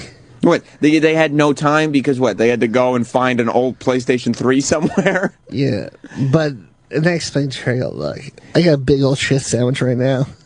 Yeah. And then she goes, well, to make it up, I'll send you some 4s at this certain date. So are you going to get me one, do you think? Yeah, because I have a big poo-poo sandwich. Okay. And if you don't, you know I'm going to come on here and make fun of you for this, too. Because the problem is that you're like, look, they already think that I exaggerate. Why would you come here with a PlayStation 3? Yeah. You're fucking me up right now. No, but she promised PlayStation 4s. She did? Yes. Okay, so you're going to get me a PlayStation 4? Yes. It's on the record? It's on the record. Okay, Roland's Food Court is on Saturday? Roland's Food Court's on Saturday, and you get PlayStation 4. I can't wait. You hear that, Who Kid? What are you talking about? I'm getting a PlayStation 4 from Roland. There's a PlayStation 4? This is what they introduced it like last week while you were out in Bahrain and Dubai and Las Vegas and all those exotic lands. I don't know. You sure about that? But Roland, because Roland owes it to us because he came in here promising a month ago that they were going to debut the PlayStation 4 in Roland's office. And that's not what they did at all, Who Kid. Not even close. You bullshitting, Roland? No. He said it was a show business miscommunication. Yes. Faux pas, as we say. We were talking to E-Rock about his birthday this morning. Oh, shit. How old is your oldest? Who Kid? My oldest is 12. You talking about my kids? Yeah, or my dog? No, your oldest banana in the house. Yes. Your oldest kid. 12 or 13, something like that. 12 or 13. So when it's his birthday, do you wrap his gifts the night before and leave them out? No, I don't do that shit. He's not. Is he too old for it? Yeah, go get your gift, nigga. Okay. E-Rock, how would you have responded if you had woken up on your birthday and you would have been like, it's my birthday, and your wife had looked at you and said, so go get your gift, nigga? How would you have responded? I probably would have started screaming.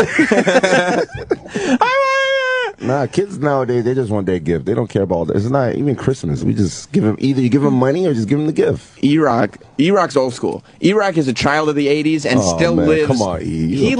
He lives his life today. Come on, E. As a child of the 80s. Who could tell me if this is hip hop? Go ahead. He got a Super Mario t-shirt for his birthday. That's hot, though. It is hot? What? That's gangster, yo.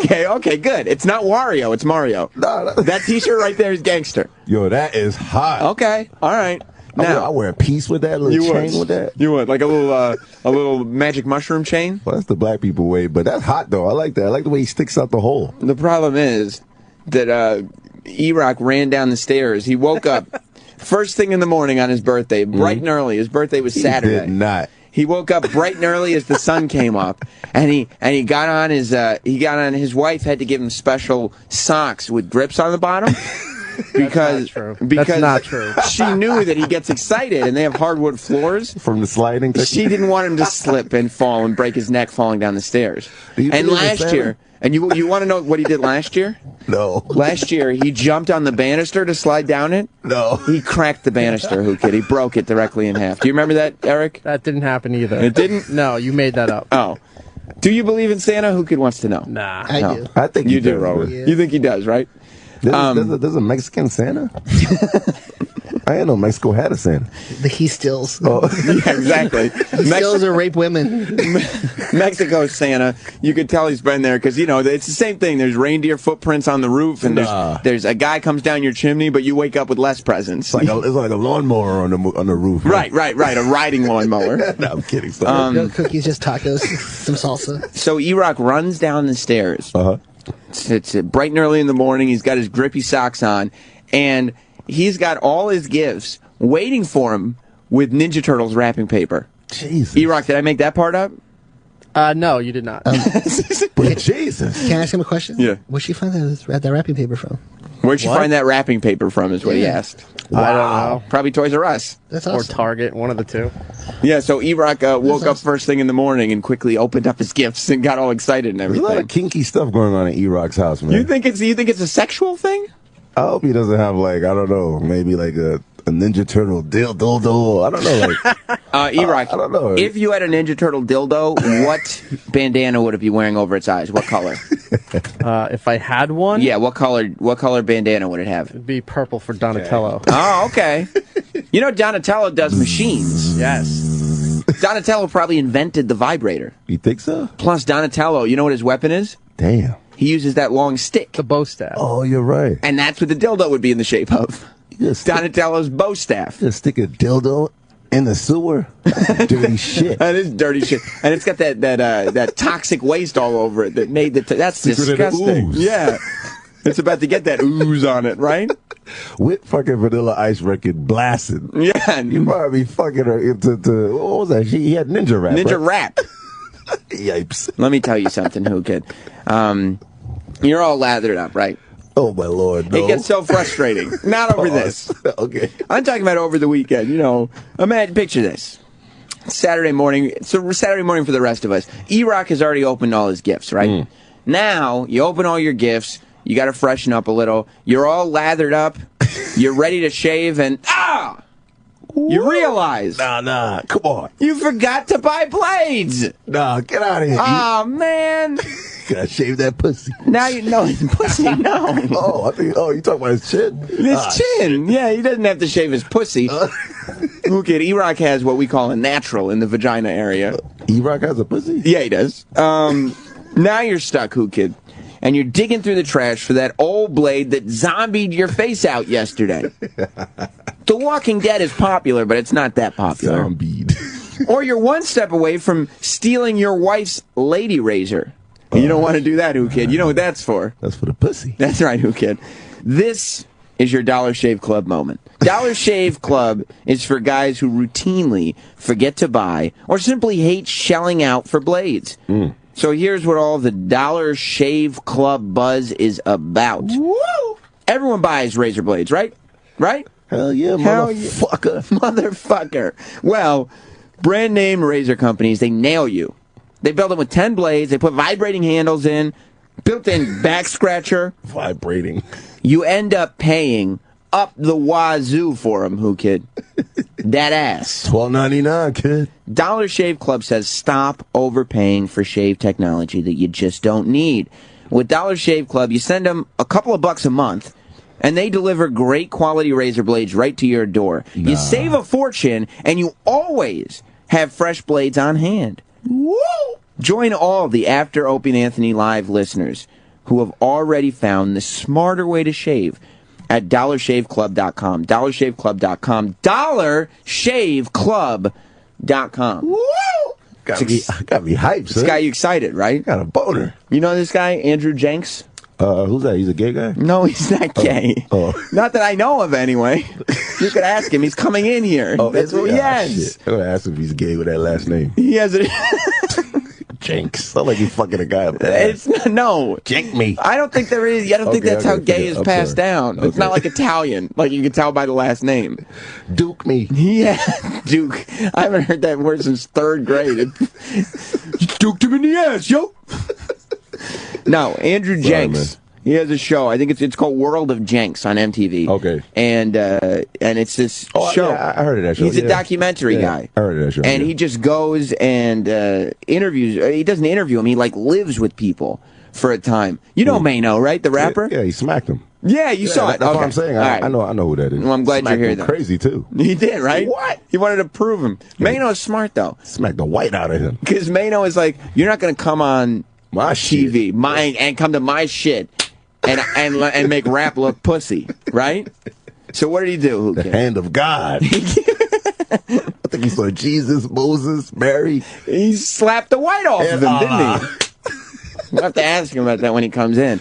He'll be in here in a couple minutes. Might not remember. I know. Slept him silly. He was watching the episode. Oh, shit. When did that happen? God, man. But he got a season 2 out of it. He did all kinds of stuff. He did... he followed around an autistic kid, and now I think the autistic kid is like... For real? Who was it, Eli Manning? Shit. I don't think it was Eli Manning. No, I'm so mad. The football episode was a different episode. Okay. Now the autistic kid, I think, is following him around for season 2. Eli's following him? Not Eli, man. Not Eli. He was hanging out with it.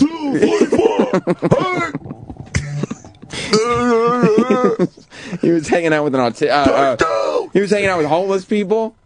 Serious? Yeah, he hanged out with an MMA dude. He hanged out with a gambler. He's hanging out with all these people. Like homeless people. He did a whole episode where he was just chilling with homeless people. Damn. Yeah, he got famous, I guess, because he made this documentary where he was just chilling in an old folks' home. He lived there with the old folks. Wow. So, I don't know. He'll be in a couple minutes. Change some bedpans. Watch some whack-offs. While we're talking about movies, we had an interesting topic on O&A today. Do you ever cry during movies? They were talking about it. Yeah, I have. Because, Anthony's got his rage issues, and Jim was saying if you cried more. Well, Ant's now, he's kind of lately been bringing up points that are just in his head. Okay. You know what eugenics are, Who Kid? Yeah, of course, yeah.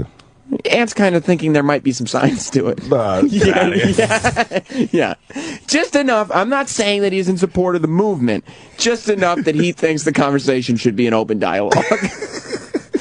And we said to him, maybe it's getting a little carried away. Yeah, I think he is. Maybe you need to dial it back. And Norton ended up saying, you need to be able to cry sometimes. Yeah. And so we were talking about movies, and I was saying, like, it's caused me abandonment issues throughout my childhood. E.T.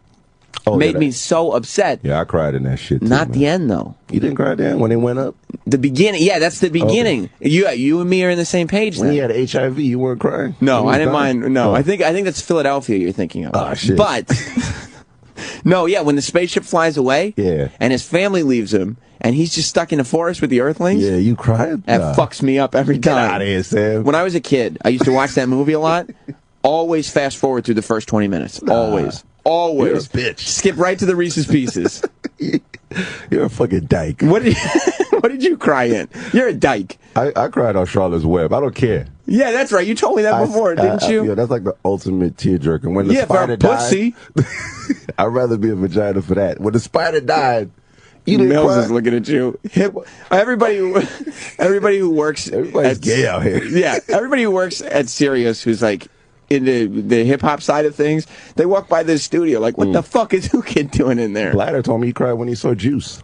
When he saw Juice with Tupac. Yeah. That's amazing. You could bring him in, yeah. Andrew Jenks is here. Oh, shit. How's it going, man? What's up? Welcome. We're on the air. Cool. Make yourself at home. What up, son? You know DJ Who Kid? Oh, man. This is DJ Who Kid. My name's Sam Roberts. How are you? You're Andrew Jenks. Yeah. Welcome to the show. And there's breaking news happening on CNBC, which I'm sure you guys are really we're trying to focused on. Well, that's why we have all these TVs. We keep abreast of everything. Right, of course. To be as informative as possible. Obama's gay. I knew it. I don't have the view of the television. Is that what it says? He's like, I'm gay today, and I'll be gay tomorrow. But you guys have all business. Is this like a business show or something? Yeah, you we have try. Fox Business Channel, MSNBC. I've never. We stick to finances here. Yeah, strictly. right. That's what you're here to talk about, right? I think it's just the look, right? It's just to look good, right? Y'all don't really care about it. No, I mean, I don't think anybody's ever looked at those TVs before Jenks got here. We were just talking about movies. Like, Who Kid said, he said I was a lesbian because I cried during E.T. when the ship flies away. Yeah. But he cried. I thought you were a lesbian anyway, but okay. Just from walking. Yeah, just look at the look, yeah. But Who Kid cried during Charlotte's Web. When the spider died. Right. My big thing is when, what was the deer? In Bambi? Yeah, when Bambi's mom dies, I'd have to leave the room. Oh, that killed you, huh? Yeah, that was brutal. Yeah. So it's cartoons that are worse for both of you. Yeah, I guess we have a sweet spot. Yeah, cried and peed at the same time. I peed and cried. You peed a little bit too? Oh man, that doesn't seem right. You pee when you cry? Yeah, you got tinkle. You know what I'm saying? Wow. No, I don't think either of us knows at all I've never what heard you're about saying. that, but so far I got a guy that cries and pees at the same time, and a dude who's a lesbian. Yeah, well, welcome, and we're here to talk about business. Yeah. We were talking about you too before you came in because Who Kid saw your episode. World of Jenks is like it's on MTV. You film.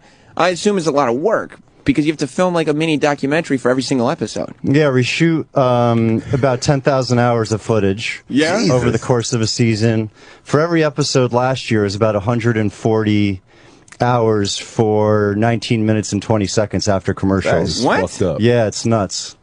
Do you look at the guys who did the Catfish series? Like, you did it's one fucking documentary that you're just making a series out of. I have to do a new one every week. Yeah, no, I know. Maybe we should relax. Well, you know what we do is we shoot a lot at night. Because people let their guard down at night a little bit, and we'll just have one camera rolling and people chill. So a lot of times with a lot of crews, you know, they'll start shooting at like 9 or 10 and then they'll, you know, wrap it up at 7, but keep going, and that's an extra, you know, 5, 6, 7 hours a night. Wow. Who Kid saw the episode? I've seen a bunch of the episodes, but who could remember specifically the Mano episode? Ooh, that's like my best friend. every African American black male from Sway onwards, I think. To this day, I was on a plane the other day, and a black dude came up, "Yo, man, you took that hard." I'm like, that was 2.5 years ago. Can we relax? I think they can still hear it from 2.5 years ago. It was like someone just sent me a link. It was on some rap song, and I can't remember which. Oh, get out of here, bro. Yeah. Where like the sound was? It was like, I'm not gonna be that white boy that took it from Mano or something. And I was like, yes. all right, yeah. All my friends were pretty excited about it on the email chain. And you're sitting there going, "What I do matters." Finally. Yeah. You truly looked horrified though after that smack though. Well, it's just 2.5 years ago, I would say, I approached Mano after a little concert, and I said to him, you know, you keep preaching to me that you're a role model and you have a young son and he looks up to you, but every time I see you on the red carpet or out on stage, you're sticking up your middle finger. Oh shit. And I probably caught him at the wrong time to do that. He was all amped up from the concert. He was pretty amped up. His boys were pretty amped up, so he choked me for a little bit there, and I decided to stand back up. I don't know what was going. I should have just, you know, probably left, and then he slapped me back down a couple times, and hey, listen, I guess it made for good TV. So. But you know, who's worse, like Mano or your camera crew? Why nobody to help you? Yeah, your camera crew just sit there like, they don't care. My camera crew, we got the commercial. Yeah, they don't give a shit. They're just there to film, and they're not. Yeah, I mean, I could be dying, and I think they'd keep it rolling because, you know, it's good TV. I know what happened though, Sam. What happened? I think he was like, "Yo, what up, nigga?" Is that what? Did you drop an M-bomb? Yeah, of course. Yeah, that's what I do. That's what I'm talking about. I call white guys lesbians and black guys the N-word, and I make television. And you're sitting there going, "Hey, look, I know Mano. It's cool. Don't even worry about it, guys." So how did you? I don't understand. Like, I just got the book now, but I was going through it. Okay. And so here, you want to take a look? I like how you said you're going through it. That's a great way to put it. I was going through it. I wasn't reading it. Well, I didn't have time to. No, I know. I'm kidding. Read it, but. Well, that's what I showed Who Kid the book. Your face is on the cover of it, and I'm like, "Yeah, Jenks," and he goes, "No, I don't know who that is." And I'm like, "Well, he does his show, and he like talked to Mano, and he was like, oh that's the guy." That's who it is, right? That's yeah, exactly. That motherfucker. But so you were doing documentaries, like you're one of these like annoying overachievers, right? Exactly. From the beginning, yes. Like you just hit it on the head. He at 16 years old created a film festival, right. And so have you always just been this way? Like you could just, I'm going to go out and do something, where the rest of us were like, no, I don't know how to do that. I always just loved using the camera and filming stuff, so it was like an obsession, and that might actually be a fairly bad thing and a horrible way to live life, so I wouldn't really admire it. But yeah, when I was 19, I hated college. Yeah, well, so did I, but then I just stayed there because I didn't have any discernible skills. Well, I moved into a nursing home for 5 weeks. Serious? Yeah, I'm serious, because I just couldn't take college, and my grandfather had dementia, and I couldn't really take it myself. I couldn't wrap my head around it. Okay. Yeah, and so I decided to move into a nursing home. We bought a couple cameras off of eBay, and edited the 200 hours of footage in my parents' basement, made a 90-minute movie, and started randomly submitting to film festivals, got into a few, and then HBO called one day, and I was like, I swear to fucking God, I'm telling you, I did pay my cable bill. And they were like, no, we want to buy your movie. And that kind of started the whirlwind. See, that's crazy. And then, like, MTV finds you, and they're like, we don't know what we want to do. We want to do something. And it's in there, they gave you like 50 grand to do a 5-minute like preview reel. Yeah.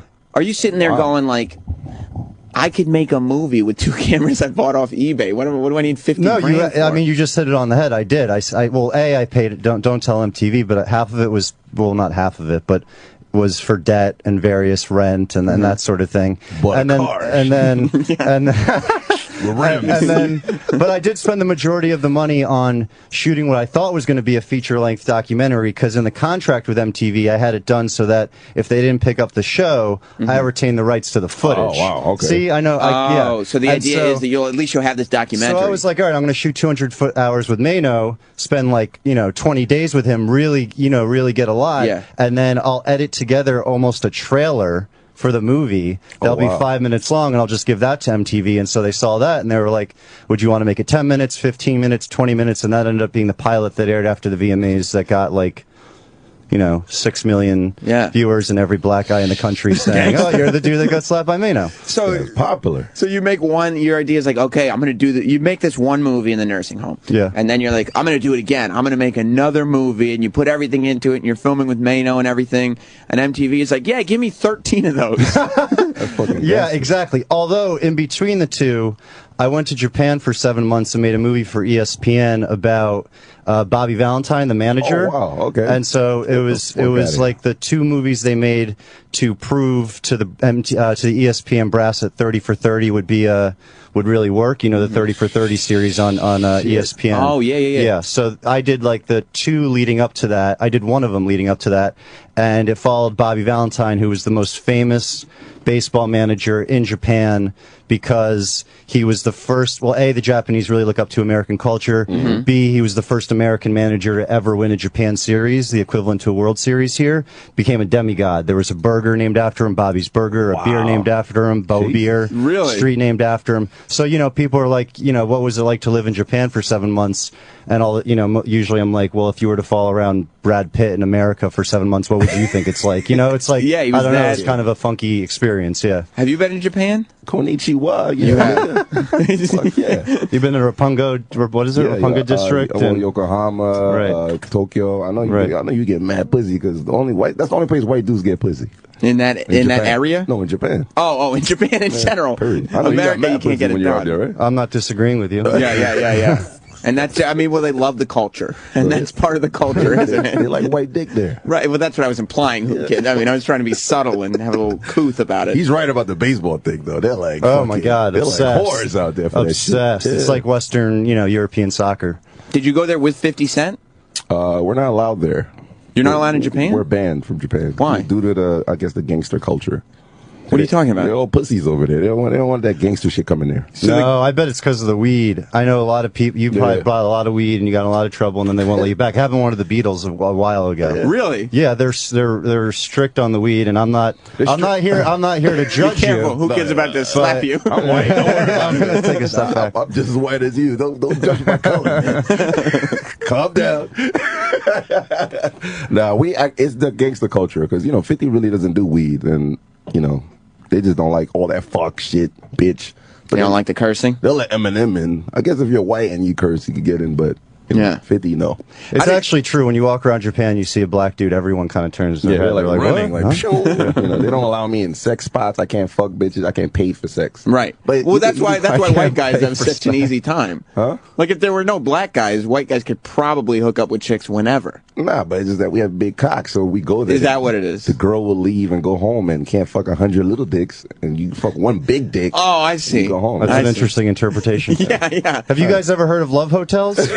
No, I'm dead serious. No. Yeah, love hotels in Japan. I'll skip the very long story, because I'm sure we have a time limit here. But essentially, when you go, and I don't know this personally, it's just from what I've heard, of course.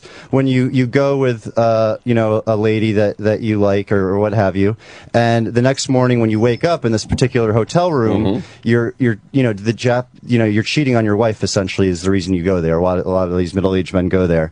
And so in order to come up with an excuse or to explain what's happening, you hit a button on the phone. And when you hit the button in the hotel room, there's surround sound. He's not lying. And you hit the button, I'm not lying, you hit the button and it'll say office, and you hit it, and then all of a sudden all these office noises go on around you, and you call up your wife and you go, oh honey, my God, I've been in the office all night. You put up the phone, and then you hear or there's a traffic button, you hit traffic, and all you hear just traffic surround sound. You call up your wife, honey, I'm so sorry. You know, it's insane. They've mastered the art of cheating on your wife. Do the women know about the hotels? I mean, this could get a little bit controversial amongst the culture, so I don't want to just stereotype or generalize, but of course not. From what I understand, it's almost men or women, it's sort of accepted as long as it's not known. Exactly. Right, as long as you got a story, I'll believe it. Just tell me something. And I was there for 7 months, so this is like I'm open to other ideas or other, I don't know, you know, I'm just, that's what I heard time and time again. That's how you tackle all your documentaries. You always go in like, look, I don't want to offend anybody. Clean slate here. Just do what you do, and I'm going to ask some questions. Yeah, that's all. Yeah. I'm just asking questions. What's been your favorite thing that you did? Was there anything as dangerous as Mano choking the life out of you? Oh yeah, that was nothing. I mean, I've the old folks home. I know. Yeah, when I was in the nursing home, it got dangerous. Panning, the whacking off. Yeah, you didn't film that, right? Yeah. No, I'm not. Old dudes be whacking. I lived with an animal. I lived with an animal rescuer in the C9 Basin, 15 minutes from the Miami airport. You know. The beach, South Beach, and LeBron James and all that jazz. Yeah. And there's an area called the C9 Basin where they slaughter horses and have dog fights, kill all types of animals, you name it. And so, yeah, people don't know about it. So we did a little documentary about that. Like the land version of The Cove. Yeah, similar to The Cove, which is an amazing documentary. Yeah. And so we went there at like 3 a.m. and we would set up cameras in certain spots where we knew they'd slaughter the animals. What? And then we'd have to come back 24 hours later to retrieve the footage. And there was, I mean, gangsters surrounding you with, you know, guns and this sort of thing. So that was probably one of the more dangerous, you know, things that we've done. And for the show that premieres tonight, Monday at 11 o'clock on MTV, Monday tonight at 11 o'clock on Not only MTV. that, people can actually have a Jenks festival today, because it's, especially if you're in New York, because it's 7 tonight. Yes. You're going to be in the Union Square Barnes & Nobles signing copies of your books. Signing copies. I'm going to talk for like 30 or 40 minutes and go through some of these more crazy stories. And, which is great. And, you know, kind of, a lot of times people are like, who are you? Like, who are you to be doing this? How'd you get here? So I kind of go through this whole story that people don't, you know, necessarily know about.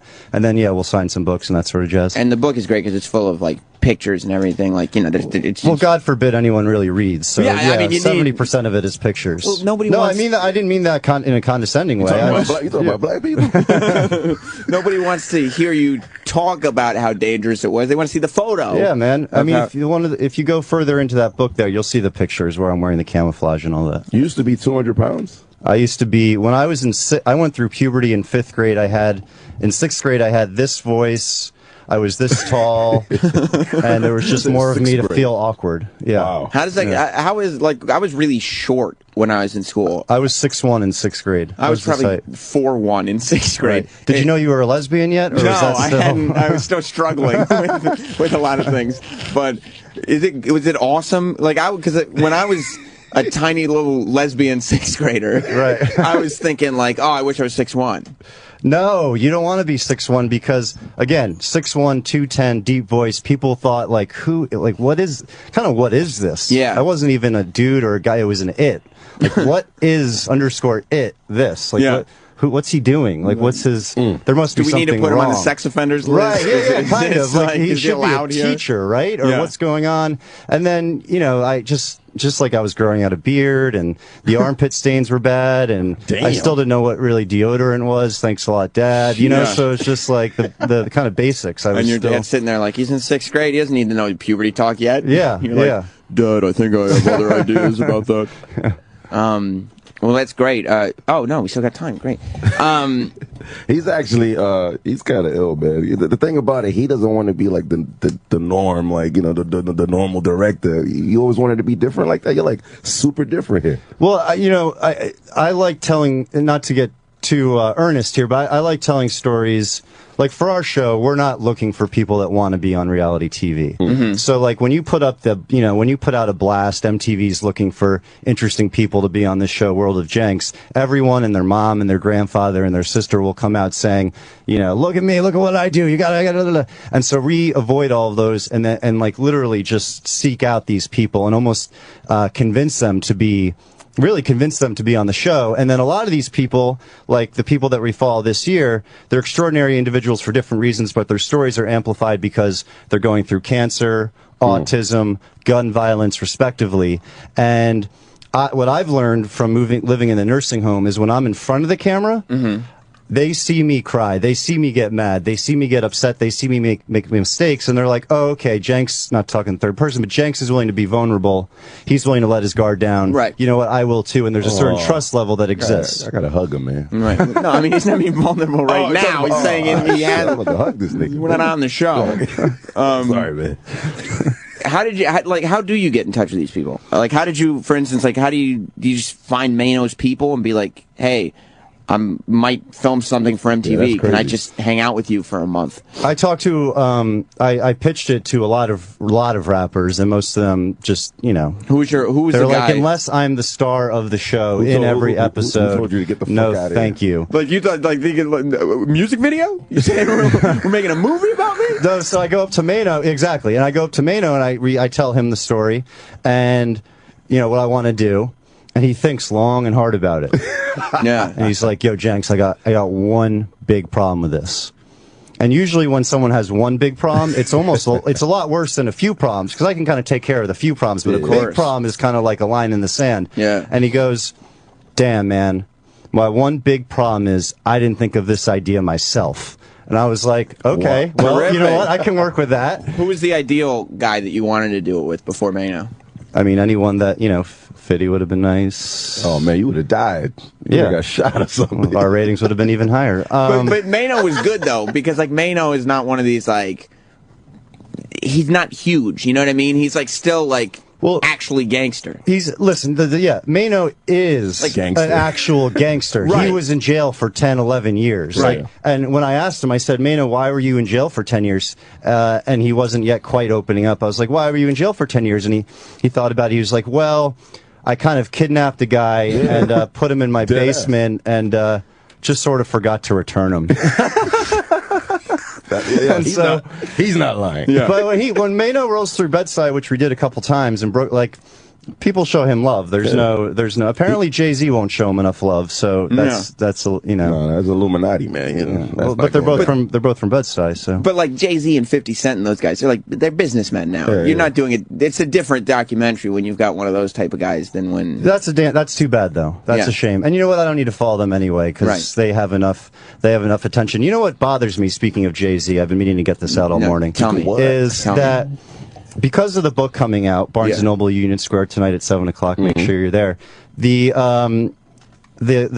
kind of frequent thing that people now say is, Andrew Jenks, filmmaker and author. Right. And I'm like, that's bullshit. Like, I'm not an author. Just because you write a book doesn't make you an author. The equivalent would be when I saw an interview the other day and they're calling Beyonce Knowles now a filmmaker because she had that HBO documentary. Right. Beyonce is not a filmmaker.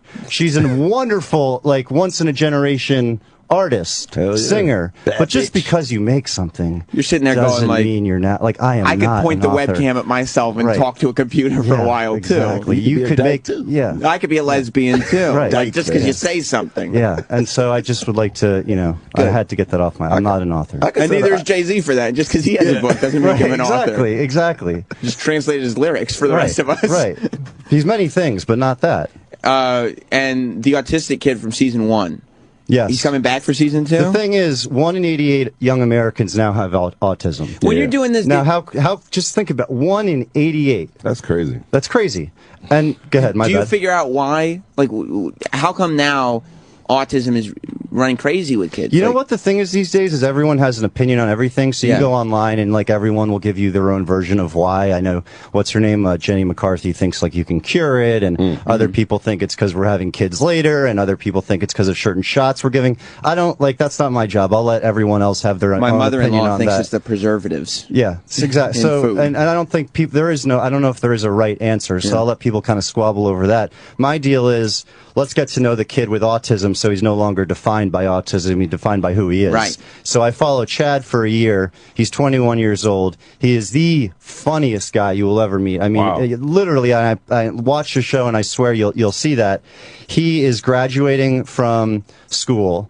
And for a guy who is just so used to repetition and doing things exactly how he's used to, leaving the school you've been at your whole life is a huge deal. I mean, think about, like most people, it's a big deal when you leave something. For him, it was just mind-blowing. So it's his senior year. He gets his first girlfriend. Wow. Yeah, he goes to prom. Gets his first kiss on the forehead, but it's still, first kiss. They almost break up because Chad thinks that his girlfriend Amanda has too many Justin Bieber posters, which I can see, and also watches the Disney Channel too much, which I can also, And then his third reason was actually fairly practical in that they live an hour apart, neither of them can drive. Makes sense. He doesn't like a long-distance relationship. And so then we go on, we see him try and find a job, which was a real struggle, and then he slept in his parents' bedroom on a blow-up mattress, a tiny little room, his entire life. Up to 21 years old, and so we try and make that transition to him sleeping in his own room. It's cool. It's big stuff. I like it. Yeah, check out the show. It premieres tonight on MTV at what time? 11 o'clock. 11 p.m. tonight. Go to the book signing at Union Square, Barnes & Noble's at 7 tonight. Thanks for stopping by, Andrew Jenks. Thank you, man. Am I going to cry tonight when I see the episode? Yeah, there's that. Oh, yeah. I'll actually bet money that you cry, but I'll also bet money that you laugh. Oh, okay. There you go. Ron Fezzer coming up next. Andrew Jenks. Thank you. Again. Thank you, guys. Happy birthday, E-Rock. Goodbye. The Opie and Anthony Show is now over. For real this time. Check out the O&A Show on Facebook at facebook.com/Opie and Anthony. And catch Opie and Anthony live Monday through Friday from 6 to 10 a.m. Eastern. Ron and Fez are next. Hey.